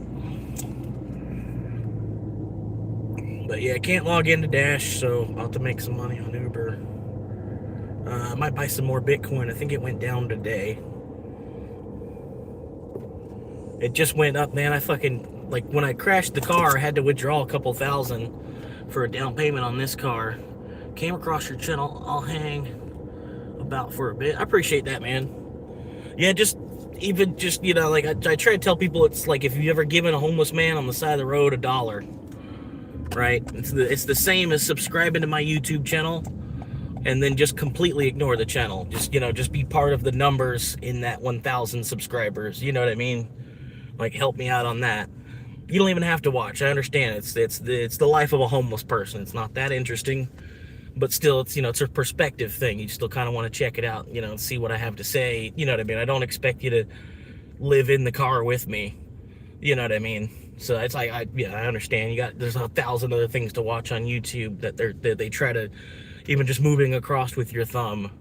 You know what I mean? You see 1,000 other things that they're trying to get you to watch. So I understand and I appreciate it. You know what I mean? I really do. So I need more people that are, they have thick skin enough to hang on, because I get people that are nice enough to subscribe, but then they can't hang. You know what I mean? Like, I try to tell them too, like, at least hang till 1,000. You know what I mean? If it's not for you, or if I said something wrong, or whatever, at least hang until you see me over 1,000, and then unsub. Or I tell people, go ahead and sub, and then when you see my video pop up, there's 3 little dots next to it. Click on those 3 little dots, and then just hit not interested. And then that way I can keep you as a sub, and then you don't have to worry about my videos coming into your feed. Like, try to just be real with people, like, we can get 1,000 people, and then, YouTube will, at that point, I'm kind of more or less an employee of YouTube. YouTube will do more to kind of find, they're like, look at this guy, he's here, he's working for us, he's like, let's kind of put him more up on the front. We can create a show out of this. It's like, it's Elmo in Oscar, it's a fat Elmo in Oscar the Grouch's trash can, pretty much. It's like this, but it's IRL. You know what I mean?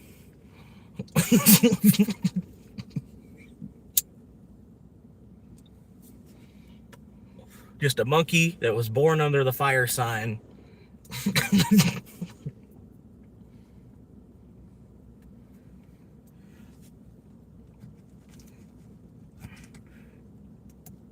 Like, I don't know. Like, I wouldn't necessarily say I'm a good person, but I don't try to be a bad person at the same time. I don't try to do things wrong. I just, there's things that break, you know what I mean? Things are made cheaply nowadays, and I'm a big guy. There's things that I encounter that I break, and usually that's when, most of the time I look back at my life and things that I've done wrong. It's mostly just, I've broken things, like, like, you break the remote and get your ass beaten type of shit, like, I'm like, what did I actually do wrong? Like, I'm sorry, it was cheap. It was a fucking $9 remote, like, fucking, like, some shit like that. Or get trouble for spray painting. Like, come on, man. Like, half of America is fucking spray painted something, and the other half is females. No, I don't say stuff like that. I don't know.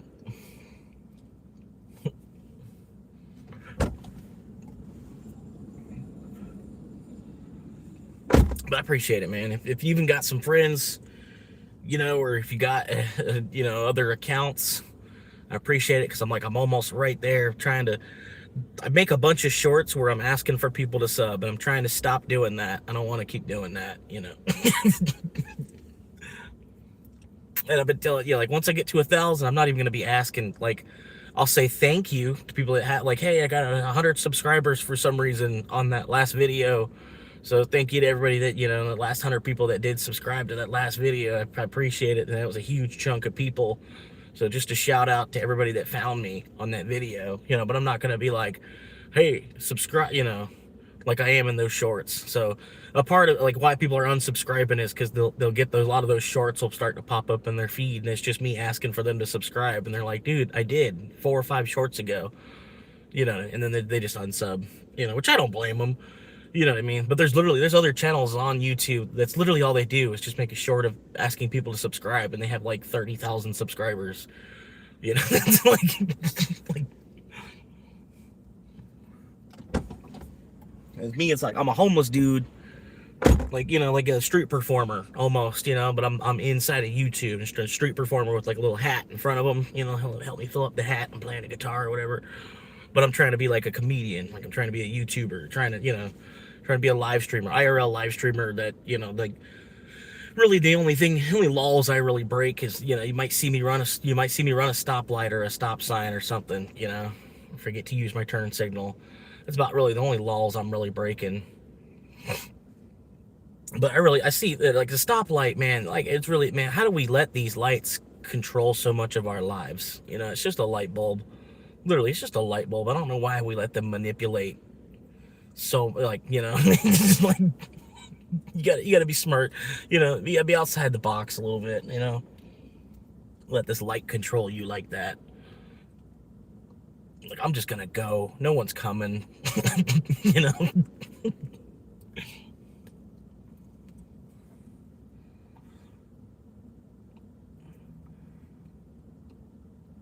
but yeah, man, there's not a whole lot wrong I can do now that marijuana is medically legal, at least. It's nothing, not a whole not a whole lot of laws I can break after that. It's good to not feel like a criminal just for, like, enjoying what you partake, like, what is your vice, and being able to enjoy what you've picked as your release. You know what I mean? I've been homeless off and on at different times throughout my life. I was homeless in 21 for a couple of months, and then I had a buddy. Like, I was being thrown out. I was living with this girl for the last 12 years, and then she threw me out this last September, and that's where I'm homeless this time. Is she threw me out. Like, I'm not here because of drugs. I'm here because I had a lack of hours, and then shit was getting tight, and shit was getting tight, and shit was getting tight, and shit was getting tight, and shit was getting tighter, and everything was super duper tight. And then the girl, I don't know, she just kept giving all the fucking, and the neighbors they were coming over and, like, robbing us, and on top of that, they were, like, ripping us off. They were ripping us off, doing jobs for us, and then coming over and then robbing us too. And I'm like, well, we need to get the fuck out of this state. Like, we don't belong here. Our own neighbors are fucking robbing us, and we don't live in an apartment. Like, we live in a house. We're paying a mortgage. We're paying for the next 30 years to live somewhere where our neighbors are robbing us. We need to go. You know what I mean? Like, why are we gonna sit and be a part of this picture for the next 30 years? Like, yeah, we signed up for the house. We got screwed over on it. You know what I mean? It was supposed to be a cheap house. It was we found a house for under $75,000, and it was actually livable. It was livable. It wasn't like something that needed $50,000 worth of work for $75,000. It was in a bad neighborhood, kind of. You know what I mean? A rough city, but it really wasn't a rough city. It's just an old city in Ohio. Really, I'm sorry, I'm just getting too far into that. But anyway, yeah, I was homeless before that, in like 21 for a couple of months, because we were living with her dad. We were living together here in Florida. We lived together for a couple of years. We had a little place here. We had, we were paying like $650 a month for rent there, and it was a nice little place, a little 2-bedroom, 2-bath, single wide trailer, nice little yard, nice little street, nice little, not far from the job, sick little place, for $650 a month, And I was covering the $650 a month, and then she was covering all the little side bills. Like, she was paying the electric and the internet and the water and, whatever else, all the little amenities. I was paying I was paying the $650 for the rent, and she was paying for the amenities. Pretty much that's how we split it. And it was like $650 and $500, kind of, sort of. I was trying to have it that way. Like, I don't want it to be 50-50. I'm trying to be the man. I want it to be like 60-40. You know what I mean? Just the way the economy is, the woman's got to go to work too. It's a piece of shit. Like, the world's a piece of shit. They decided both halves need to get up and go be a part of the system. So, but I'm not expecting, you got other things that you need to buy as a female. You got to do your nail, not trying to say you have to be bougie, and I expect you to have your nails done and stuff like that either. But there's other things you're going to want to spend your money on if you're working in the first place, So it's, try to have it set up where it was like I was paying 60-40. And, we moved up to her dad's house, and we were living up there just because COVID had hit here, and I was in restaurants, and I wanted to try a different state out because the minimum wage here in Florida, they were talking about bumping it up, but they didn't know for sure. They didn't know what they were going to do with this, that, and the other, whatever. But meanwhile, up there in Ohio, the same job at Amazon, the same exact position, paying $12 an hour here before they bumped up minimum wage. Minimum wage was $8.25, and then Amazon was paying $12 an hour. But up there in Ohio, the same position was paying 18. So, you know, I went up to Ohio. We were living with Dad for a little bit, living with her dad. I was working at FedEx, and FedEx like overworked me, man. FedEx took the last little bit of hard work that I actually had in me. FedEx took from me, you know what I mean? And then like FedEx, it was rough, you know what I mean? Like, it's probably gotten a little bit better now, because when I was there, it was COVID. It was like the peak of peak of peak, you know what I mean? And like the whole, you know, like it was peak season was just like the whole year. The whole year was like peak season, you know. Oh, that's not a bad. Okay, I'll take that. 6 miles, $8. But yeah, and so like yeah, you get into peak season and it's like double, you know. But I don't know, just kind of went nuts from working at FedEx. Like, you know, I'm like, you know, I'm a chimp. I'm a chimp, not a gorilla. You know, I can't do gorilla work. I need to find chimp work, you know. And but yeah, Dad, I don't know, Dad ended up, they threw me out. I went nuts, you know what I mean? I don't know, it wasn't a them thing. I'm not trying to make it like it was a them thing. I was kind of more like I wanted to get the fuck out of Ohio. Like, I realized I made a huge mistake, and I didn't want it to be 20 years of fucking being in Ohio.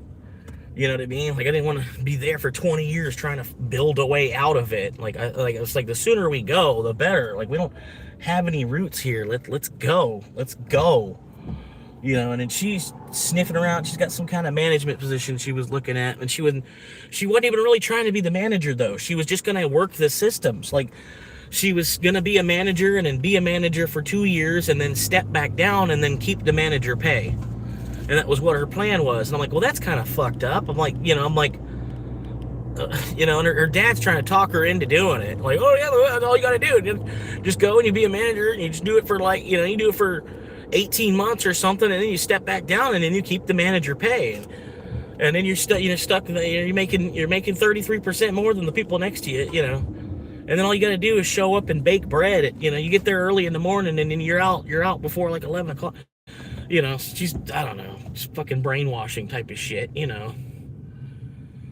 But anyway, I got thrown out on top of all that, me going crazy and shit, and I was basically having a midlife crisis. You know, I didn't want to be stuck in that state. I didn't fucking want to, you know, I don't know. And, but yeah, they're trying to throw me out, and they're giving me all this shit. It's not even worth anything. Like, the stuff that they're trying to give me, like when they were throwing me out, they were like, here, get all his clothes together, and pass him all his clothes and crap. And I'm like, dude, why not my $500 computer tower? You know, like, why are you handing, you give me all this crap, like, fuck, I don't need a bunch of rags. Like, give me my shit that I spent fucking money on. And it, you know, it's starting to realize more and more, you know, the system that I'm under, and starting to see more and more crypto, you know, more and more what it's doing, and more what, you know, I don't know, the bigger picture of everything is that we're under. And really, like, part of it, like, the price is going crazy on everything. A part of it is it's Bitcoin repricing the world around us, and a lot of people, they're too oblivious to even actually understand. Like, but since Bitcoin has been introduced into the market and introduced into the system, like, the whole world, like, is trying to figure out its price, basically, you know. Alright, not a good sign.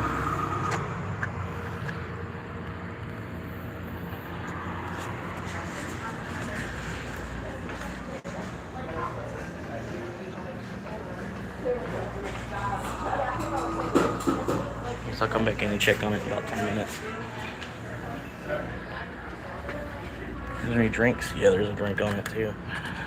That's cool. But anyway, yeah, this last time, like, we were living together, like, talked her into getting a mortgage, like, moved back up there. Like, I was thrown out of the dad's house, and they were trying to send me back down to Florida, because she was like, you know, like, I want you to be in Florida, or you can be happy, you know, and, you know, go down to Florida. So she, like, buys me a plane ticket, ships me back down to Florida, and I get here, and then she's trying to end the relationship with me, and I'm like, you know. So then I had to rush back up there, try to like save the relationship. You know, I felt like I'm like, well, it ain't gonna work. I'm 1,000 miles away. You know, I don't know what she's doing each day. And then I had a buddy. I ended up making friends with the dad's neighbor.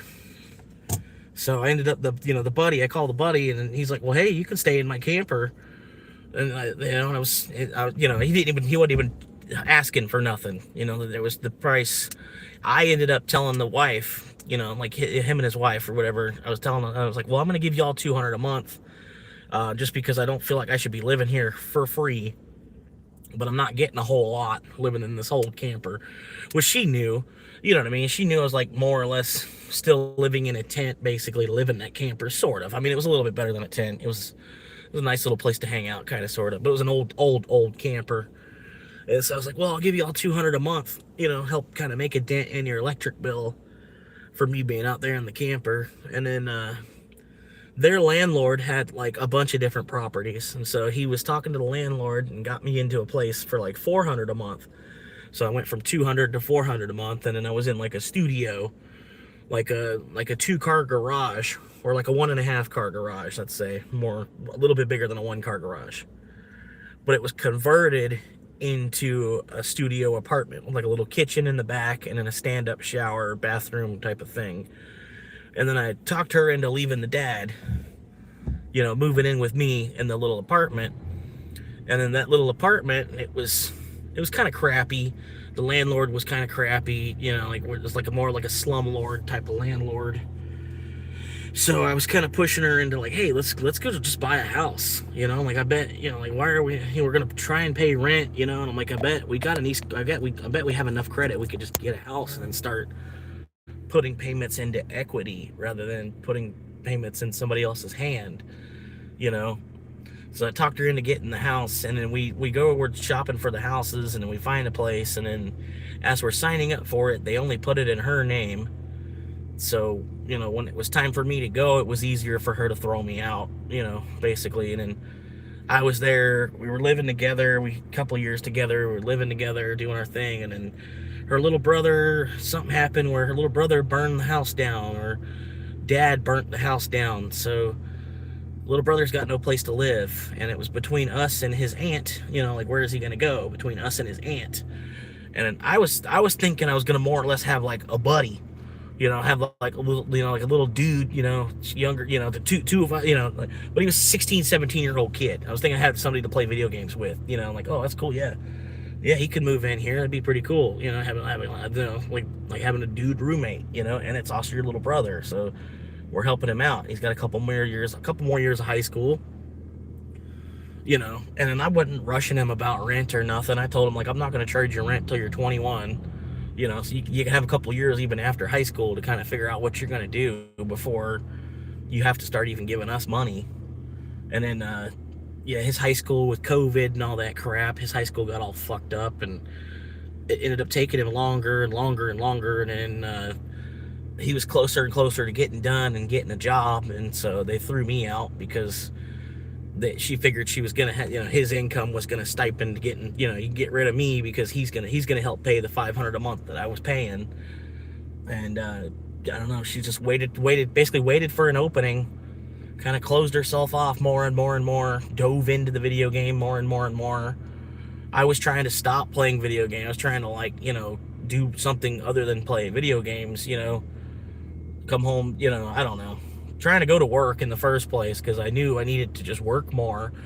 But at the same time, the GM that I was under, he just couldn't quite understand it until it was like time for me to go, you know. And I'm telling him, like, dude, now I gotta go like tonight, like, you know, I can't even work till Saturday, basically. She's trying to throw me out today, you know. It's like, you know, like, I'm living in my car, you know, I'm gonna have to finish out this week's schedule, you know, and then, like, I gotta go, man. I'm sorry. Like, I don't know why. She's just, like, stuck in bitch mode, you know. That's why I said it's all too perfect, man. It was almost, like, the whole thing, man. It's just, the timing of it all, it's just so perfect. Because, like, I was finally getting the hours that I needed out of the dude, too. That was the first week that I was finally getting the hours that I actually needed from the dude. Where I was telling him for months, like, look, I want Thursday, Friday, Saturday, Sunday. And then he pretty much needed somebody on that Thursday, Friday, Saturday, Sunday. It was like more or less what the store kind of needed out of me too. So I was telling him, like, look, this will work best for me and this will work best for you. Just give me Thursday, Friday, Saturday, Sunday closing. And then I got 3 days off all together. And, you know, I can have a nice little break from here, being here, and then come back in on Thursday and be ready to go. Power through the weekend, get the majority of the retail sales that come in here, and then avoid a lot of the commercial, because the commercial people, they come in and they ask for some weird stuff, like even on the phone asking for some car part I didn't even know fucking existed. You know, and I'm like, I'm trying to make sense of, well, okay, what part of the car is that even in? What did they say again? And they get mad and they have to repeat themselves. And I'm like, dude, I don't even know what it is you're talking about, bro. And I'm like, what you said, I typed into the computer and it spit nothing back. So the English that you're using, the word that you think the part is called, that's not it. It's something else based on, you know, the American scientific word for it. This is not it, you know. You know, it's like finally getting the hours that I wanted out of them, and then she's throwing me out. And I'm like, dude, like, we were like 2 more weeks away from getting this whole thing back in shape, and basically being to the point where we're going to be a couple bills ahead, you know. And then she throws me out. And I'm trying to tell her, like, look, all you're gonna do is make it harder on all fucking 3 of us, you know, me, you, and your little brother. I'm like, and then you're gonna end up wanting to fucking come down to Florida anyway, like. You know, like, you want to leave Ohio as it is, and I don't know. It's just so stupid, man. But now I'm down here trying to, like, rebuild for myself again, and since I've, you know, like, constantly been looking for a partner in this bitch, constantly been looking for, like, a female that's gonna be my helper, you know, like it says on, like, the first couple pages of the Bible, you know, like, there's supposed to be someone like out there for me.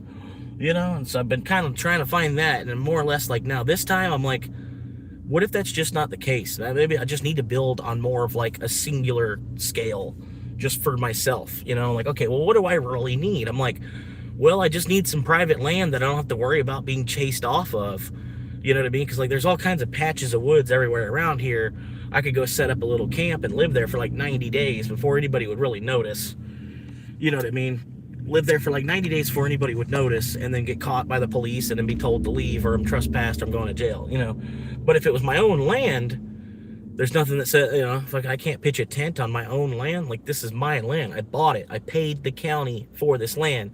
I keep up with my taxes, and then since there's nothing on the land as it is, the taxes should be less than $1 a day. You know what I mean? On a quarter acre with nothing built on it, should be less than $1 a day for taxes. It shouldn't be, you know, but $400 a month to be able to keep my property, right? So I buy a piece of property for like $10,000 or $20,000, and then that's it, because I'm just building for myself. You know what I mean? Like, I really don't even want a house. I'm just trying to have a place to sleep. You know what I mean?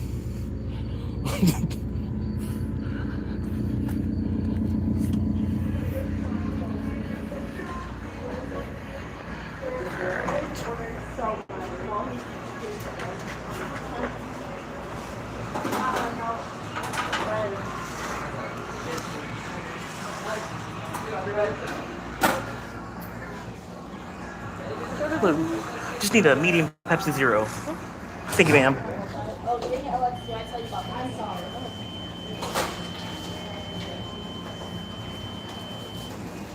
I think the music's loud.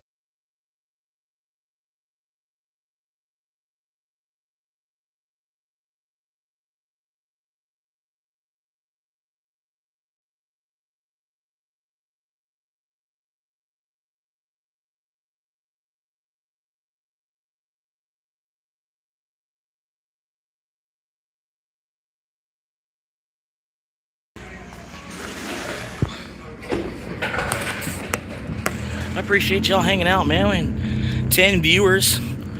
Haven't had that in a decent couple of minutes. I haven't been live. I didn't go live. I mean, like I said, I had a vacation. I was hanging out with the girl for a little bit. She came down to Florida. We hung out. And, I don't know.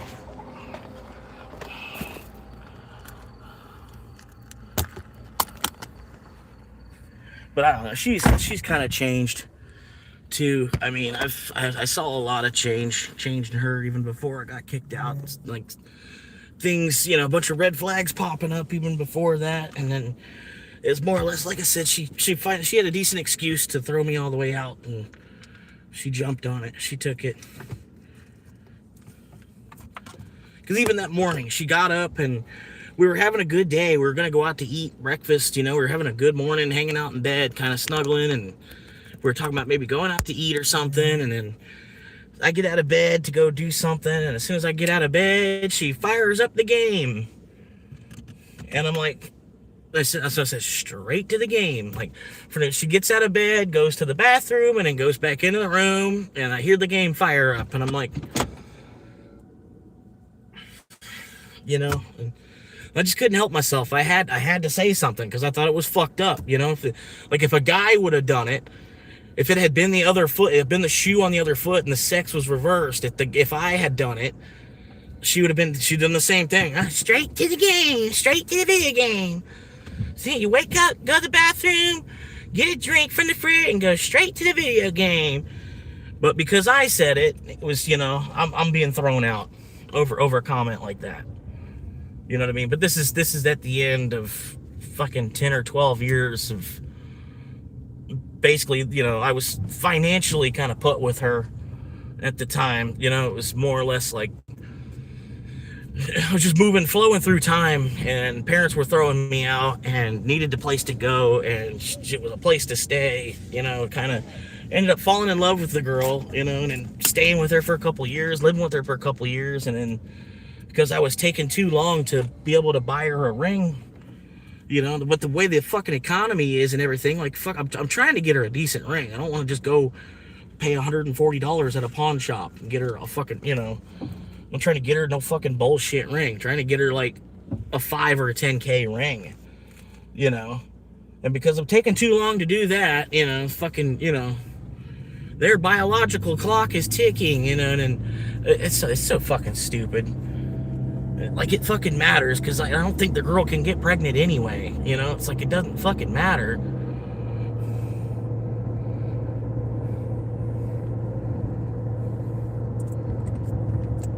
Like, I don't know, just hang out and have fun, like, and really after 25 years of living, like, we're basically married anyway. Like, there's common law, especially like up north in Ohio. I bet we technically already are, because we probably were living together. I think some states it's like 5 years. After you live with somebody for 5 years, you're married at that point, sort of. Like, so she might even be like breaking the common law of that state, even. I don't know, but it's so stupid, man. Like, but now I'm down here in Florida. Like I said, I'm trying to rebuild, but just for myself. And so to rent a studio nowadays, $1,000 a month. And then, or there's a piece of property for like 12 grand, right? So I figure, okay, well, I'll just live in my car for the next year. And then I'm saving $1,000 a month versus, me putting that money into someone else's hands just simply because I'm continuing to breathe each month.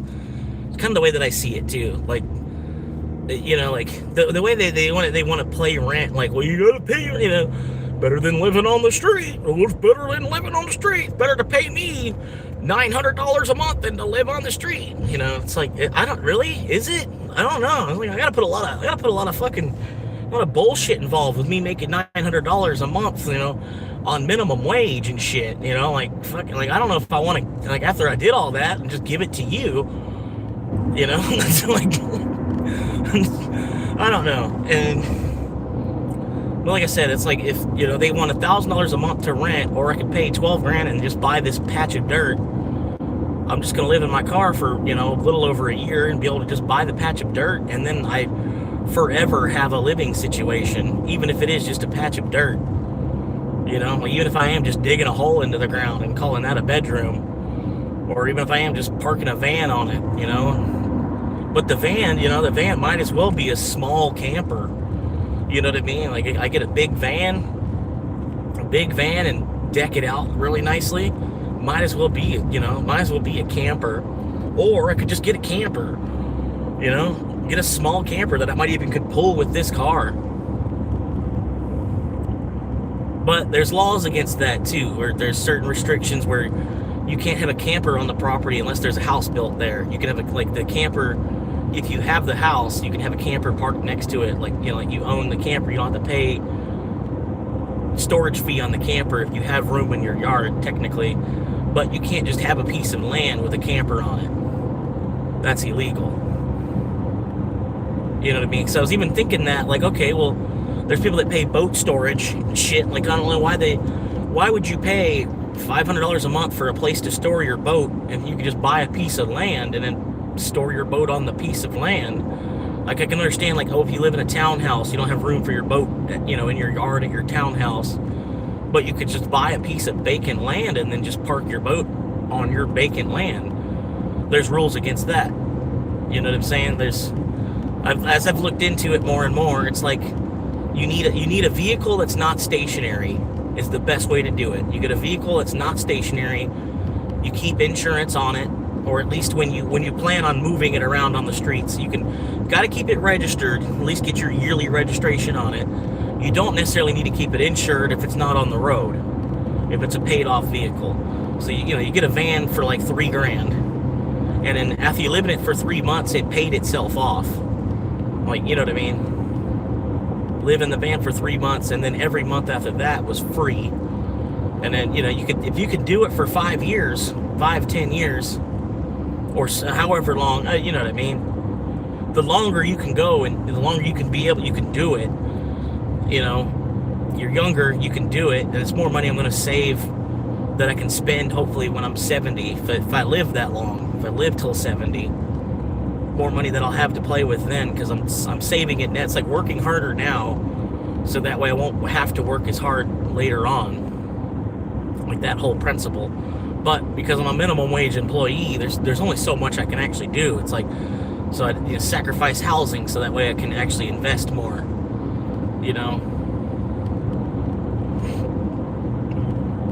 It's like rent used to be hundreds, and then you'd invest thousands. But now rent is thousands, and you're only able to invest a couple hundred. If that makes sense.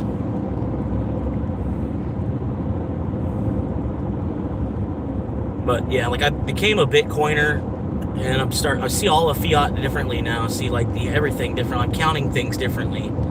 You know what I mean? I'm like, okay, well, if y'all are all struggling to pay $15 an hour, who's got the easiest work?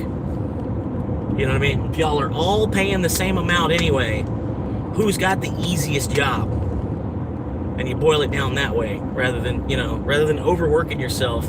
You're like, okay, well, how much work do you really want out of me for me to get the hour of pay?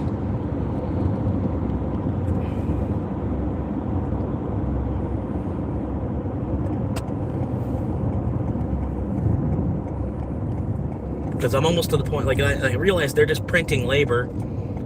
And then they make us want, and it's the wealthy that make us want. And then we always the keeping up with the Joneses aspect of it all. Like, they have nice things, so I want to have nice things, or I want to have nicer things. I want a nicer patio set than them. I want to have a BMW, or I want a Mercedes. And really, you don't realize that, like, you buying a Mercedes, you're basically supporting Nazi businesses. Like, that's a Nazi company. It's a Nazi, it's like, it was like they helped funded Hitler and his rise to power, and you're buying a Mercedes. Like, you had money, you could have bought almost any car. You're buying a Mercedes, and you don't even know enough about Mercedes to realize what it is you're actually buying into. It's like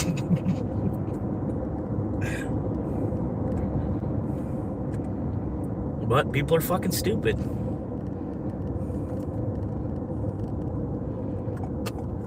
Like, even the other day, I posted a short about, I was like, it's funny, the way people hoot and holler about the Second Amendment is almost like the way that you would think people would be hooting and hollering about the First Amendment.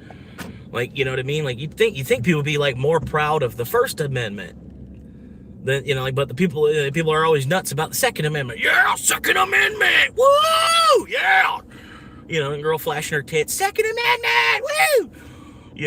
And it's like, but you think people would be like, if you understand, like the whole foundation of it would be the First Amendment anyway. Like the Second Amendment, yeah, is to back up the First Amendment. Like but at the same time, the right to bear arms, I don't know if it really meant like Uzis and fucking Mossberg shotguns and fucking AR-15s and shit. And, like clearly they weren't meaning that, And then this dude comments, and in his comment, he's hooting and hollering about the Second Amendment. I'm like, you clearly didn't get the video, like you didn't get the clip at all. Like, and he's like, well, elaborate then. I'm like, dude, you're literally in the comments hooting and hollering about the Second Amendment. Like, and he's like, yeah, like, I'm like, well, yeah, I'm pretty sure even if they took our gun rights from us, I bet we would still have freedom of religion in this country.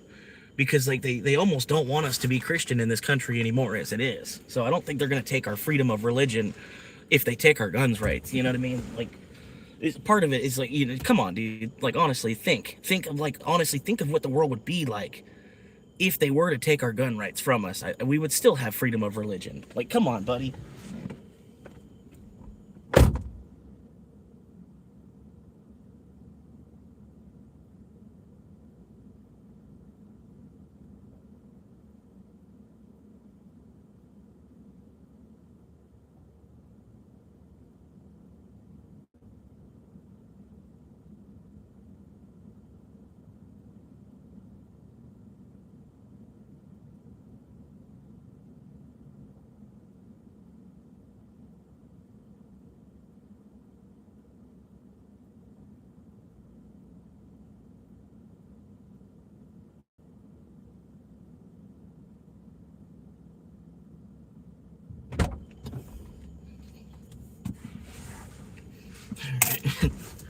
I made the lady laugh.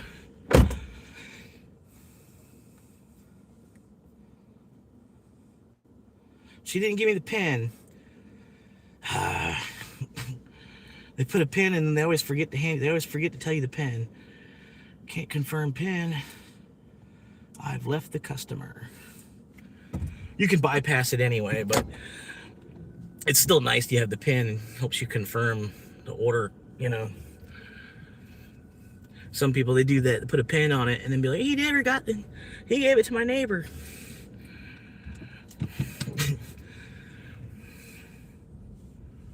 All right. A pretty good night. We're hanging out. I could just take a nap. I could just pull over and take a nap just about anywhere around here. I have a whole bunch of this coffee still to finish. Coffee. So we got some good money coming in. I'll probably log back in on the dash maybe here in a second. But yeah, about to hit $100 day. Maybe. I mean, it's already 10 o'clock. I think it's over. Yeah, usually this town, it sucks. If I go into the slightly bigger city, Ocala, Florida, it's about an hour and a half northwest of Orlando, yeah. If you picture where Orlando is and you picture where Tampa is, go about an hour and a half north of those. There's a random spot on the map called Ocala that they're trying to turn into like another Orlando for some reason. Even though there's nothing fucking here. There's really no reason. I don't know. But everybody's moving here. They got cheap housing. The county's kind of underpriced for sort of. I mean, for now, while it's not filled to the brim with houses slapped every fucking where, you could see so much change, you know what I mean? Like before and after COVID, how much shit has changed here. It's disgusting. And then to look around at you could see how much is still on the way. It's disgusting. It really is. First, I was there first. But yeah, it's like the county's still half full. There's already a huge traffic problem. There's this one Highway 200. It's sorry, you asked about how much money I can make. I can make about 100 a day, 120. Honestly, on Friday, Saturday, Sunday, you could make a $200 day. But during the weekdays, Monday through Friday, until about 4 o'clock, there's nothing. And then about 4 to 9 is really the only time you're gonna make money. You can in the smaller town that I'm in, I'm outside of Ocala. I'm in this little smaller town outside of Ocala. You can make about half what you can in Ocala. So about 50 a day, 50, 60, maybe 75, because it's such a smaller town. In Ocala, you make like between 100, maybe 150 on a Monday, Tuesday, Wednesday. Sometimes Thursday pays a little bit better. Thursday can be a little Friday. Sometimes, I make like 175 or 200, but I can't be aiming for it either. Thursday I just make 100 just like I would any other day. But sometimes it'll surprise me. I'm like, oh shit, I'm $191. I'm like, damn, that's a pretty good Thursday. But yeah, and then I don't know, $100 a day. You make it $100 a day, and you're willing to go every single day. You're doing all right. You're making like $3,000 a month. And then, I aim for a little bit more than that. I aim for like 120 because I end up putting 20 into the tank anyway. 20 of it's invisible, rather than just making the 100, and then you're only really ended up with like 70. So you might as well keep going a little bit more on behalf of the gas tank.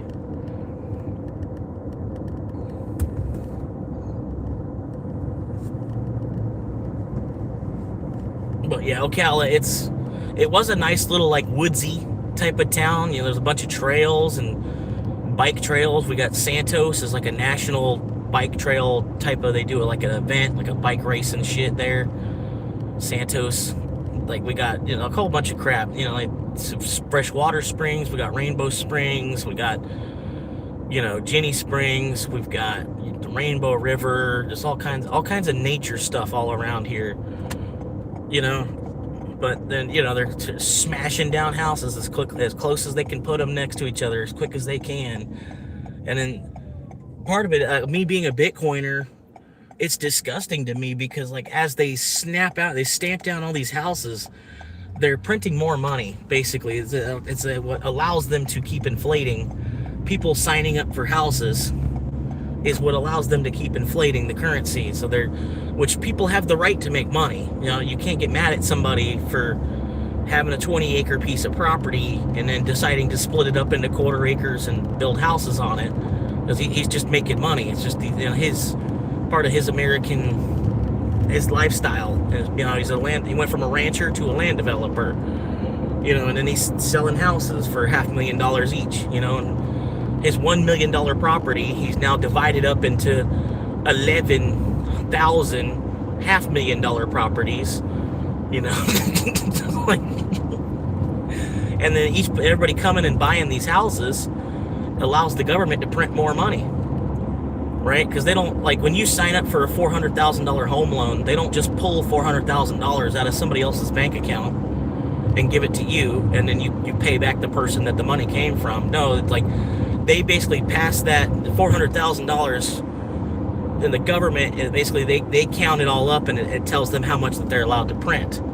So people buying a house, is inflating things. Like people buying houses is what's helping the prices go up and up and up and up and up more and more, and then, like, I don't know, I'm not explaining it all the way where it clicks all the way, you know what I mean? Most of what I'm saying, it just kind of just sounds like bullshit until you do the research for yourself and start to realize that, yeah, that's exactly what's going on. Like, the dollar gets debased more and more each new generation that, another generation steps forward and decides to pay for the same house for another 30 years.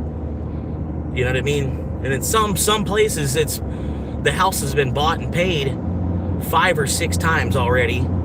It's a 100-year-old house, and then they're still selling at today's market value, right?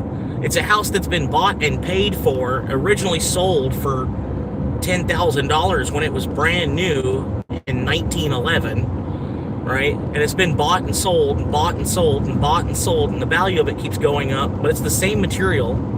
It's in the same electrical wires have been there the whole time. The same plumbing for the most part. All they've done is repairs. They haven't done any actual updates. So you're buying into a liability to buy a 100-year-old house. And then it's funny how it's priced at another 30 years of the next generation's life. So sometimes you got to think of that when you're looking at these $500,000 houses. It's like, that's the price of the house in 30 years from now. You know what I mean? Like they're fronting you the money to buy it today. So it looks steep at $500,000, but that's 30 years from now. That's the price. You're locking in today's number, though. I don't know. I don't know how to explain it, but like you're locking in today's number on it. But still, it's like with all these zeros on it, it almost looks like it's written in yen, not dollars. And it's just, I don't know. But to me, like I said, I'm trying to build on a more small scale. If I can, my dream is to build a house for less than $1,000. And however much of a house that actually is, I really don't give a fuck. My house was paid 1 month. In 1 month, I have my whole house was paid off because it was less than $1,000. And now until I die, all I have to do is keep up with the taxes and save, or even just work less to begin with. You know, like you're paying paying $1,000 a month for the next 400 months. That's cool. I paid $1,000 a month for 1 month. To me, I'm like, ultimately, I'm trying to get to retirement. Like, the faster I can get to retirement, I don't see why we stop and buy a $500,000 house along the way. Like, how does that really help us out? And ultimately, trying to like just be done, you know, not having nothing financially free from the system, but then yet still paying their price for everything that's involved with living up to their standards of living. And I don't know, like I said, I'm more Buddhist, where I would be happy just to live in a shack, you know what I mean, and have just like a pillow. Like I just live in a wooden shack, and I just have a pillow that I sit on, and I just sit there and meditate all day long. Unless I need to go get water, then I go get water. But then I make sure to get enough water for more than just myself, right? It's like, you're Buddhist, you know what I mean? You're a Buddhist monk. You're just doing whatever a Buddhist monk does. But you're here in America too, so you gotta kind of do what the Americans do to some extent. But like, you can't take the house with you when you go. I don't know why we're working for 40 years to pay it off, you know what I mean? Like, and then it's like I said, it's a house that was already there. It's already been bought and paid by the generation before you. There's been no improvements to it. You just bought it again at today's price. Why? Like, I don't know. How you doing, Fred?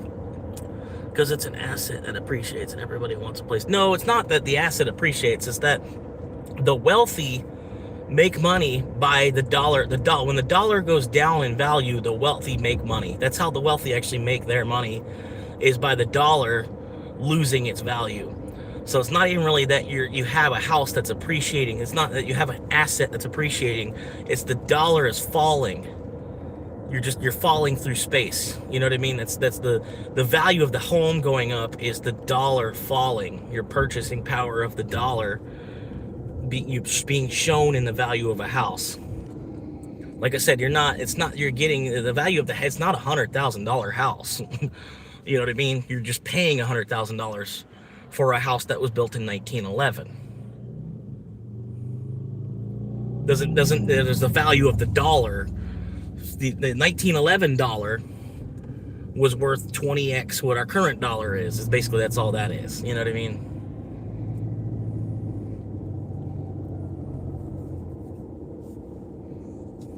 But then the whole thing is that it all factors back into time. Like, they want a certain amount of time out of us every fucking week as it is. And if you're not doing that much, you're gonna fall behind. If you really want to get ahead, you gotta do more. Like 40 hours a week is the standard, you know. People that work 50, 60, or 70, those are the people that, you know, they might actually get to retire in today's world. That's why I'm driving for Uber Eats and DoorDash, because I can't wait on the job to give me hours. And then in a month I get the hours that I needed in 1 week. You know what I mean? I can't wait on the job to see me as, you know, mid-level manager. You know, so I gotta do what I can to scrounge and make $100 a day on my days off from there. And even on my days on from there, we'll still try to make like 30 or 40 bucks, you know, make a gallon, make a tank of gas, even on the days that I go to work, you know, like in addition to the 60 bucks I'm going to make to go sell some alternators and some car batteries, you know. And a part of it is, man, the sales are easy, man. I mean, I'll come in and have $1,000 sales goal. I'm like, oh, cool. It's like, that's like 5 batteries, no problem. No problem. I'll be able to get 3 batteries, and then somebody's gonna come and need a starter, a couple of brake pads. You know, by the time you sell like 2 sets of brake pads, that's the price of a battery nowadays. You know, you get $1,000 in sales on car parts, and like 6 customers sometimes, 1 customer sometimes. You know, it's like, so that part of the job, that's easy, man. And I'm even getting better about upselling the stuff too. Like, I've been pretty good, man. I've been selling them ACPs and stuff, man. Like, like the customer, they get it too. I'm telling them, like, yeah, you're like, look, man. So this ignition coil is $91, right? That sucks. I know that sucks. $91 for 1 ignition coil. But see, look, but they gave you, there's an ACP on this. You can do that care plan, all right? And basically you get a 1-year warranty that we're gonna sell you. It's basically, it's a guarantee on it. So this ignition coil, if it doesn't last a year, we'll replace it for free, right? So you're buying another ignition coil. Just come in about a year. And, you know, it just gets you another ignition coil. You already bought it. You bought it for $5 today. You're buying the one for $91, and then you're buying the next one for $5. And then just, like, you know, go ahead and replace it in about a year from now. Go ahead and do all the ignition coils again. You know, certain things like that. I don't know why it pops up on an ignition coil either, though. You know what I mean? But hell, it does. Like wiper blades, they try to push on the wiper blade. The wiper blades is easy, though. You're selling a $40 wiper blade, and then you stop them right before you swipe the card. Hang on now, you know. But this blade was $40, but see, for $3 you can buy your next blade. And if this blade doesn't last a year, which it probably won't, your wiper blade, if you wipe enough, and here in Florida, your wiper blades, they'll fall apart real quick. So it's like, for $3, you're buying your next blade, and then for the next year, as long as you come in less than a year, you bought the next blade, and then when you come in and grab your new set of blades that you're buying today for $3, they'll ask you again to buy the care package again, and then you just keep buying wiper blades for $3. You get a new set of wiper blades every year for just $3 at that point, and just, you know what I mean? Like, that's what I tell them. That's the system we got going on here. You buy the first blade's $40, but you buy that care plan that goes with it, and then every time you come back in for another wiper blade, you're just buying it at the price of the care package. Which I said it a little bit long-winded. I need to watch rewatch the training on that. Like, watch the guy, watch what he did, because I'm over-explaining it. He was saying it way better, where you're buying this one today, and then you're buying another blade. In a year from now, you come back. You already bought it. You already bought this blade. A year from now, you come back here, and you just get yourself another blade, another $40. But then, hey, you're getting them for $3 now.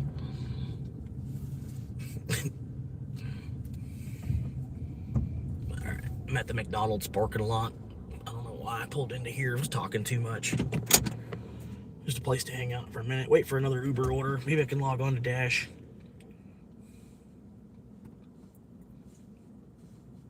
But I'm getting better with it, because I didn't even know about it before. Like I seen it, you know, but I would never really put.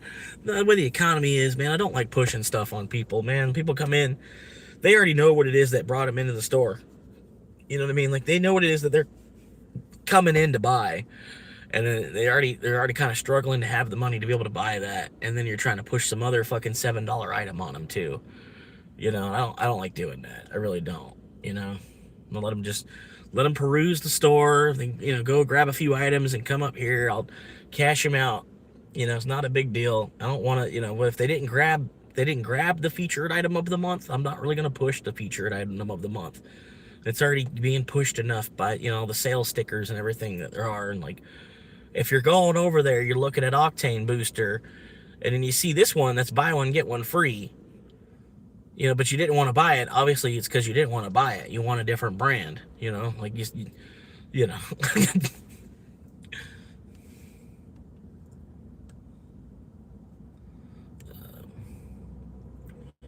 Why most everyone aims to buy a house? Because it's an asset. It's all supply and demand. It's worth what people will pay. I can see where you are coming from, but no, it's also valued at what the dollar is worth today as well. Like they figure there's a certain amount that they have in their mind that every human should pay as rent, right? And like every market's different. Every little city has a different little price, but there's a certain amount that they have in their mind that everybody is supposed to be paying as an amount for rent. That's why if you find a place that's cheap, it's like, oh, it's only $700 a month, which would be cheap nowadays versus the 1,000 that everybody else wants, right? But the person that wants 700 a month, there's probably a problem with it. There's probably mad roaches, or the parking sucks, or there's no bathroom, right? There's just something about it. It ain't gonna actually be fucking worth it, for that 700. You might as well just pay the 1,000 to get, because you're gonna get your money's worth too. You know what I mean? Like, you get the value of the dollar. It's the value of the dollar. It's like so you paid $50 for it, you're gonna get a $50 product. It's most of the time. Sometimes, but so it's already stapled into the price. Like it's, you know what I mean? Like they know what it's worth, but at the same time, is it really worth that? Like, you just need a place to sleep. You know what I mean? Like, I don't need the whole living room and the kitchen and all that. I just need a bed. I just need like a coffin type of, like a motel where you can just rent a coffin. And then, can it be cheaper because I'm just renting a coffin? Like, just sleep in a coffin. You pay for 12 hours, and you leave under 8 or whatever. Like the internet cafes that they have in Japan. We need those here. There needs to be a cheaper option for living. Like, you don't want the whole house. The whole house is too much. I can see where you're coming from. House has gone from like 200K to 450K in the last 10 years, dude. It's like in 2 or 3 years, the real estate market doubled. And that's something that's supposed to take an entire generation to do. But here in Florida, it happened in 2 or 3 years. That's where I'm like, we got ripped off. We got ripped off so that the generation before us can sit pretty, because they doubled the price in like 2 or 3 or 5 years. They literally doubled the market in a less than 5-year time span. What was supposed to be 20 years of price inflating happened in less than 5. And then, like, we're the ones that are gonna get ripped off on it. Like, why are we buying into it? Like, you see it's a fucking, like, you see it's a scam, but you're willing to walk around in circles for 30 years. Willing to do circles around the house while you're mowing. You're gonna pay to have to keep up with the maintenance on this place. And ultimately, like, you can live anywhere. I'm alive right now. Like, fucking, I'm not looking, saving $30 a night every night that I sleep in the car. It's like, and then it's gonna only go up from there. It's gonna eventually be $50 a night I'm saving by sleeping. I'm eventually gonna save $100 a day to just sleep in the car. So what do you do when you're not working, being homeless? Pretty much Uber Eats, DoorDash. Like, in between the retail job, I'm in the car as it is. So pretty much I wake up, and then if I'm bored enough where I'm tempted enough to want to make money, log in, like, instead of like Uber Eats and DoorDash is my video game, sort of. You know what I mean? I'll play DoorDash, I'll play Uber Eats today. Like, instead of, I do want to eventually get, like, hook up a gaming kind of way to play games in the car. And I could even try to live stream it somehow. Because I think it'd be cool.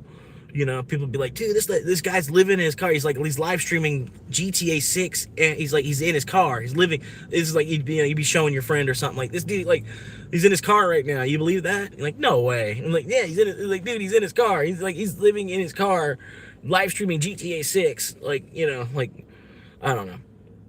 If it's your place, who are they? If it's your place, you're gonna rent it for as much as you can get, like everyone else. Well, I don't know exactly if that's true though. I would try to make cheap rent. Like my whole thing would be like, can I make a cheaper option, like make it easier for people to actually afford it? Like I would just rent a tent spot, right? Like you get 10 feet by 10 feet. Like you get a bedroom, but it's just dirt, just a little dirt square. Might even have a couple trees you can tie a hammock to or something. You know, like it's just this 10 feet. This is your little section, and like have a land, and then a part of the land is I have people that are camping on it. You know, maybe instead of having a duplex, I'm gonna build a whole quadruplex on the and have a half-acre land, and I'm gonna build a quadruplex on it, right? Instead of doing that, spending a whole bunch of money that I don't even have to build a quadruplex, why not just rent the dirt? Rent the dirt, rent 4 little dirt patches, and then they come, whatever you've got, you can put it on this little 10 by 10, if you want to park a car on it, you want to pitch a tent on it, you want to put a camper on it, 10 foot by 10 foot, keep it in your square, and respect your neighbors. You got 3 other neighbors, and, like only have 4 tenants, you know what I mean? And then they only need to pay the price of the land. They don't need to get ripped off because you got a bunch of liability, and you're worried, fucking, it's just land, it's just dirt, they're gonna ruin the dirt, it's like, you know what I mean? They're gonna burn the dirt down, you know.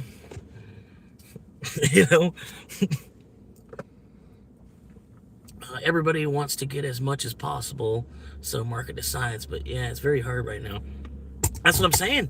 I don't understand why there's not more people on board with me that are like, fuck you, at $1,800 a month, I'm just gonna live in a van.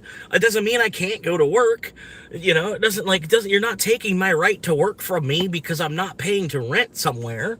You know what I mean? Like, it's ridiculous. $2,000 a month that I'll be able to put into my own portfolio versus giving it to you so you can pay the mortgage on the place and then still scoop like $600, because that's fair market value nowadays, is ripping off the guy that's trying to live indoors. Like, you know what I mean? It's like, that's what I'm saying. The whole fair market value is all misconstrued as it is anyway. It's like, we're not the ones that are voting on what's fair market value.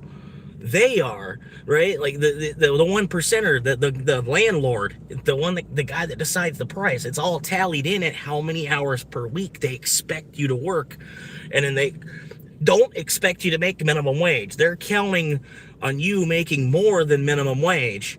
They don't want somebody that's making minimum wage renting from them. It's you know what I mean? That's what I'm saying. It's like, even when I called Rocket Mortgage, talking to them about it all, because like there should be, even if so I can't get it. I don't have the credit to get a $300,000 house. I understand that, but there must be something that's available, because I spent years building up this number, like this score.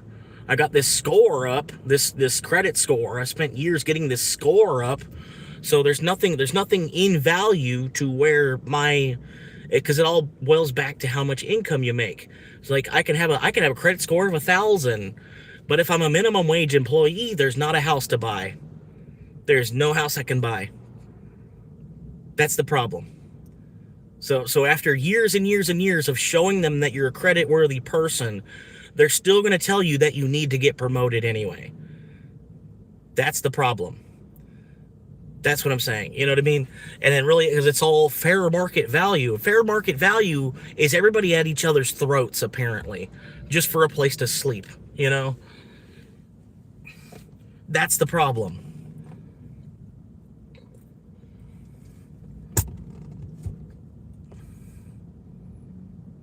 And then, like I said, nobody's even making any more money. We think we're making more money. There's more zeros involved, but it's all just tighter anyway. Like, and it's gonna happen either way. It's like the potato famine in Ireland. It's like America's going through their version of that, if that makes sense. That's the way the prices at the grocery store are going nuts, and either you can buy food or you can live indoors. You know what I mean? Either you get to eat or you get a place to sleep inside. One or the other. I chose eating. You know what I mean? I chose being able to eat. And now people are talking to me about, well, you gonna go get some place to rent? I'm like, I can't until I get this car paid off now. Now I pay $500 a month on this car till this car gets paid off, and then how am I gonna find a place to rent while I'm paying for the car? Like, I can't do that. What I gotta do is pay the car off faster, so that way I have $500 more to put towards rent. You know.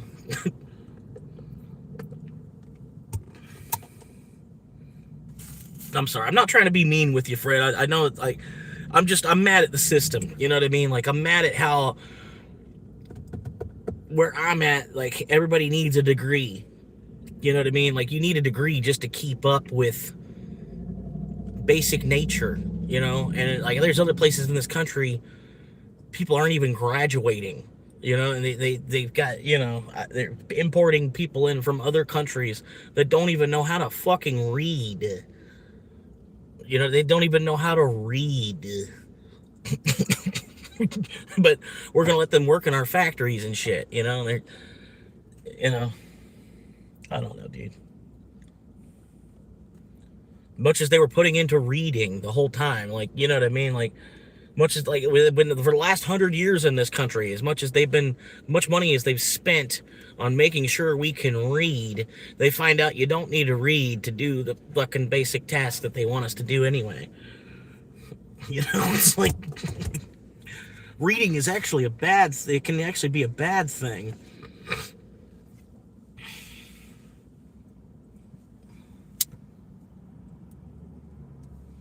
That's almost the way they want it now. There's a bifurcation that's happening in society, and it's almost like there's half of us that they want us to not be able to read, so that way we won't know what's going on. And it's almost like that. I don't know. It's like in Isaac Newton's time, the scholars spoke Latin and the commoners spoke German. You know what I mean?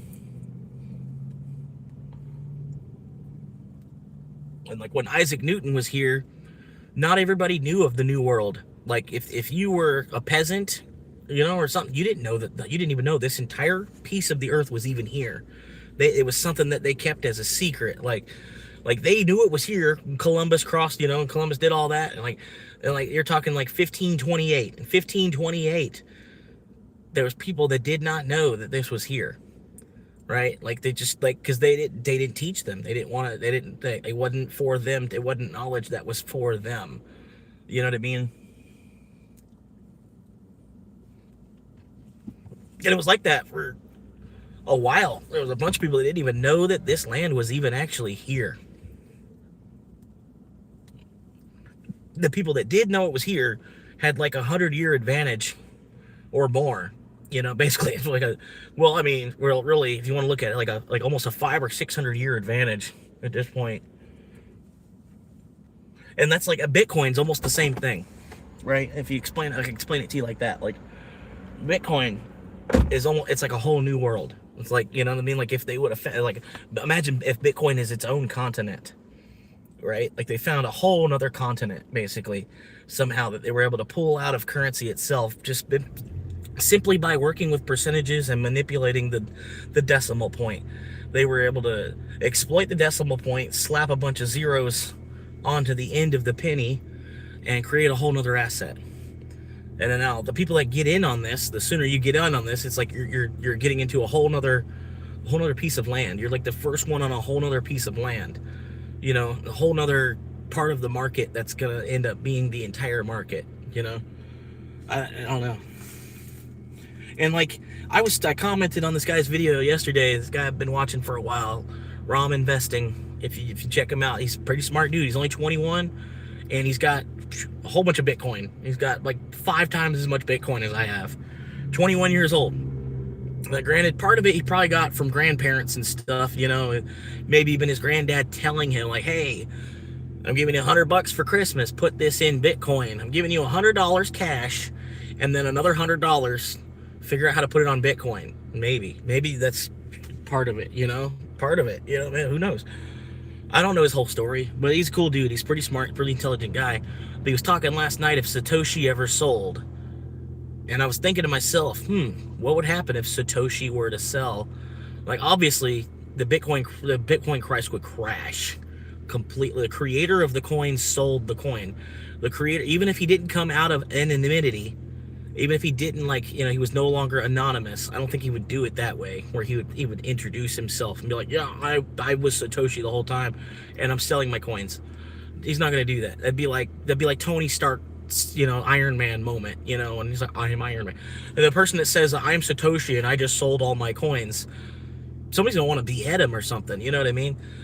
But anyway, if he did it without revealing himself and sold his entire wallet, only 5% of the Bitcoin network would be sold at the same time. But the creator of the coin sold it, so it would be detrimental to the Bitcoin price. It would take years to recover from, but you still have the halving cycle, the difficulty adjustment that's built into the release of new Bitcoin. The new Bitcoin that's being minted is cut in half every 4 years. That's going to continue. Even if he were to sell the coins tomorrow, the halving cycle and the mining of the coin will continue until 2140, right? So you'd have to think about all that. Like, even if Bitcoin were to fail, I think cryptography is the natural evolution of money, where Bitcoin, now that Bitcoin has existed, even if Bitcoin fails, another crypto will be the winner. If not Bitcoin, another crypto at this point, or a crypto, because Bitcoin is not crypto. There's Bitcoin, and then there's crypto. Like the crypto market, half of the crypto market is just Bitcoin. So as somebody that's actually in crypto, there's Bitcoin, and then there's crypto, right? Where, like I said, there's only 21 million of them, so you have scarcity that's in the mix, the supply and demand. So, like I said, even if he were to sell, only 5% of the network is going to be sold, and it'd be huge, right? The price, the opportunity that you'd be looking at if Satoshi sold is really what you should be worried about. Like, how low would it go? Could I get Bitcoin for 8,000 or 9,000 if Satoshi were to sell? That's what I'm thinking of.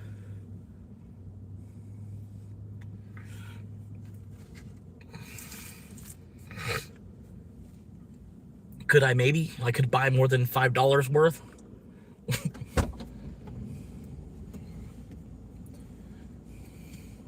But yeah, I don't know, man. It's just as much a scam as anything else nowadays. But at least if I sell my dollars to buy this other currency, at least I keep a certain amount of the power that I've generated. Like, it's just a transfer of power. Like the $20 bill. You put your time and energy into getting this note that has $20 worth of power. Right, so it's just all you're doing is a power conversion, right? So even if it goes down in value, you didn't completely sell your dollar for just like a bag of chips or something, a $9 bag of Doritos or something, It's like, no, I sold my dollar for Bitcoin, like the most, like one of the most scarcest, hottest commodities on the planet. I'm gonna sell my dollar for some chips.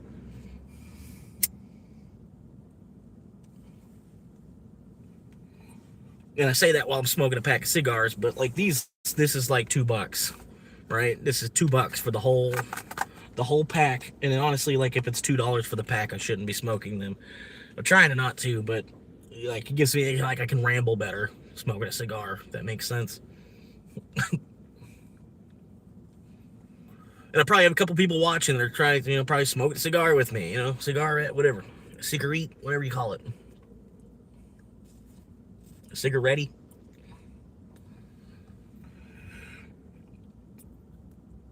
Yeah, man, we're just hanging out. I'm still logged in on Uber, and in DoorDash they don't have the pay by time option in this market currently, so I'm not gonna log on to DoorDash and get a bunch of $3 orders.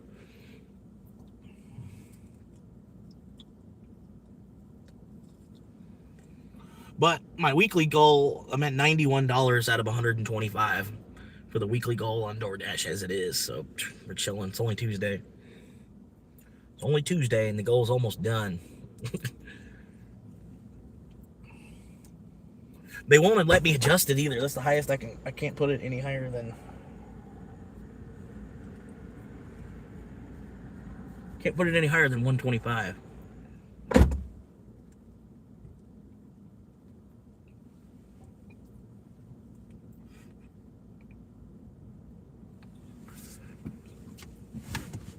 appreciate y'all chilling with me. My light's off yet. Hopefully I get one more order, and it'll pull me either north or south, and I can figure out where I'm sleeping for the night. And that's the other cool part about sleep, like living in your car, being an Uber driver and living in your car. I don't have to like, oh, and then kind of some drivers, like, you'll try to take an order like, oh yeah, it's going to take me back close to the house. I don't have a house. I could take an order going anywhere, and it's, you know, like fucking my house is up north, or my house is at the west, my house is south, wherever, doesn't matter. My house is anywhere. I could sleep right here in this parking lot, I bet, and it'd be fine. You got to worry about, really the only thing you got to worry about is crackheads. You know what I mean? Somebody that want to like, I don't know.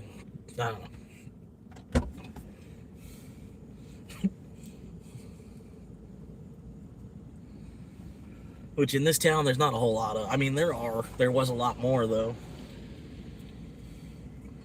That's one good thing. I think, honestly, there's looking around at this town, I think there's less crackheads today than there was when I was in high school. It's one thing. I mean, at least they've hid themselves better, I guess. But this town looked a little bit more crack alley-ish when I was in high school than it does today. Today, it's more a small metropolis type of feel. Bunch of townies, all these little shops for them to go spend some money at.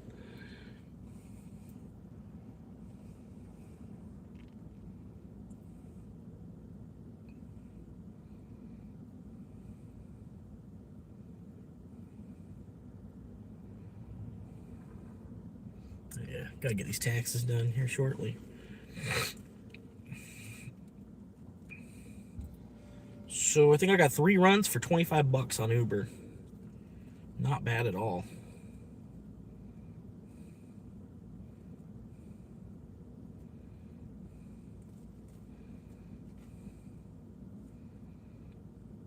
But yeah, I mean, pretty much, I mean, I just try to stay on the grind because I'm trying to make a better tomorrow for myself. And each like, if I do take a day off, I end up feeling it, you know, like I'll end up falling behind from just like one day off right now. Everything's that tight, even though I'm living in my car. It's crazy. I can't quite understand it. Even before this car payment, even before this car became, you know, like my old car was paid off. I paid $4,000 for it in cash, and then I made probably $50,000 out of that car. You know what I mean? That car don't owe me a nickel. You know what I mean? That car don't owe me a dime. It's fine. You know. And I was like super stressed even before this, you know, before this car payment. I was like all the time, it's like, fuck, money for this, money for that, money for this, money for that. And I'm not even paying rent. Like, I'm living in my car to try to save that, you know, trying to save that headache of even having to fucking gather up rent every fucking, you know, and then a month just flies by.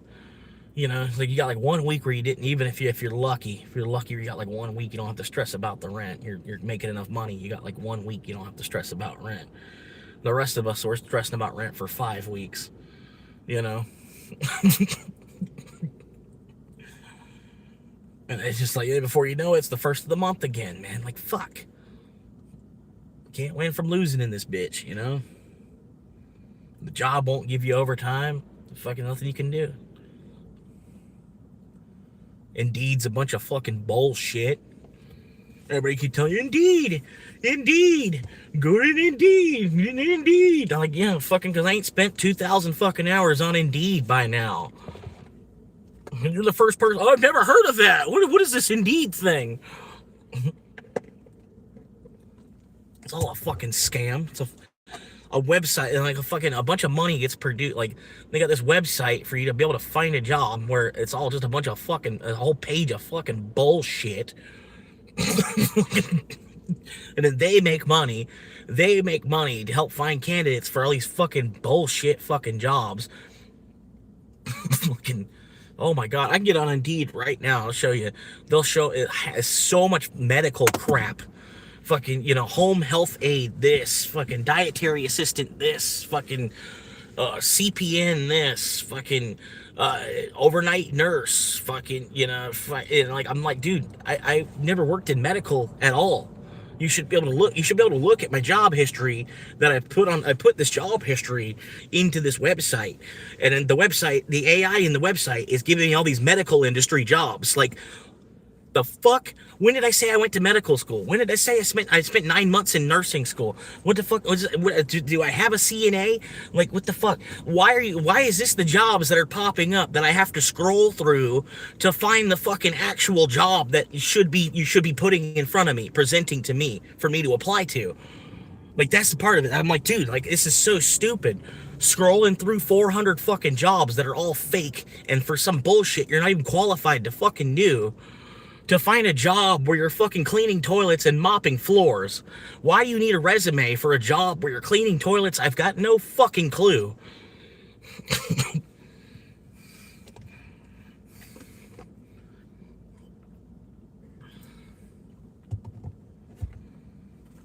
Makes no goddamn sense to me.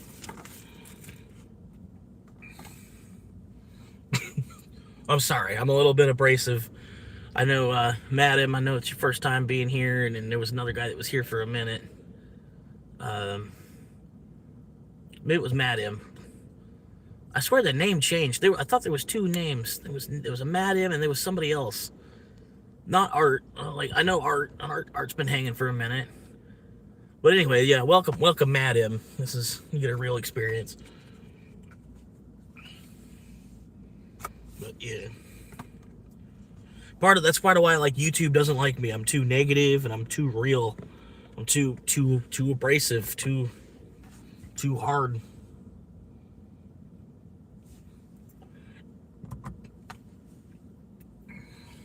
Not hard at the same time.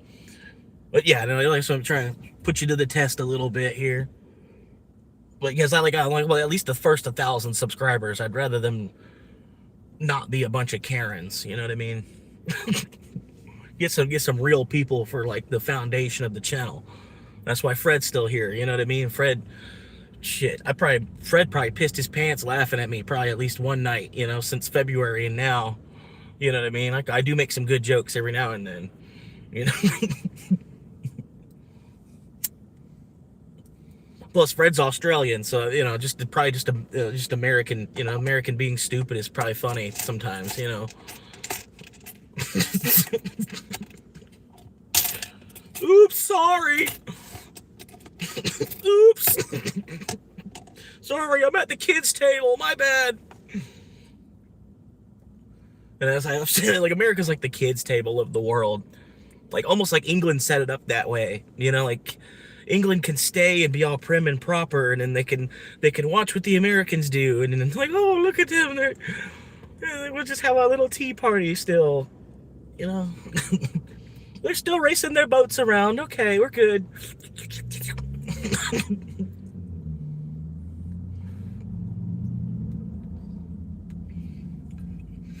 It's almost like we're still watching the Queen's Wild West TV show. Like, the Queen of England wanted to watch a Western movie. And so that's why America...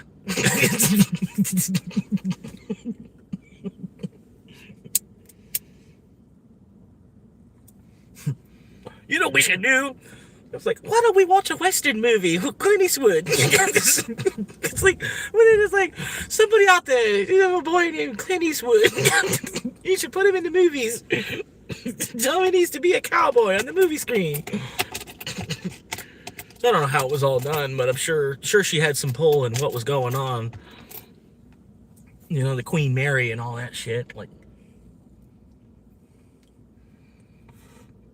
all these cruise ships, man. Imagine, like, fucking... Oh, man, it's a crazy thing to think about, dude. Imagine being a caveman, right? And then finding a ship in a bottle, right? Imagine being a caveman, finding a ship in a bottle. But this isn't like the, you know, it's not like a wooden pirate ship or nothing, like one of them wooden, you know, fucking caravel or something. Not like that. Not like a galleon or nothing. Like you find a boat, you know, it's like a bottle, a ship in a bottle, and then it's a fucking Carnival cruise ship. Like, he's a caveman. You find this ship in a bottle, and you look, and you see this, and you're like, it's just like you build the whole economy, you know, like fucking. Everybody start running around in circles trying to build boats. Think about it.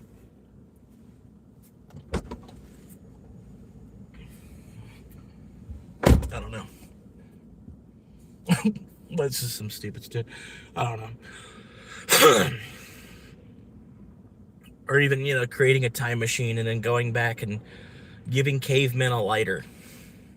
Like, here you go. And just like hit them in the back of the head with, throw it at the back of their head. Like, hard as you can. Hit them in the back of the head with a lighter. And they pick it up and be like, they take them a little while, but they'd eventually learn how to flick it because we have a thumb. You know what I mean? They would eventually learn how to flick a lighter. And then you would set mankind, like, we'd be so much more evolved today by going back and dropping a lighter in front of a caveman. A lighter and like a pin. A pack of crayons and a sparkler. That's what I say. A lighter, an 8-pack of crayons, and a sparkler. Right? And they would eventually figure out how to light the sparkler, and then their mind would be like, from seeing that, they'd be like, what the hell?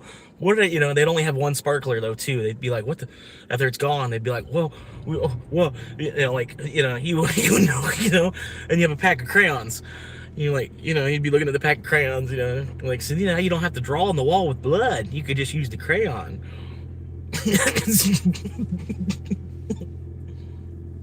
And then you'd really help you speed up the entire evolution process. If evolution's true. I think evolution is us trying to explain the difference in time from in and out of the universe where God exists and we exist. Evolution is us trying to explain the difference in the time scale.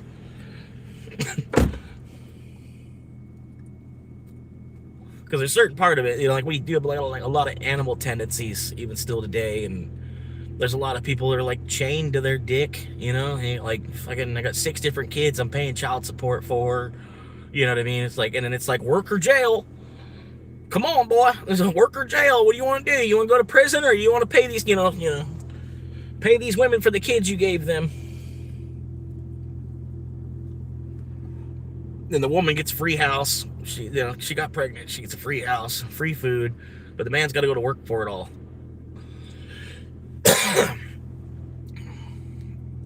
She gets free house, free food, and then half of the man's pay. Just simply for not wanting to have a relationship with the guy after having a kid. That's all she has to do. Decide she didn't actually want to be with the man that she just had a kid with. And then take half of his money and then get a free house, And then just wait to see if the kid actually makes it to college or not. If he doesn't make it to college, bitch at him, just bitch at him if he's not working a 40-hour week. It's about, you boil down the American, that's what's going on. People bitching at you.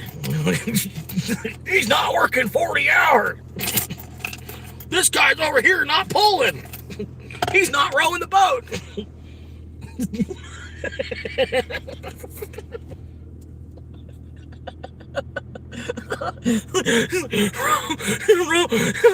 This is why is this oar so heavy? The other 5 guys they're not even actually rowing, they just got their hands on the one guy on the end is actually rowing. The other 4 guys, they just have their hands on top of it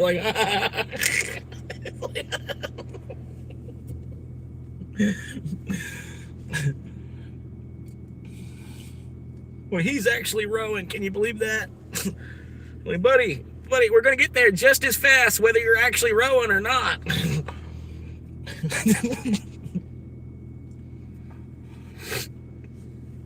Yeah.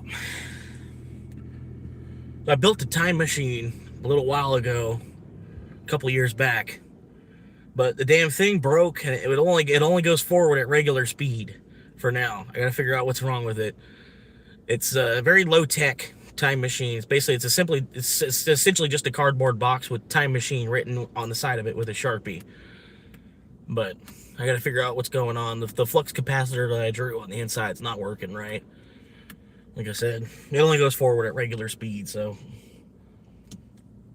it's gonna be a slow ride.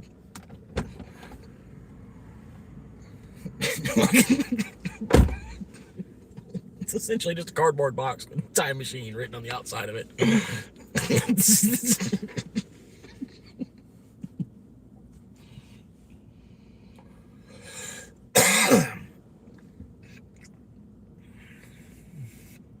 But yeah, man.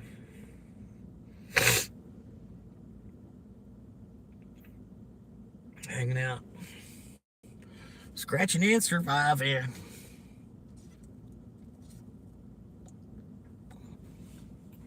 22 o'clock. 22 and a half. Had some decent viewership tonight. Appreciate that. I'd be heartbroken when gas ran out. What time is it? Yeah, 22:34. Yeah, I switched my clock to military time, and it makes me go to bed earlier. You know what I mean? I'll be like, damn, it's like 23. Shit, it's like, oh, it's quadruple zero, man. I gotta get to bed. You know, so like it's quadruple zero.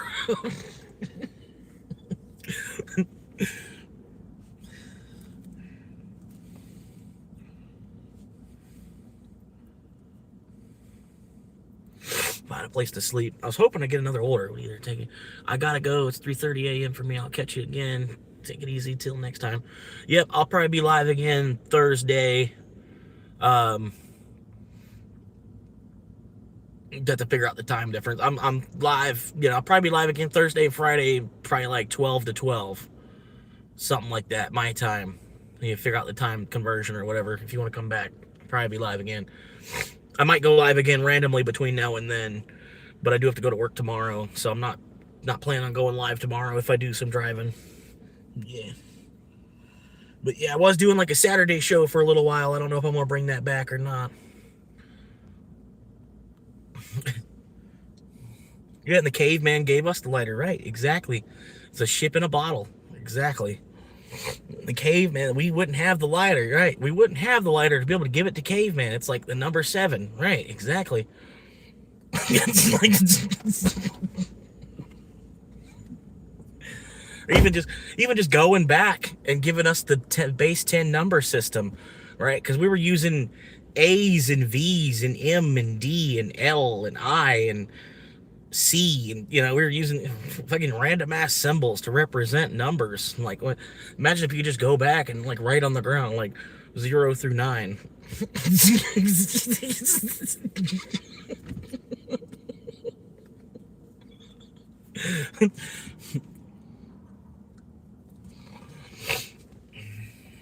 That was probably a huge step forward.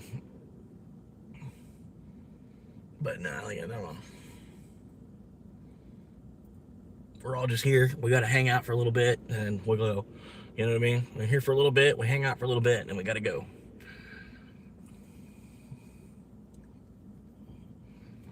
Even like right here, I've been hanging out at the McDonald's parking lot for a minute. I probably need to scoot down the street.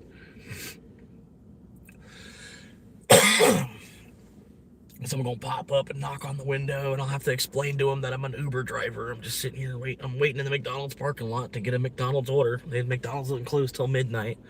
There will probably be an order. There will probably be an order between now and midnight. Somebody's gonna want some McDonald's delivered. Either that or some Taco Bell right up the street. I guarantee it. Guarantee it. If I hang out till midnight, I'm gonna get another order. If I got enough people watching, and shit, you know, ain't no problem.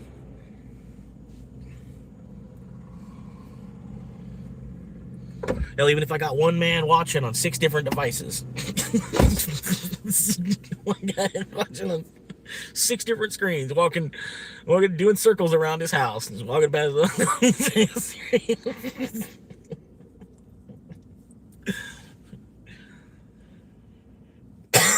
Pretty good night, pretty good day.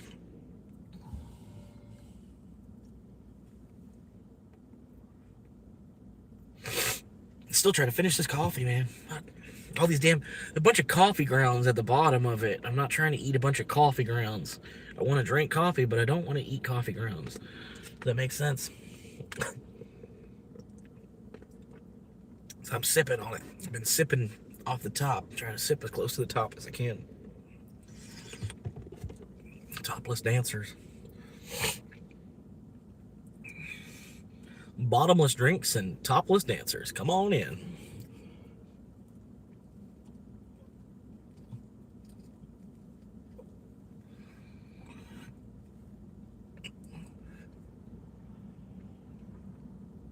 Yep.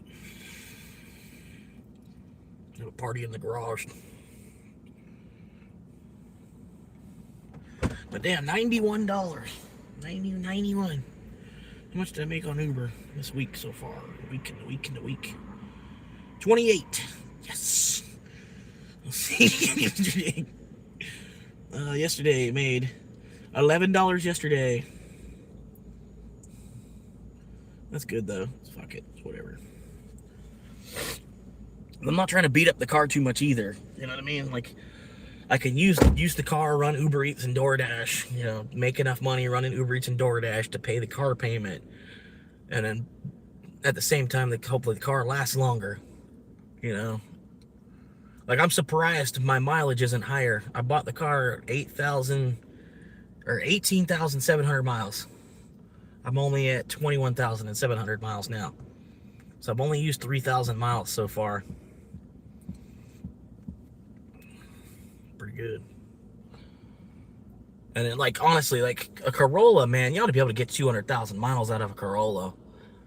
So, you know what I mean? That's a lot of potential money that I can pull out of this car.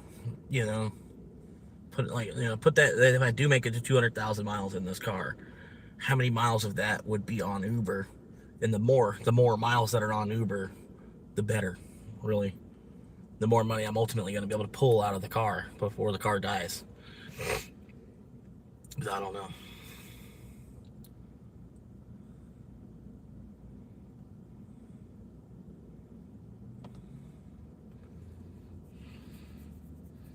But yeah. I know I got $27,000 left to pay on this car. But I've got years. I've got years to pay that off, too. It's fine. It's not a big deal. I do want to pay it off sooner rather than later. And but it all depends on how much money I pull out of the car. You know, like all that money that I'm using, all that $27,000, they're gonna get that from Uber Eats and DoorDash. You know what I mean? At least at this point. Which that'll be cool. And I get a free car. You know what I mean? I get a free car ultimately out of it, and just to run for, you know, I don't know. It's gonna cost me either way. But making another couple years of making on-time payments is definitely only gonna look better on my credit. You know, like when I have a 1,000 credit score, I might be able to get a house at minimum wage. That's just the thing. It's like there should be some option. There needs to be some option. There needs to be some affordable option, like a 1-bedroom house you can buy because you have the credit. You spent years building up your credit. Then otherwise why have the credit? Who brought this credit system here anyway? You know, like, because honestly, the credit system feels like it's something from, like, it doesn't even feel like it's part of the you know, I don't know. It's like it's like a winch system that was craned over the top of us. You know. Who put this credit system here? Like, get rid of this shit. Like, fucking just allows y'all to keep inflating shit more. And it really, man, I don't know why more people don't. After me buying this car, me getting roped into buying this car, I'm gonna make this. I'm not gonna buy a car unless I have the cash for it. You know what I mean? If I had the cash, I'm just gonna buy it cash. That's what I should have done. I could have just bought a $5,000 car, cash, outright. You know, like, and then had it paid off, like the $5,000, restack the $5,000 off the car before Christmas. You know what I mean? I don't know why so many people are just like, we don't even, you know, you don't even own the car. It takes you 6 years of paying for 6 years of, you gotta buy something for 6 years before you actually even own it. And then, I don't know, it's crazy, man. I can't believe we do that. I just can't believe we do that. How we've let shit go so far left for so long. This is the way shit is now. Why? I don't understand. Why paying for 7 years on a fucking machine, and all it, you know, it's just to help you get to work. Just find a place to work that's closer to the house. Or even maybe find a way to work without having to leave the house. I don't know, easier said than done.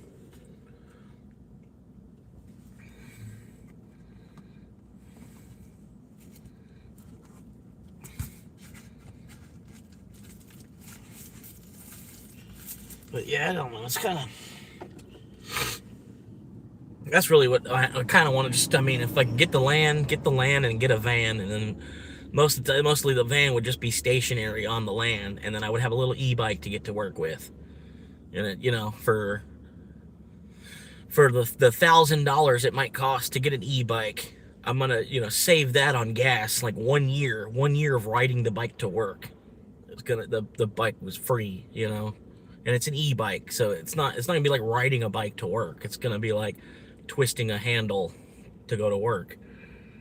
You know, it's like there's gonna be more and more people on e-bikes. It's gonna I don't know. It's gonna be more and more people. There was some way that people are gonna create it, like, we're just not like e-bikes with campers on the back, and then we're just gonna, you know, just ride the e-bike to work, and then ride the e-bike into the woods somewhere, and then just crawl into the camper. It's like, yeah, a whole bunch of us doing it. Doesn't mean you don't have to go. I mean, it doesn't mean you don't work. You know, you be homeless. You be homeless doesn't mean you don't work. I don't know. I'm sorry.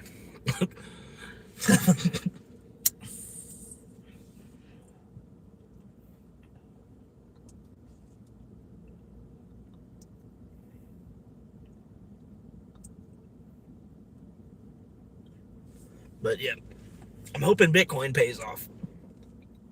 Which I think Bitcoin, like, we have until it beats gold by market cap, like market capitalization. When Bitcoin is equal to gold, the amount of money that gold has put under its belt, like the amount of money that gold, all the gold on the entire planet, how much money that is. When Bitcoin is equal to that, beyond that would be uncharted territory for Bitcoin. Like, at this point, like, Bitcoin is poised to be worth just as much as gold in value. And for Bitcoin to be valued at the same amount as gold, you're looking at over $1 million per Bitcoin. For Bitcoin to be just as valuable, seen as just as valuable as gold, which will happen in time, because the transactions on Bitcoin, you got, on the one side, you got a multi-thousand-year-old asset. It's been around since before the pharaohs in Egypt. And on the other side, you have an 18-year-old asset. And meanwhile, the 18-year-old asset is mature enough that countries are buying it. Like, you've got national institutions, like the institutional level. We're on the institutional level of adoption with this currency that's less than 20 years old, that is poised to be gold in a digital form. And so it's electrified gold, ultimately, sort of. It's like gold that's electrified. So I don't know how to, I don't know. I'm trying to explain it. But it's pretty eye-opening, man. Like, once you really get into it. And then, like, there's Michael Saylor with his 21 rules of Bitcoin. And a lot of those rules make complete sense, dude. Oh my God, if you watch that, like 17 of his 21 rules make complete sense. And even in the order that he's got them in, makes sense. If you watch that, check it out, man. So 21 rules of Bitcoin. And then now he's not so presumptuous to think that he has the 21 rules. There's no the. It's just his 21 rules of Bitcoin. It's not the 21 rules of Bitcoin. So he's not presumptuous enough to think that he's got the only set of rules for Bitcoin. But respect Bitcoin, or else it will make a clown out of you. And then Bitcoin Insight is restricted to those with a need to know. And the people that don't know about it, they don't have a need to know. They're fine in their fiat world. They're fine. They're making, they're doing it. They're all right. They don't need to know. They don't have a need to. They don't see the potential of Bitcoin. They don't see how we're we're eventually going to pull the power that the government even has. The government won't be able to go to war anymore because they can't print enough money to be able to get soldiers to go to war. It's like when Rick and Morty, when he takes the currency and he goes from 1 to 0, and all he's doing, he's like, I'm going to take the intergalactic currency from being worth 1 of itself to being worth 0 of itself, right? And that's what's happening with the U.S. dollar. So it's like, well, what do we pay these soldiers with? We'll just have to print more.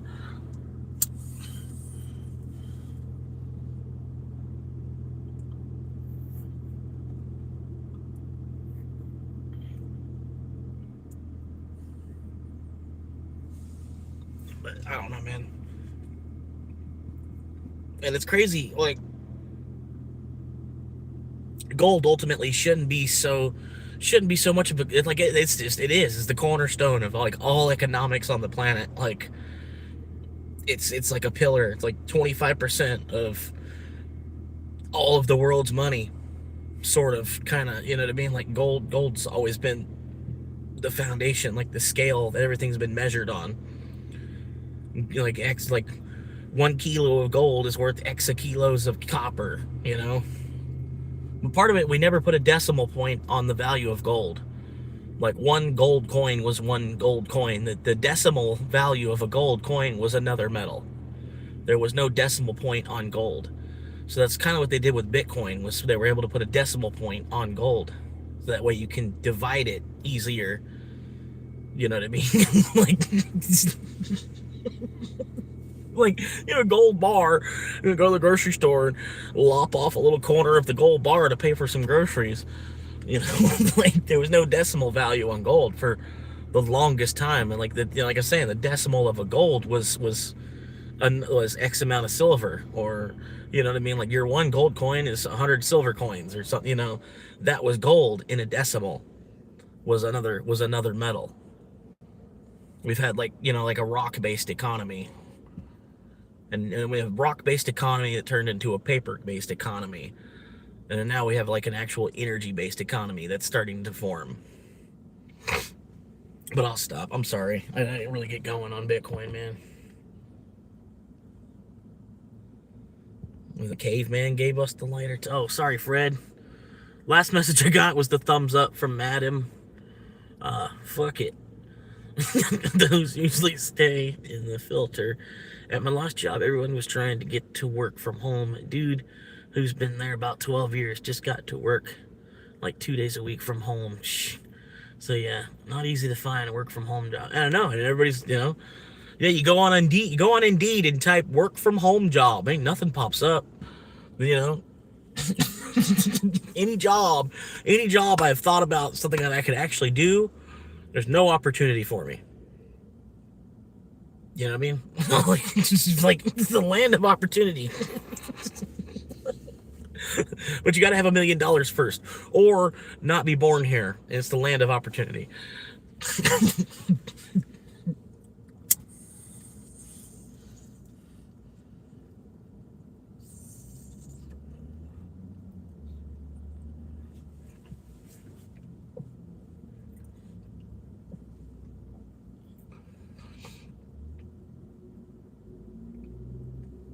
But no, yeah, part of it.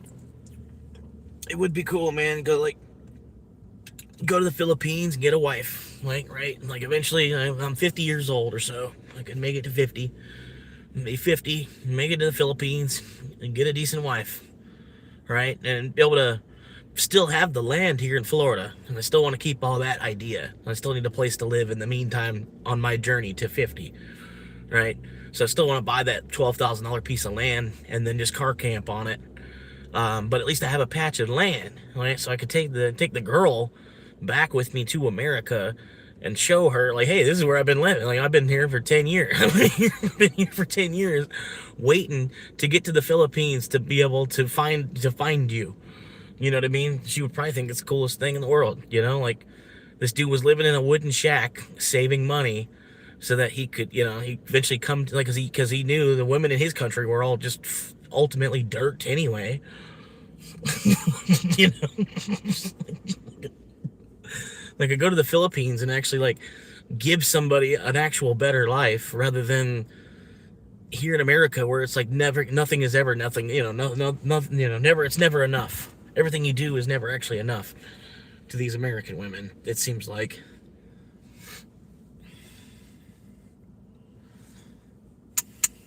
But a woman from the Philippines, like she might have already grown up in a house similar. You know, like you know, she'd be looking at the house she grew up at. You know, like this wooden shack, and I've been living here for 20 years, saving as much money as I can. But I do own it. Like I own the dirt you're standing on, and I own this shack. You know, we can do whatever we want with this, because at the same time, I'm in Bitcoin. We could buy the next we could buy these next 4 plots of land up this side. We can buy these 4 plots of land up this side. We could own this whole street. Or we could just build a house right here on this little plot of land. We could build whatever house that you want to build, but we still have restrictions. There's only a couple builders we can actually use and stuff like that. You know what I mean? And then, like I said, then she gets to come with me to America. Not only do I get citizenship where I don't have to worry about chasing around visa status in her country when we're hanging out with her family, but at the same time, she gets the opportunity to come to America. You know what I mean? And maybe even get a job here and get paid a decent wage versus, because over there, they work all day, like a 12 or 14-hour day, and make like $20 in comparison. You know what I mean? So here she'd be making like 20 in 1 hour. You know what I mean? It'd be a huge blessing to basically like any woman in the Philippines. And I'm not trying to think like I'm thinking that highly of myself. It's just the societal advantages that you get from at that point basically being half American because you married an American, right? And then like I don't know. It's fucked up that that's the case anyway. You know, it's like it's all Darwinism basically is everything that I just said. But it was all a big boat race to get here, you know, and we get here and there's nothing here. We had to build it, you know, we had to rebuild everything that the rest of the world had here, you know. We're just out of the fresh materials and stuff, you know, like out of, you know, us creating the price on what we thought this would be worth and that would be worth and what this is worth. And all that was an economic scale that was based on gold. We had a gold-backed economy. $1 was a 20th of an ounce of gold for the longest time.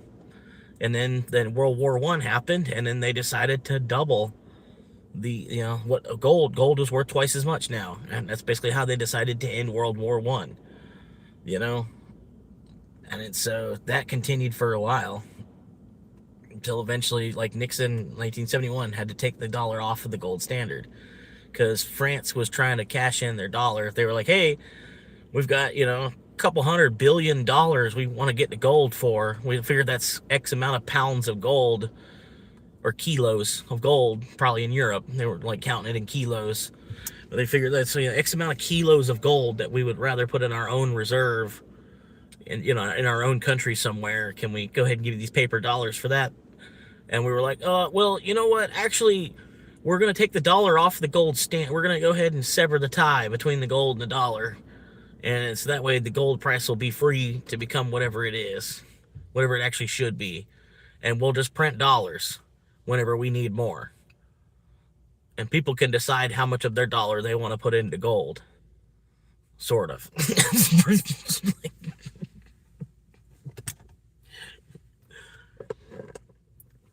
And that's why inflation went crazy in the 70s.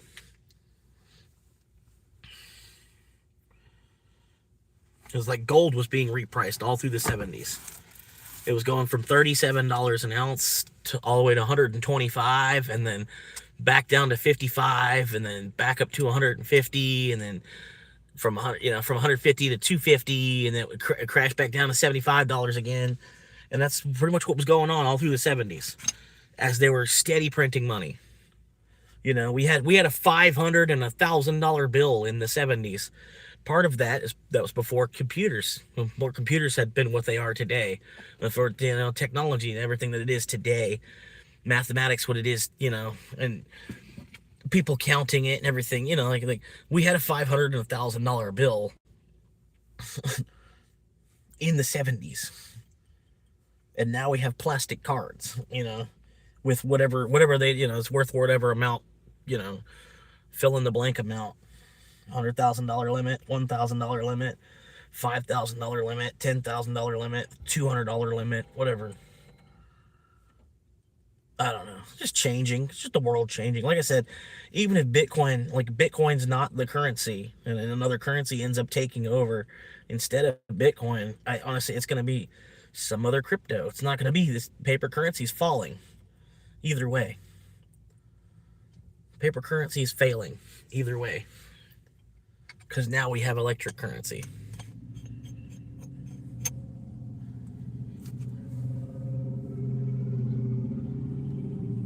We gave power to paper for so long that we were able to actually generate real power with paper. We used paper.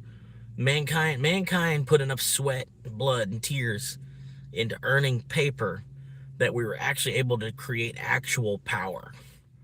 We were able to create actual energy out of like gold. We used gold to produce. I don't know. If you think about it all, like electric, electricity's fucking cool. And there was no word for electricity before Benjamin Franklin. Think about it. Like, electricity, spark was still a thing. You know what I mean? Like, it was static, static electric shock. But there was no word for electric. There was like you imagine Newton probably experimented with static and stuff. But he didn't think of the word call it electricity. Took until Benjamin Franklin, about another 200 years later, to even create a word for what it actually was. Right? That's crazy. And there was no word for gravity. Think of the thousands of years mankind was here. There was no word for gravity until Newton. Isn't that crazy to think of? Nobody jumped. No kid, no little 3-year-old jumped and then asked their dad, what is it that pulled me back to the ground? And the dad was like, well, I don't know, son. I don't know. It took until Newton for us to have a word for gravity. With as intelligent as the Egyptians were, as far advanced as they were with agriculture and all that, they had no word for gravity. Isn't it crazy to think of? Way you can manipulate a calendar. You had to manipulate a calendar bent backward like that, but you had no word for gravity.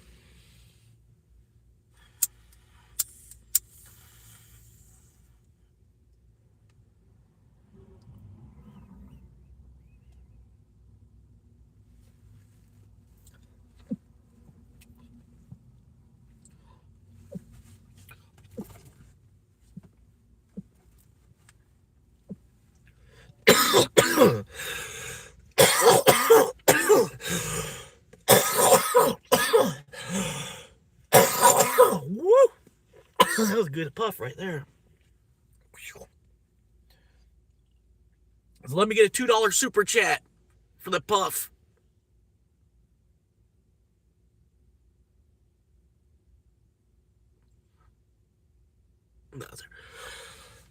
I'm just playing.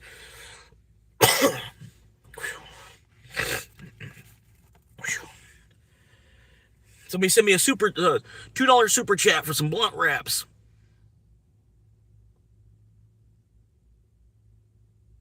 Done.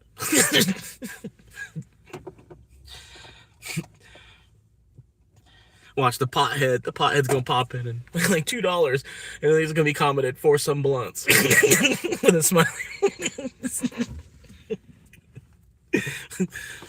Spend this on some blunt wraps.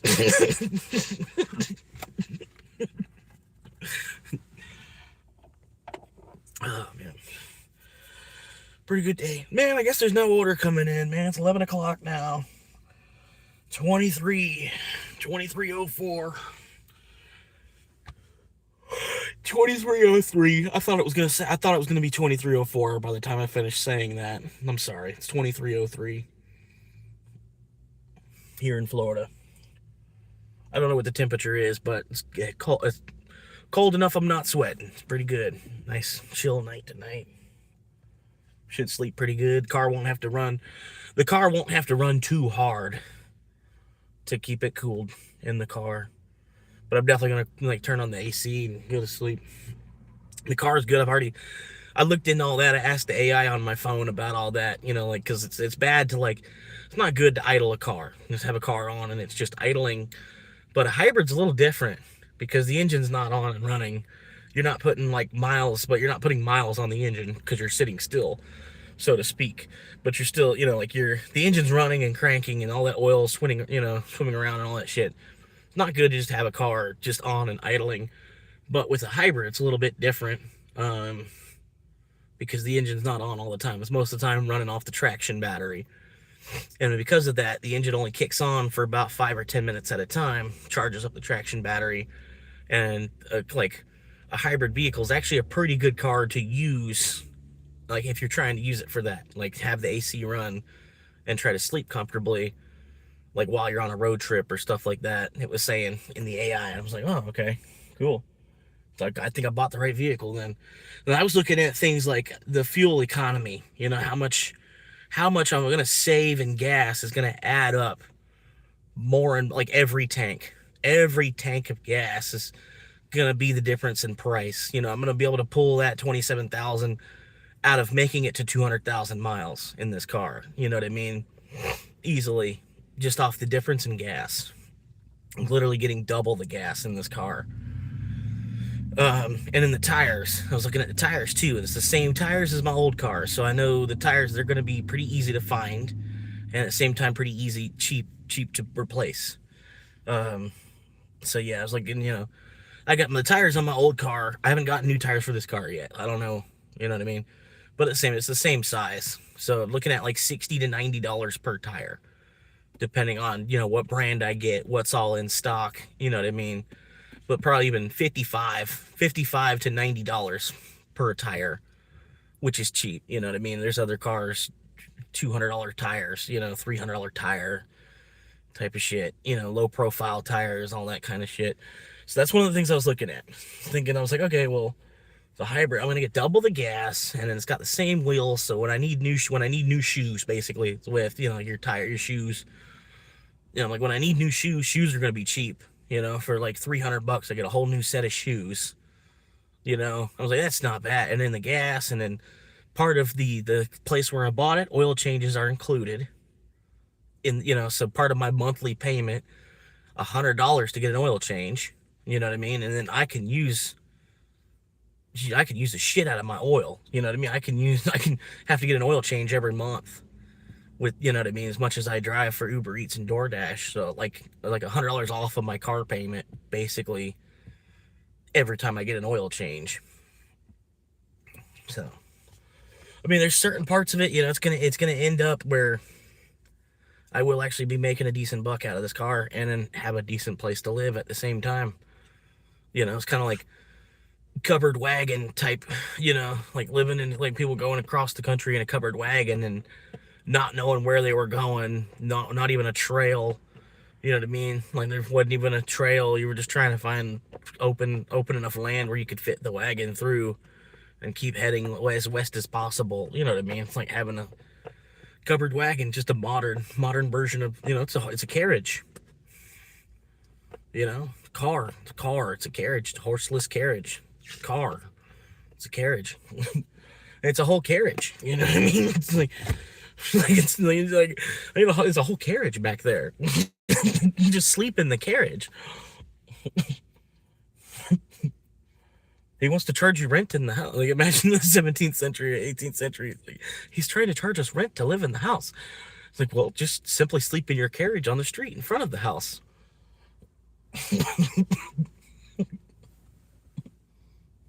No rent to sleep in a carriage.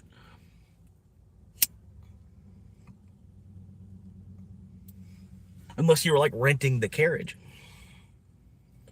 But yeah, think about that too. Like if I were to rent this car, it'd probably cost me $300 a week to rent the car.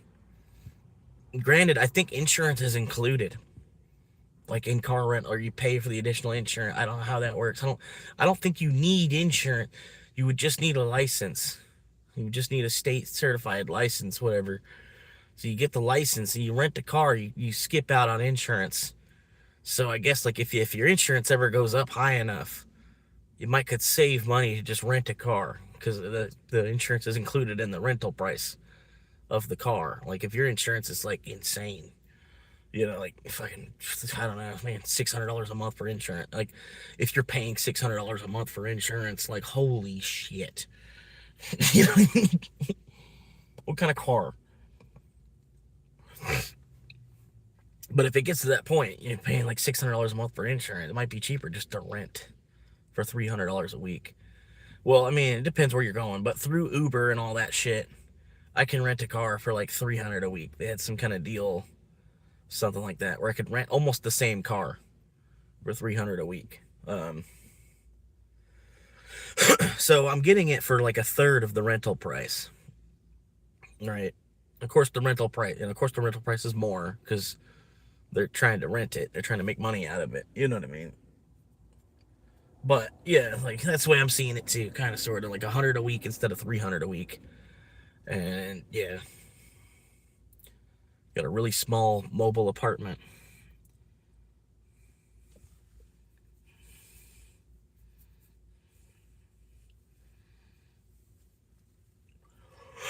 Oh man, shit.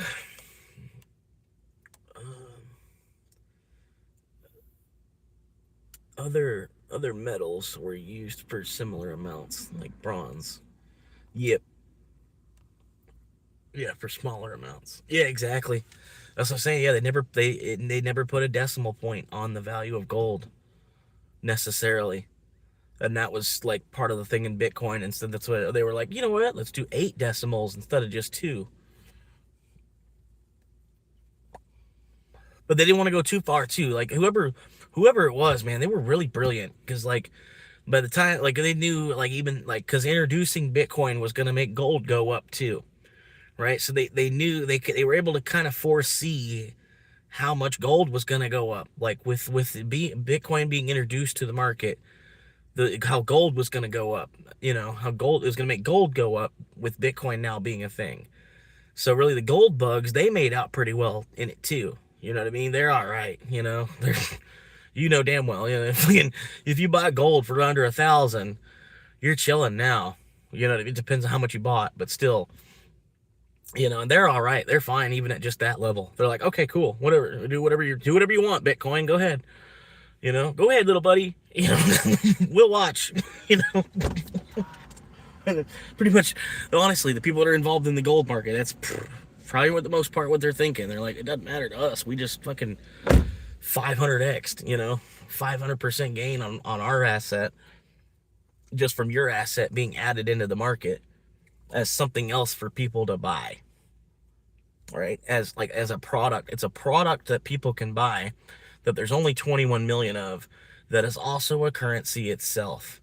It's so crazy, man. It's like a business that's split into 21 million pieces, except only the business doesn't actually even create anything.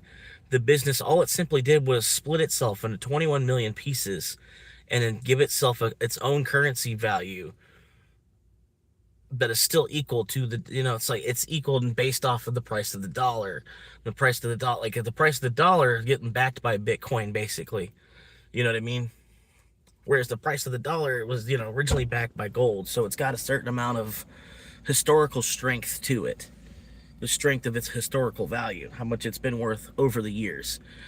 Whereas now you're going to use Bitcoin basically as the underlying to, like the one equals the other. Like A side plus B side is what equals C side. Pretty much. That's what's, ultimately. And as it does that, it's going to become the new denominator for everything on the globe. Everything in the globe will just be some X amount of Bitcoin. And then you won't need the dollar. You won't really need because people will you'll have a mind to know, like, there's 2 different currencies. It'd be like, there's my national currency, and then there's the global currency of Bitcoin. So, if you're trying to trade, you're overseas, like, as a tourist or something, and you're overseas, spending Bitcoin, the conversion rate, you wouldn't have to convert in your currency and this and that. You could just say how much Bitcoin you want for it, right? And you just say like, oh, it's X amount of sats. And like, you know what I mean? It's different because it's an international currency we could all be able to trade in. You know what I mean? Whereas like the national currencies, you have to convert from here to here to here and convert that, and and then like, do I give him $100 bill? Should I just give him a whole $100 bill? You know, and like I'm gonna give him $100 bill. But to him, he's like, what do I do with this? Like, what the fuck is this? Like, that's okay. A note with one of your presidents on it. Or and it's not even a president. I don't know. To them, that's what they would think, though. They'd be like, "Oh, cool, thank you." I don't know. It looks pretty nice. It's like, but with Bitcoin, you can, like they know how much amount that they're actually getting, sort of. If that makes sense. You know what I mean? How much gold did you give them? You gave them X amount of decimal of it. Like it's like everybody would. It's a language everybody would speak in. How much? Like today, you go like, I got $50. Or something, and I got $50 on it. We would just know, like, oh, I got, 100 sats. 100 sats says he does this or something. I don't even know, man. Honestly, I think part of it is going to stay into the internet too. So it's not like kids are going to be trading Bitcoin. Kids are going to be playing with their local national currency. You know what I mean? I don't know.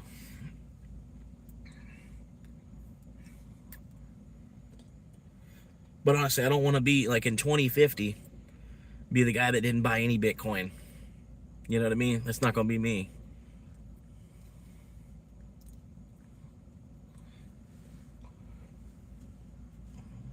Yeah, I ain't gonna be the guy 20 years from now didn't buy any. It's better to have it and not need it than to not have it and then need it. Not have it and never need it. And better to have it and never actually need it than to not have it when you do need it. You know what I'm saying? Yeah, you get what I'm saying.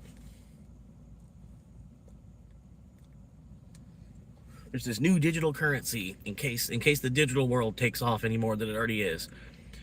So you can you can buy into it, you can have it if you ever do need it.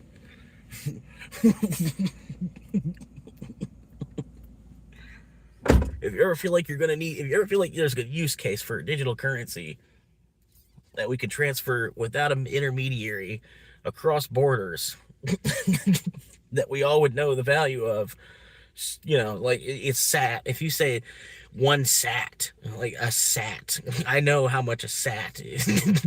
Have a good night, Fred. Like a sat is like a tenth of a cent. It's like you give me one sat. Come on now, give me 1,000 sats.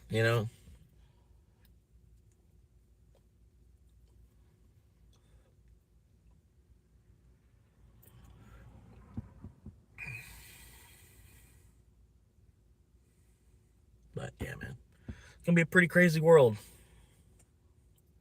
But I didn't do it. I didn't do it.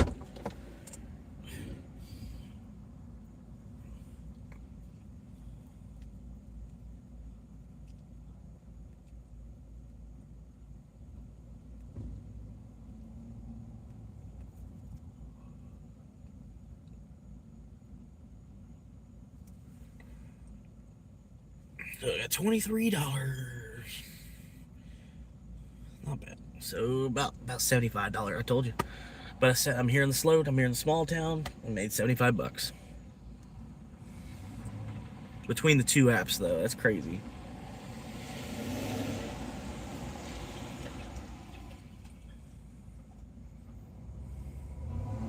What are you doing?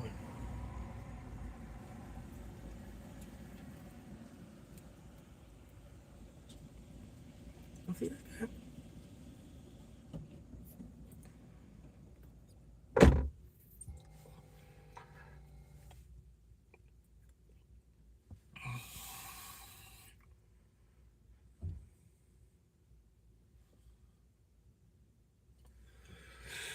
Yeah, man. All right.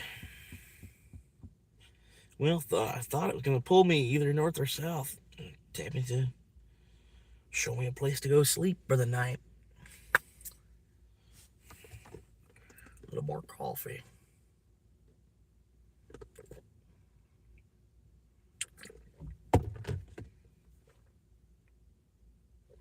part of it, man. Like, you ever seen them Men in Black, right? The little guys, coffee and cigarettes guys. Yeah, yeah, su casa.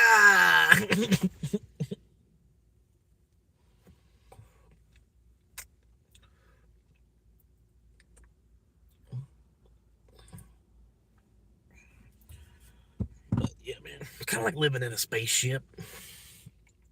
I figured, man, it'd be cool to live in a spaceship, wouldn't it?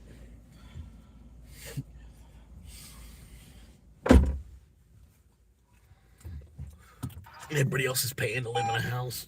It's like, why? Well, why do you do that? You're supposed to be free. You're supposed to be free. What the hell are you doing that for? That don't make any damn sense. How's that make money? Where's the money in that? How's that gonna benefit you, paying them?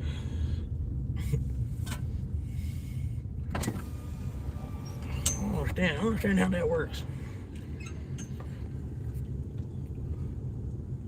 They just go to work and they make money and then they just come and give it all to me.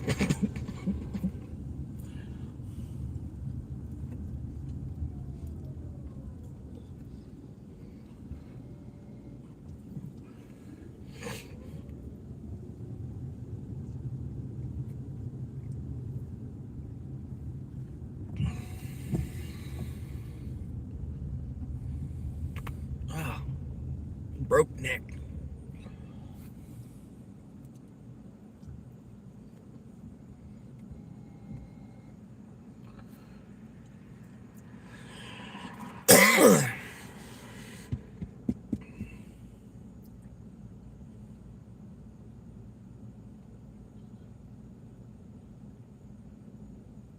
Yeah, I gotta work tomorrow. It almost makes sense to head the other way. If I wake up tomorrow, I'm not really gonna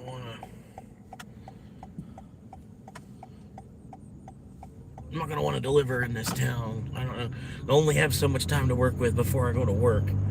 If I'm gonna deliver tomorrow, it would be better to be in the bigger city. Could make $50 before I clock in at the job. Whereas here, I would just eventually probably have to just drive to the job. I wouldn't have made money. You know what I mean? I could be logged in for lunch, hang out here, and then not even catch anything, and then just eventually just have to drive to work anyway. So basically, I'm just gonna drive to work now and just sleep in the parking lot at work.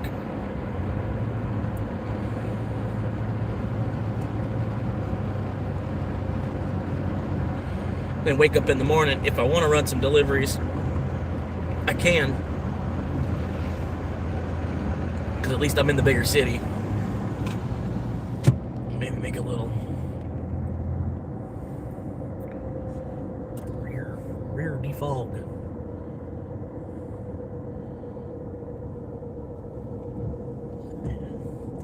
It's a nice little Tuesday off. Nice day off. $60 day off. Minus food, a little bit of gas. Probably $50 day off. $50 day off. Not bad. Pretty good. Okay. Sorry, buddy. I didn't mean to do that to you. I didn't do that. Sorry. County workers, they don't have to time these fucking lights right.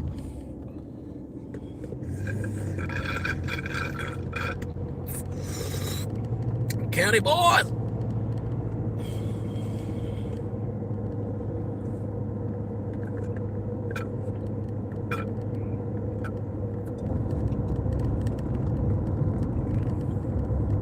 Yeah, this coffee kind of sucks too. That's why I've been drinking on it for so long. It kind of just tastes like burnt water. A little bit of cream in it. A little bit of cream to cover up some of the burnt taste. Burnt.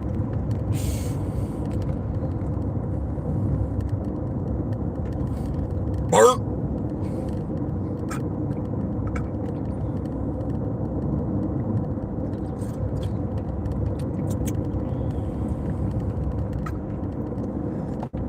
489-2995. Give us a call.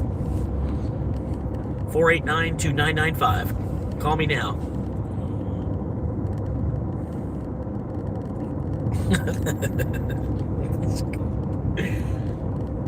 No, but I do have a phone number, man. If you want to call, you want to say hi, you want to chat for a minute, just shoot the shit. It's $1 a minute. You know, kind of like it's like a super chat, but a little bit more personal. You know, some people, they might be into that kind of thing, whatever. But anyway, the number is, I'm serious now, like 641-614-8008. That's 641-614-8008. And like I said, you call me at any time.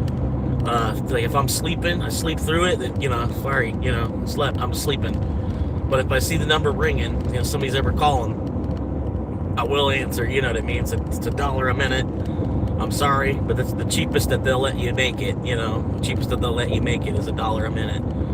And then, you know, it helps. You know, I can buy myself a sandwich with it. You know, talk to me for 5 minutes, talk to me for 10 minutes, talk to me for an hour. You know, oh, shit, $60, cool. We talk about whatever. You know.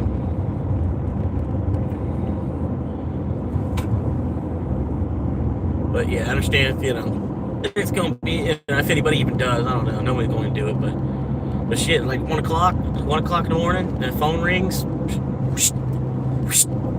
Hello. You know, I'm on it. I'll make that money. It just keeps me motivated. You know, just keep going. Just don't stop. Just kind of just keep going. You know, just ride it out. That's where I'm at right now. That's where I'm going. Just keep cruising. Just a long ass road trip. It's a real long road trip. It's all. It ain't too hard.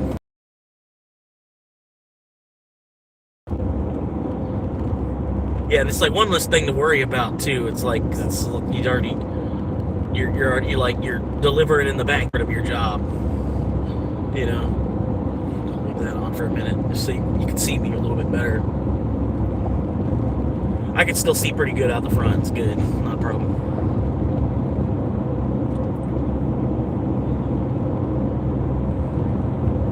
But I'm the type of person I'd rather go home like physically or at the end of the day of work versus going home with a headache at the end of the day at work. That's just me. I would rather go home and my body be achy a little bit from working hard than going home and having a headache from working hard.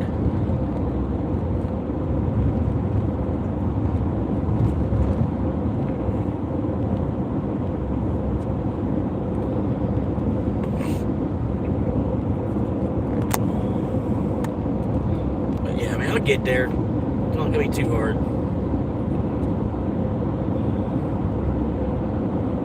Phone's almost charged.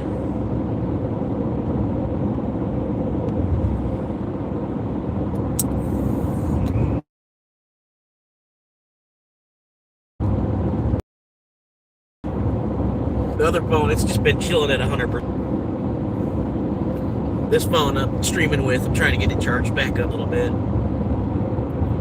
I appreciate y'all hanging out, man. Been a pretty good audience for a little while. Got up to about 8 or 9 viewers at one point. Which for this channel, that's pretty cool. It's still, you know, way better. I used to just be streaming just one person. Just me talking to Fred. You know, Fred said he's got to go, and you know, all right, that's the end of the stream, guys.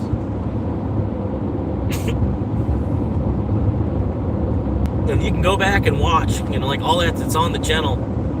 You can scroll back, see like my first couple of live streams. You'll see it's pretty much just me talking to Fred until everybody else started to pop in. And it's still so, you know, still so new as it is. There's not. You know, I'm still waiting for some more people to get here and pop in. But people are pretty cool for the most part, man.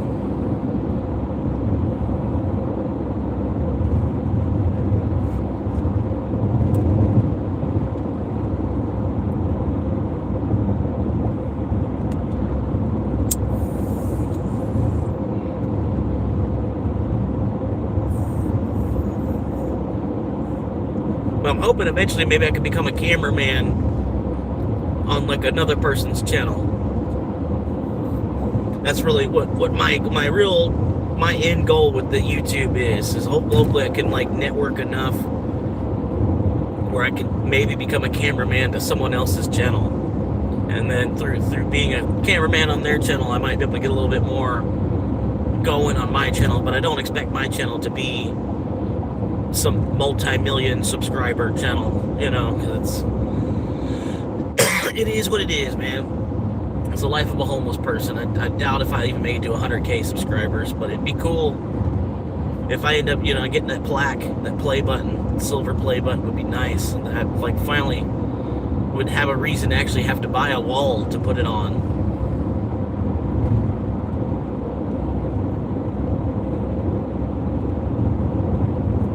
But that is, you know, it's just a dream. Right now, trying to get to 1,000 is the goalpost for now, and then I don't know, it'll be a few pennies, you know, here and there. I'll be able to scrounge up, you know, like having a hat in front of me, being a street performer, with a little hat, you know, fill up the hat. But doing that off a little bit of an ad revenue, like I know there's not a whole lot of people watching, but it'd be nice to, you know, even get ad revenue, because like the people, you know, y'all that are watching, you probably had to watch an ad. You probably went past a couple ads to even get to watch. You know, so you're already being hit with ads. But they're not really breaking me off on that bread. Gotta get to 1,000. But I'm close, man. I'll get there. I'm surprised at how close I am, to be honest with you. Oh, got another delivery.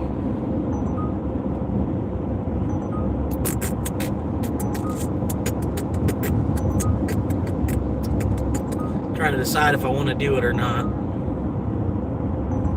It's only $8. It's really kind of not worth it.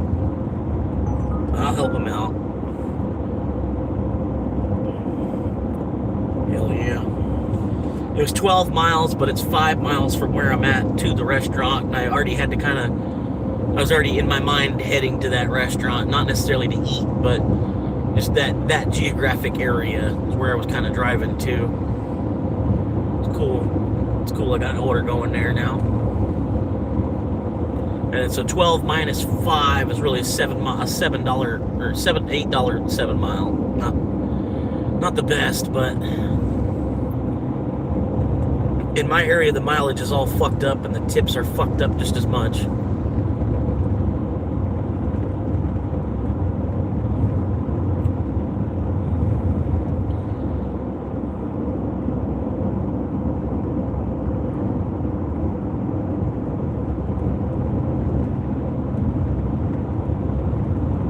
This dude in front of me, he's got some weak lights. He's got his brights on. He can only see like 10 feet out in front of him, I bet. It's like they're pointed at the ground too much. That's what it is. His headlights are like pointed right at the ground or something.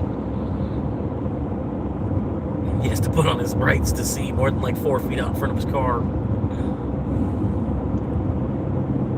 It's kind of funny.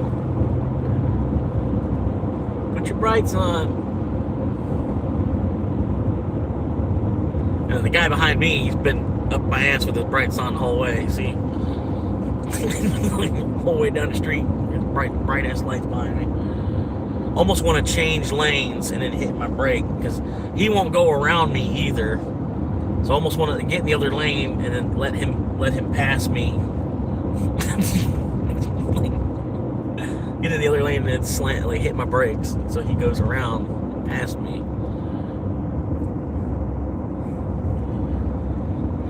I don't know, man.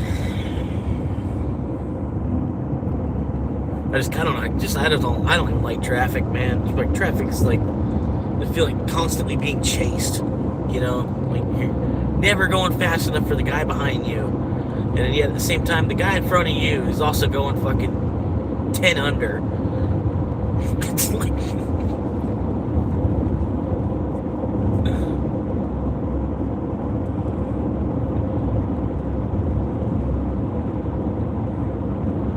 There's always got that person behind you that doesn't know how, don't know what a safe following distance actually is.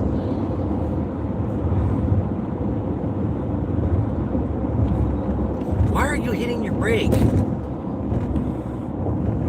Oh, you're gonna pull into that restaurant?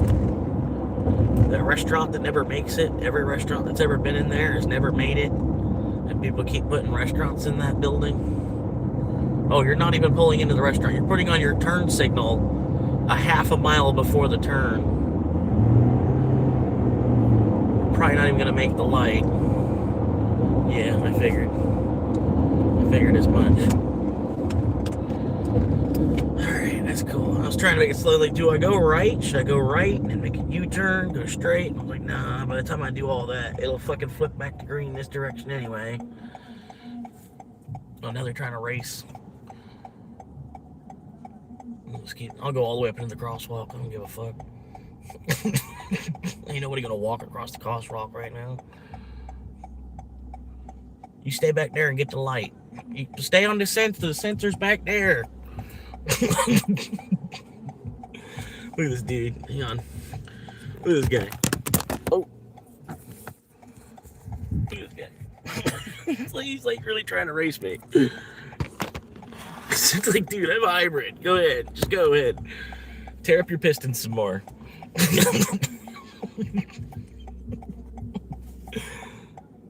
Get the sensors back there, buddy. You got to get on the sensor.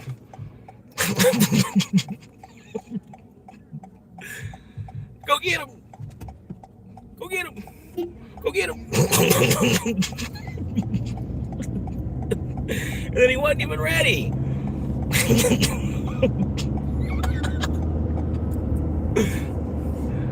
Hitting his little vape and everything.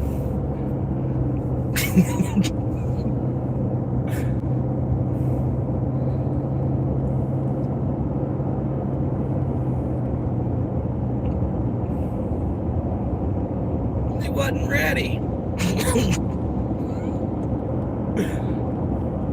Now here's this truck. It's struggling to pass me after being behind me for the last 11 miles. You'd think they'd be more like eager, like they're trying to get up and around me, but they're like afraid to speed too.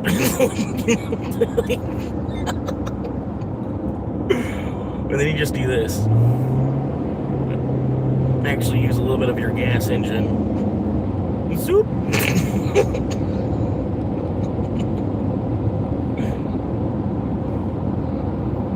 And see if I can bait him. See if I can bait him.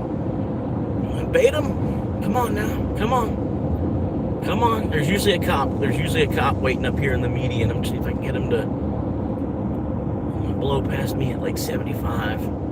I think the cop's out there fishing. No? Alright, well. Alright. Well, I do need to get over into that lane, so I'm trying to decent amount of ways up in front of you so I can get over. I gotta get over to the Wendy's. The Wendy's is coming up quick.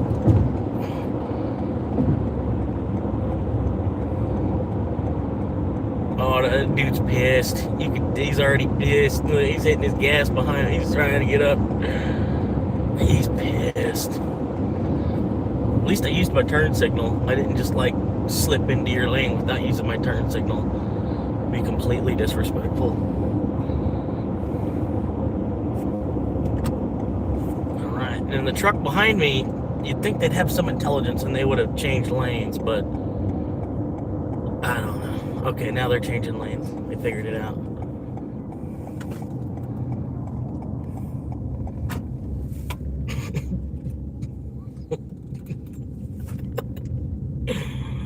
I tried to rage bait him. He wouldn't do it. He wouldn't do it. He wasn't falling for it.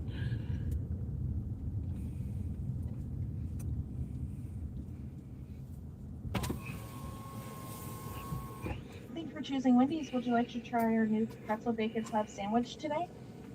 I do want to try it, but it'll probably be another couple weeks before I can afford it.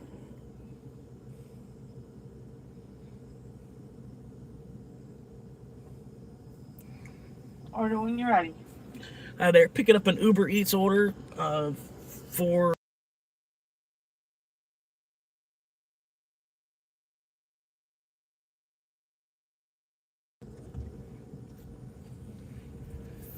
All right. It's funny. You want to try the bacon pretzel pub sandwich? And I was like, yeah, you gotta give me a couple weeks though. I can't afford it right now.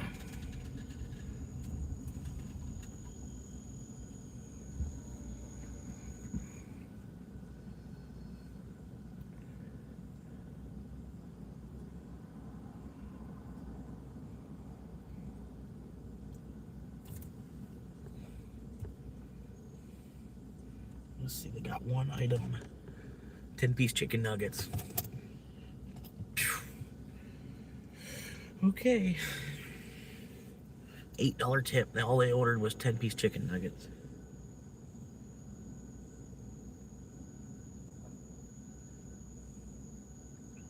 It's like, you know what you do? You know what you do when you want to order just chicken nuggets on DoorDash? You go to Walmart and you get you a bag of chicken nuggets and you get you an air fryer. And then, yeah, at about the same price.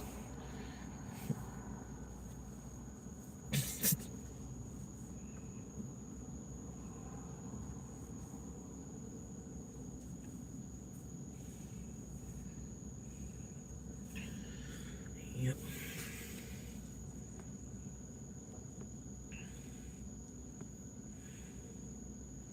I appreciate y'all, man.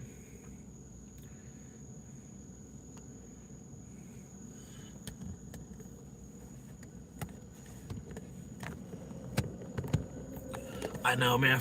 Sometimes Fred's my favorite part of the show, too, man. I get you. I feel you.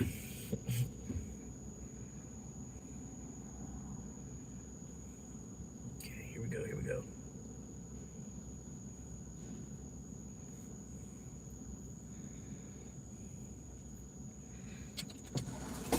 All right. Thank you very much, ma'am. Have a great night. You too. And get off the timer in case there is one.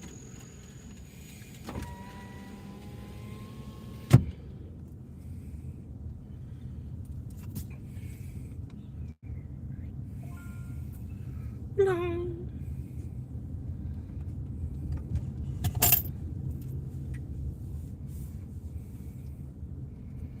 All right, let's bust heads. Slap some ass. Here we go. Y'all ready?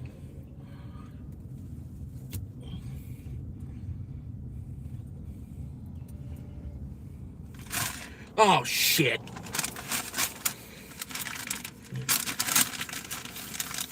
All right. It's just chicken nuggets. It should be fine.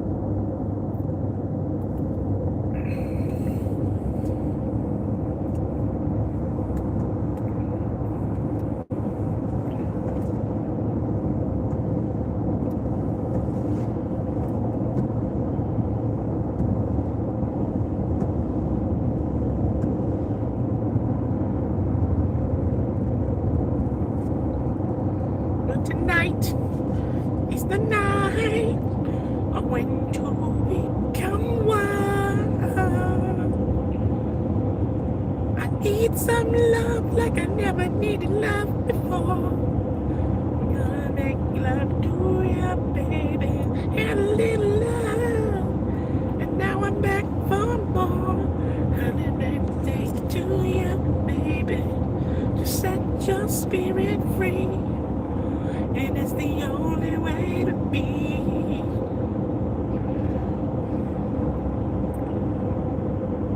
You're a little bit wiser, baby. Get it on, get it on. 'Cause tonight is the night when to become one. I need some love like I never did love before. Gonna make love to you, baby. Have a little love. And now I'm back from home. Gonna make love to you, baby.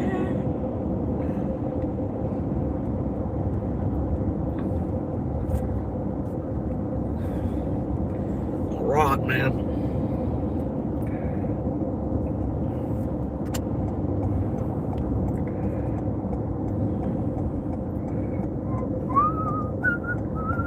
I hope I can make this light. There's some bullshit if I don't make this light. All right.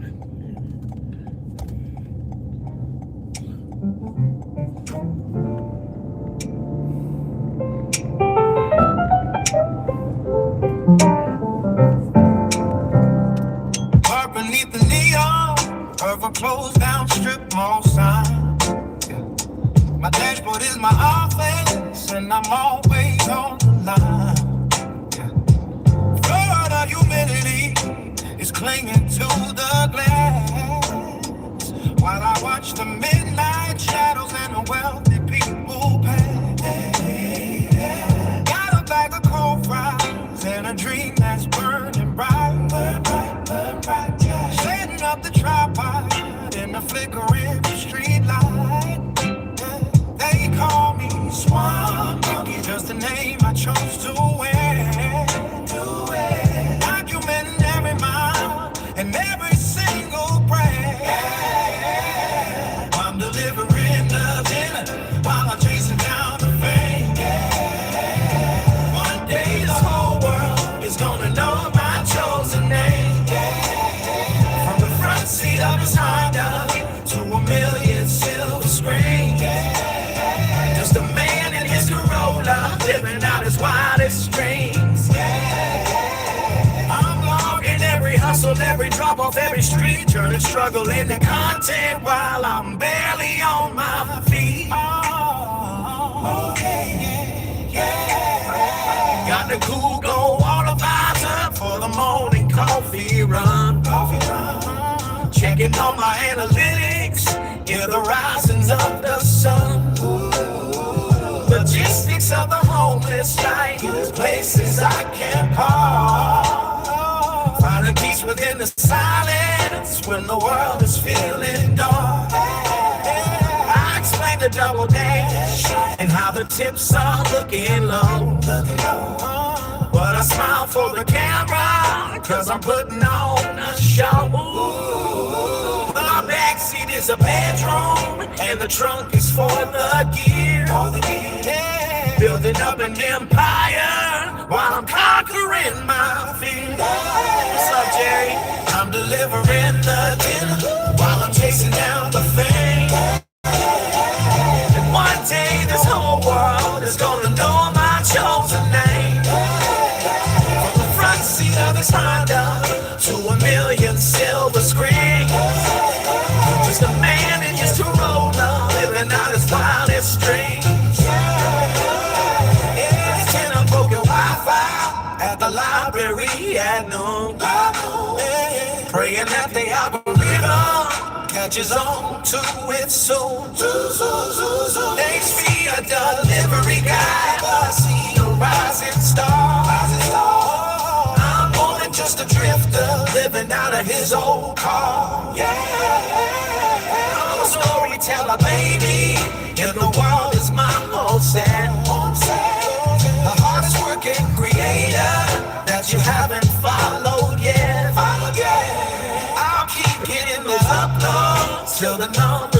to climb.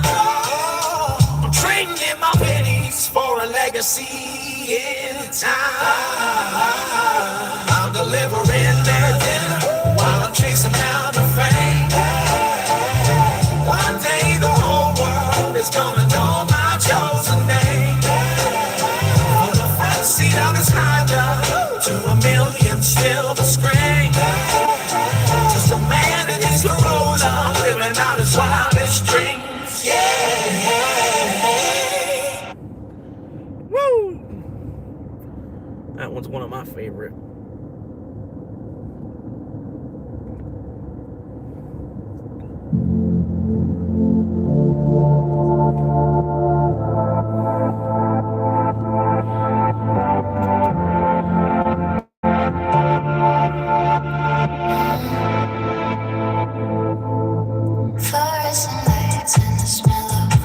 I appreciate the like, man.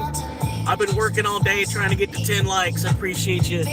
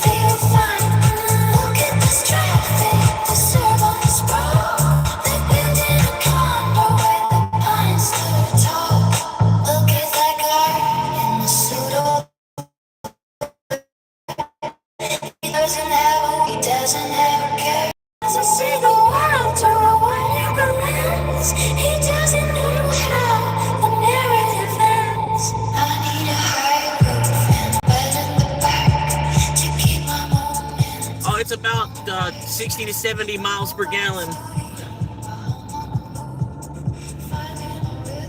Pretty good. It's a pretty good car, man. I'll be able to scrounge some money out of it. Was it? Of course it was that house. God damn it.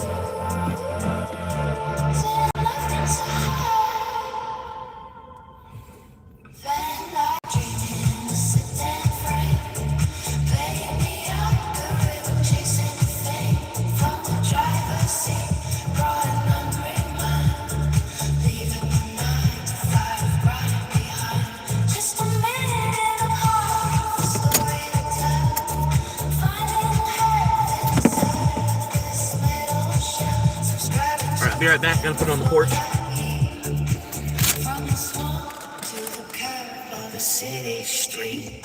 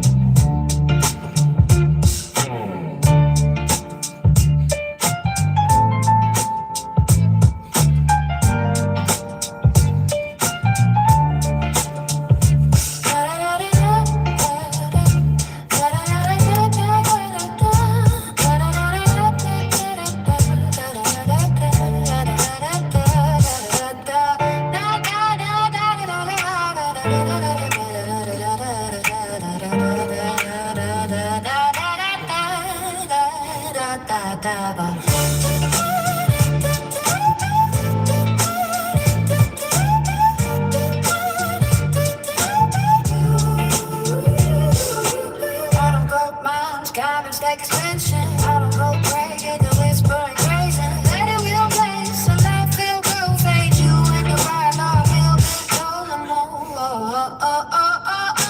I don't think I'm gonna let wait. I want what you in brother love hate. Chase back, try, don't gift and pay. Where I all make hard about different but my God,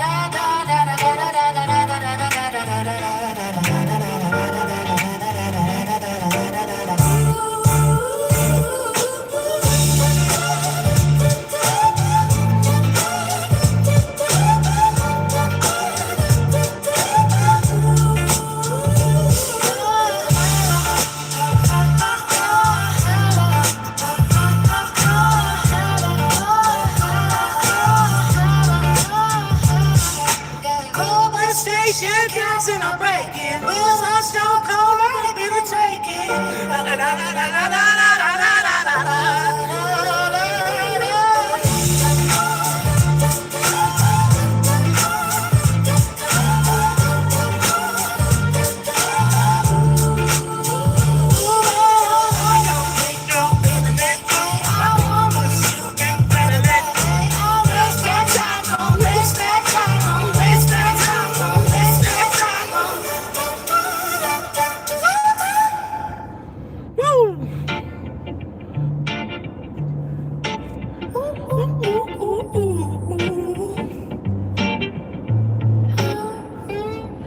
Well, I mean, the payment is in lieu of having to turn a wrench on it, right? Because I don't know what I'm doing as far as having to turn a wrench on it, and then, or even having to pay somebody else to turn a wrench on it would be even more. And all the frustration involved, how dirty I would get, greasy I would get to have to turn a wrench on it. I don't know. It's a whatever thing.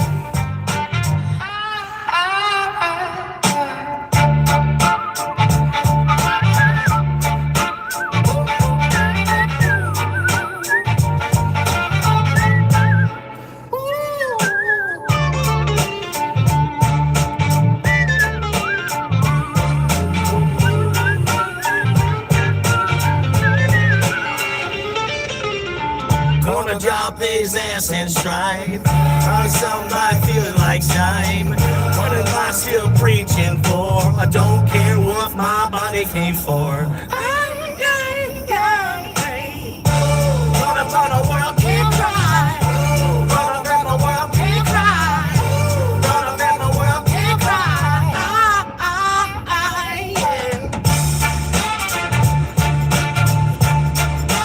Ooh, ooh, ooh, ooh, ooh.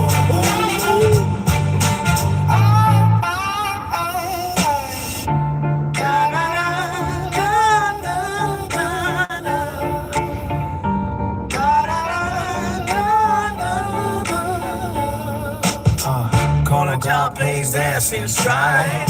Running somebody feels like stride. What am I still preaching for? I don't care what my body came for. Run up in the world, can't cry. Run up in the world, can't cry.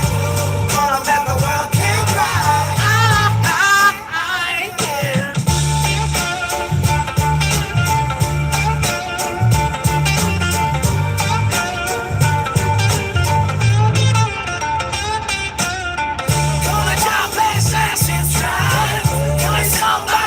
Like stride. What am I still preaching for? I don't care what my body came for.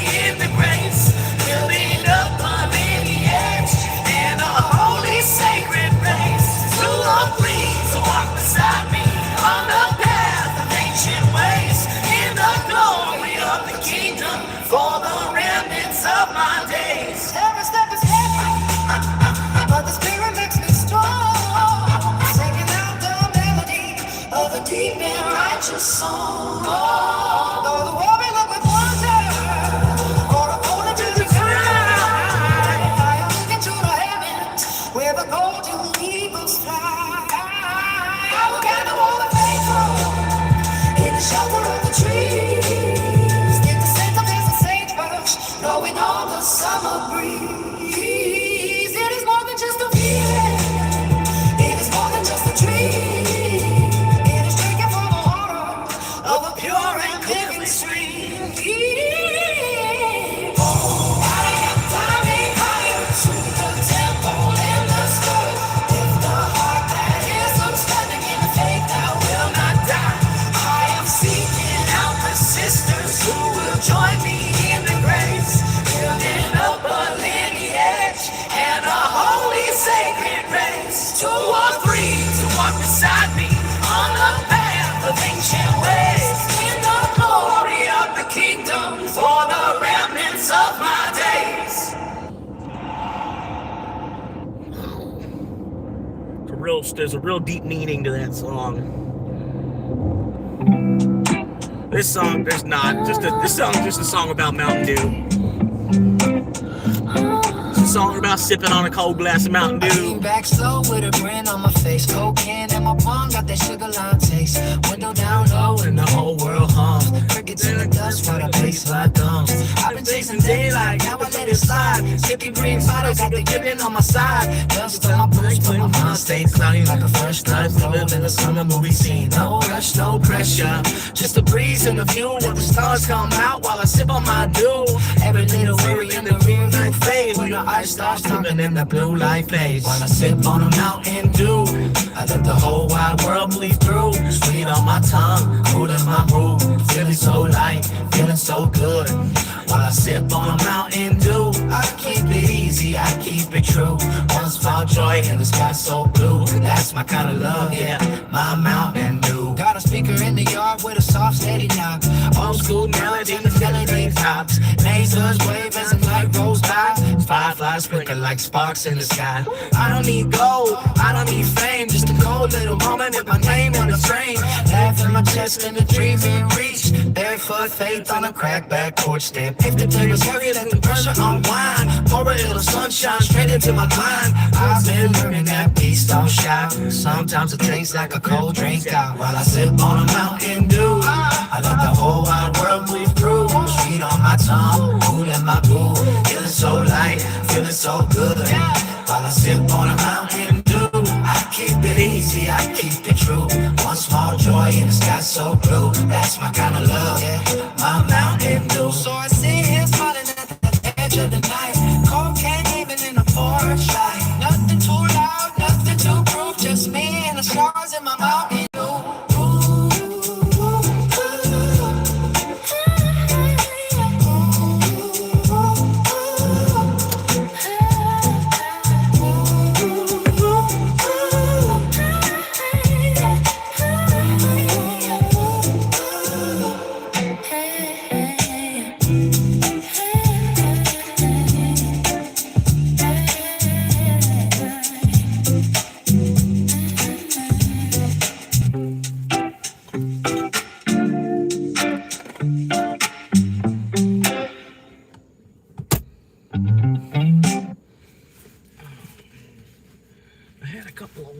Where in the fuck?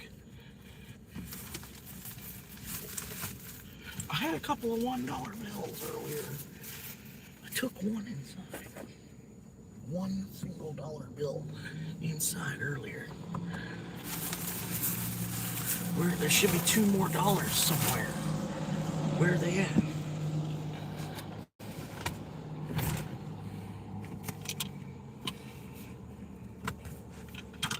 Somebody give me some cash. And like $2, $3. They're not. I thought I left them in these shorts. Yeah, I did. Okay, cool. Okay.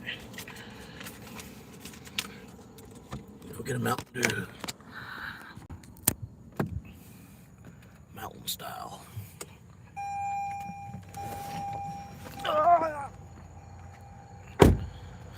Whew. That was good. That's good. 6 bounces. That's real good.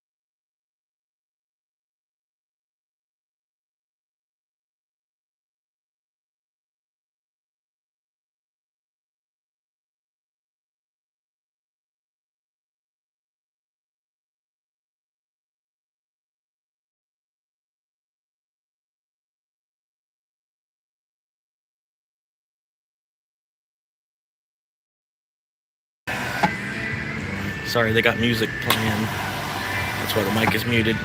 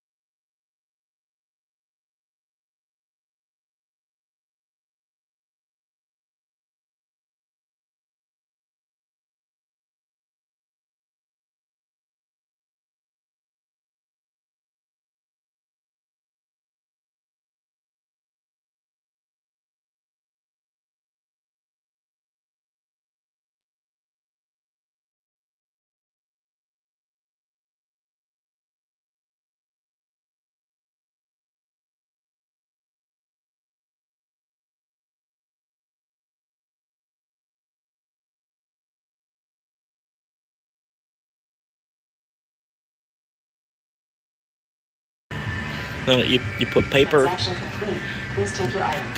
into the machine and metal comes out.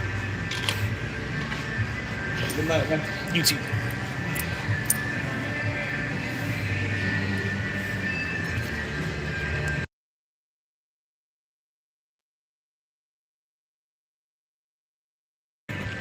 I don't know how that happened. I put $1 in the machine and then 2 quarters came back. I don't know. Computer didn't want to count tonight. Just said whatever. Got a 50-cent Mountain Dew. Cool. That's all right. It's good. It'll work. Oh.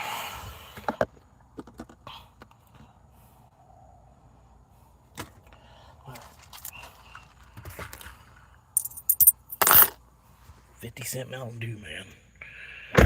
Take it or leave it.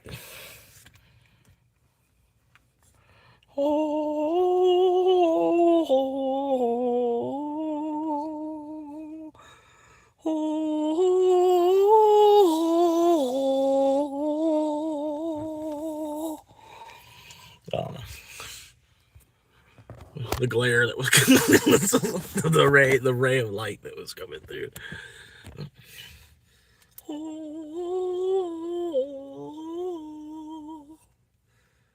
Alright, phone seems like it's fine. Enough of a rubberized case that it's fine. Alright.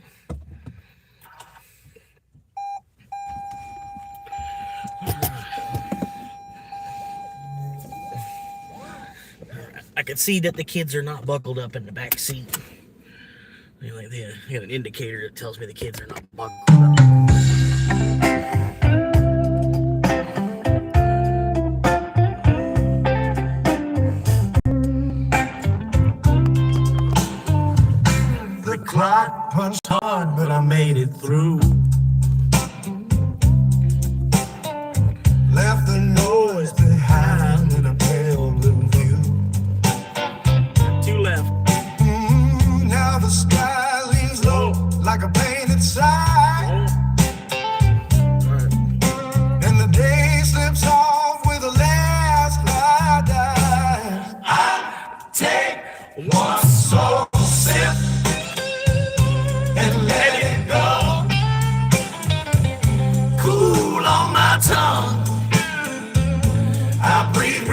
slow. That Mountain Dew in the evening glow. Wash the stress away. Let the tide thoughts flow. Traffic fades down to a distant hum. Windows burn gold where the porch lights come. My shoulders loosen, my heartbeat tunes to the hush of pines and the rise of moons. I don't need much, just this open air and a little peace hanging everywhere. I take one slow sip and let it go. Cool on my tongue, I breathe real slow. That Mountain Dew and the evening glow. Wash the stress away. Let the tide thoughts flow. There's a quiet kind of feeling in the fading light when the world turns off at the edge of night. No way to prove, just me in the sky and a Mountain Dew. I take one slow sip and let it go. Cool on my tongue, Now I breathe real slow. That Mountain Dew and the evening glow. Wash the stress away. Let the tide thoughts flow. So I stay right here till the stars and the world wrapped in the calm with a Mountain Dew.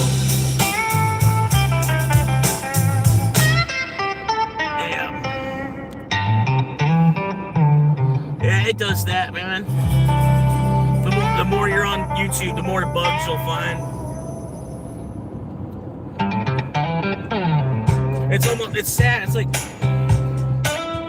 the world's largest website almost, YouTube. You know what I mean? To some extent, like you got to think all the there's a lot on it. You got to think like all the gigabytes of video that they have, like stuffed into, you know, computer hard drives probably around the planet for it to be available at our fingertips. It probably is like the world's largest website, like in all actuality, because Google, it's still a part of Google, and it's like the home for video, and you know, music videos and all of that. Like a lot of the music industry's even changed.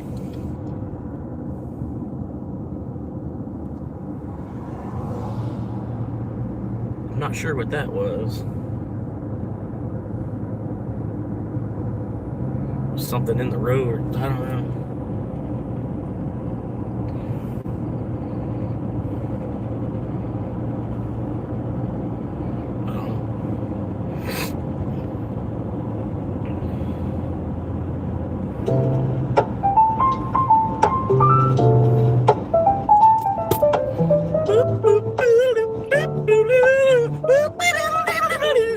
I wake up in the Corolla. Windows fog with the night. 2 6 1 dream and the phone on 15% life. Cypress trees in the distance. Mud road humming low. I talk to the windshield like it already knows the show. Got a ring light clip to the dash, taped up with the grin. Trying to turn your small town mornings into a way to win. I fill my coffee like a mutant, sky bleeding pink. Every day a fresh upload, every day the chain on land. For the swamp monkey, riding through the heat. Living for the climates and the beat in my feet. Bitcoin in my pocket, Dogecoin in my head. Betting on tomorrow while I sleep in my bed. For the swamp monkey, I'm built for the climb. One car, one camera, one shot, one time.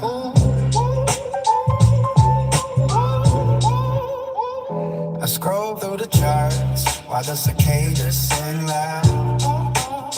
Green candles, red candles, trying to outsmart the crowd. I know the risk is heavy, but I like the roll of the dice. My life's a half-finished thumbnail, sharp cut, no disguise. I say, what's up, folks, with the dawn in my eyes. Show them cracked vinyl seats and the truth of my lies. No mansion, no manager, no polished studio wall. Just a man in a Corolla trying to stand tall. Florida swamp monkey, riding through the heat. Living for the climate time, beating my feet. Bitcoin in my pocket, Dogecoin in my head. Betting on tomorrow while I sleep in my bed. Florida swamp monkey, yeah, I'm built for the climb. One car, one camera, one shot, one time.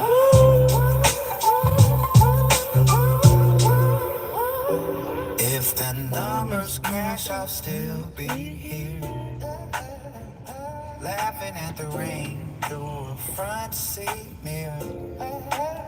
I've got a voice, got a lane, got a story to tell. From the swamp side shadows to the digital swell.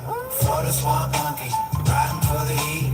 Living for the comments and the beat in my teeth. Bitcoins in my pocket, Dogecoin in my head. Waiting like tomorrow while I'm stuck in my bed. Florida swamp monkey, yeah, I'm built for the climb. One car, one camera, one shot, one time.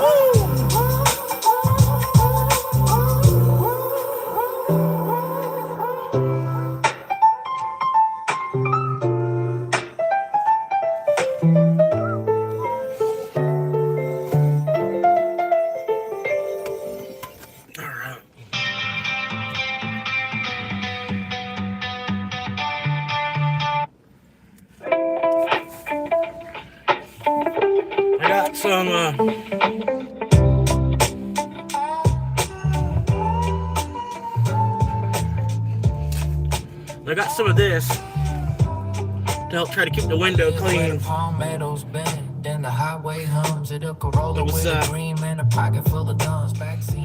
One part of the older Corolla, the window would always, was always dirty. I do have some windows, some spray away, glass cleaner and shit to kind of keep the window clean and all that. And believe it or not, I cleaned it this morning. Went to the car wash. And I got like a monthly pass to the car wash to kind of keep the car nice as long as I can. Try to keep it nicer longer. It's like $25 a month, unlimited car washes. So this morning I rolled around the car wash twice and cleaned the windows up. But yeah, I'm just noticing that now. All the fog and shit in the car, like it doesn't just constantly, the car is always constantly fogging up.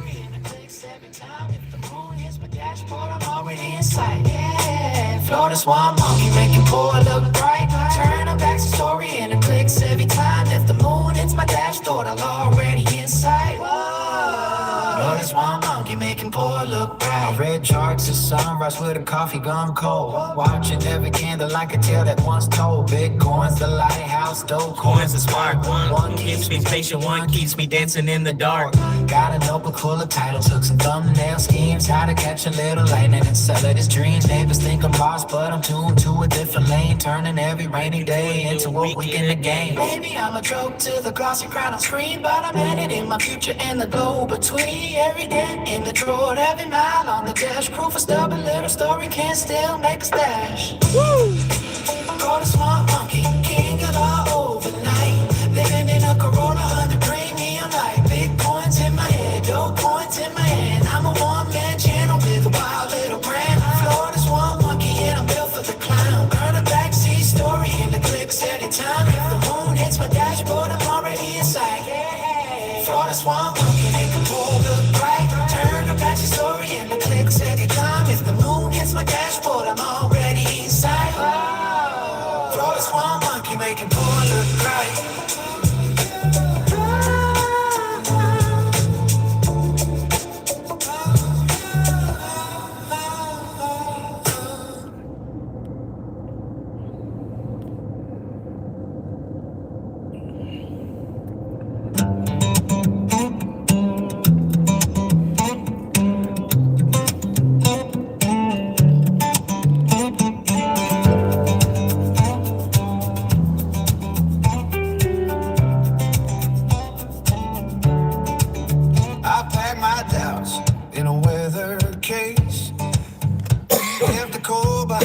a slower place.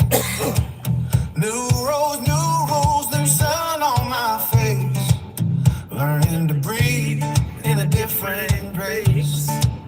From the first long flight to the mountain view, I was counting scars and the blessings too.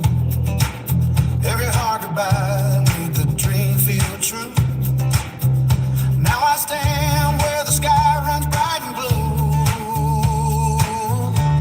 I came to El Salvador, chasing peace and light with a little bit of faith and a digital fight. When the world got loud, I held my ground, built a new life on the edge of sound. I'm still here, still strong, still free, retired on hope and possibility.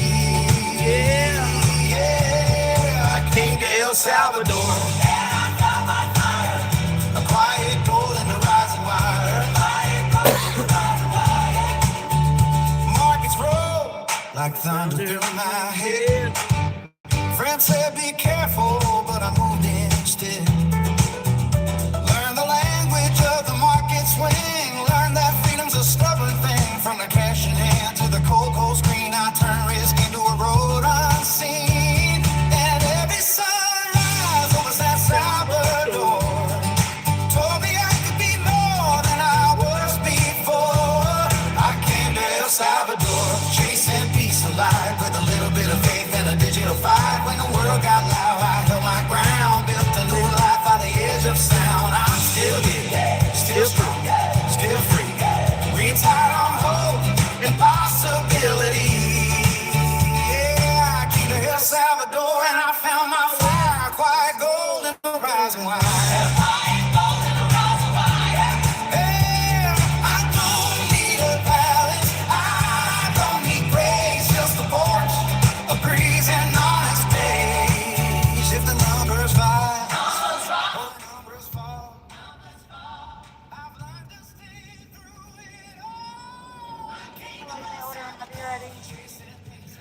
Picking up a mobile order for Jimothy.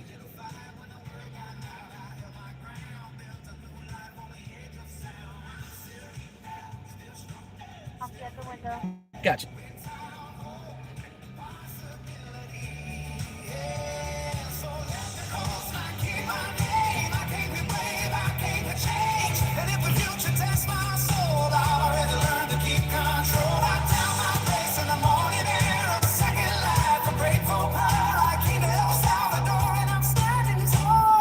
Nothing to prove and enough for it all.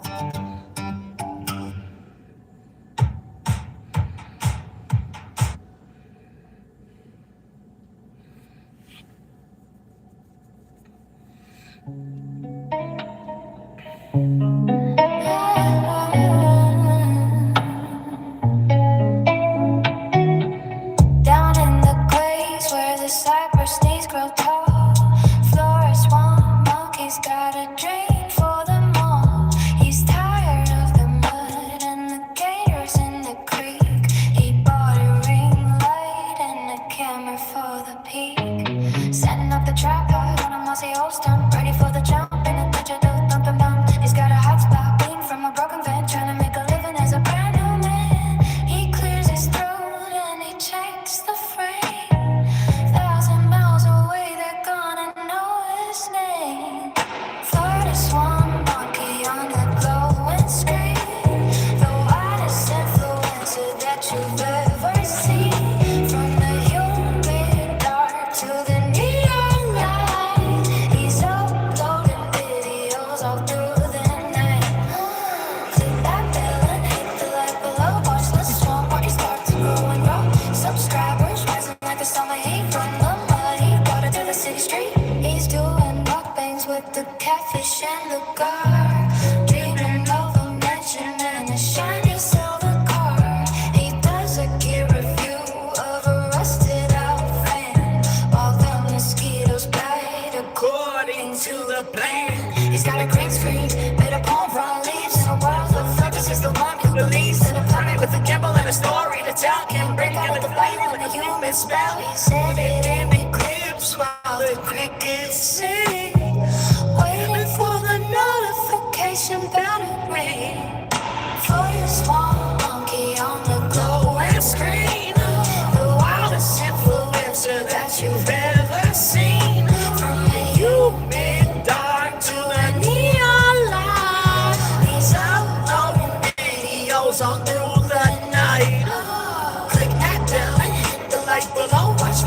monkeys start to grow and grow. Subscribers rising like the summer heat from the money running through the city street.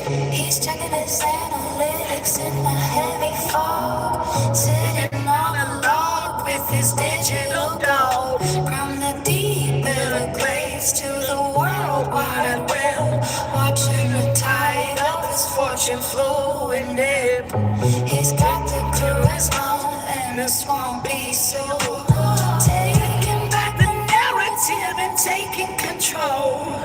Florida swamp monkey on the glowing screen, the wildest influencer that you've ever seen. From the human dog to the neon light, he's uploading videos all through the night. Click that bell and hit the like below. Watch the swamp monkey start to grow and grow. Subscribe on Rising like the summer heat from the muddy water to the city street.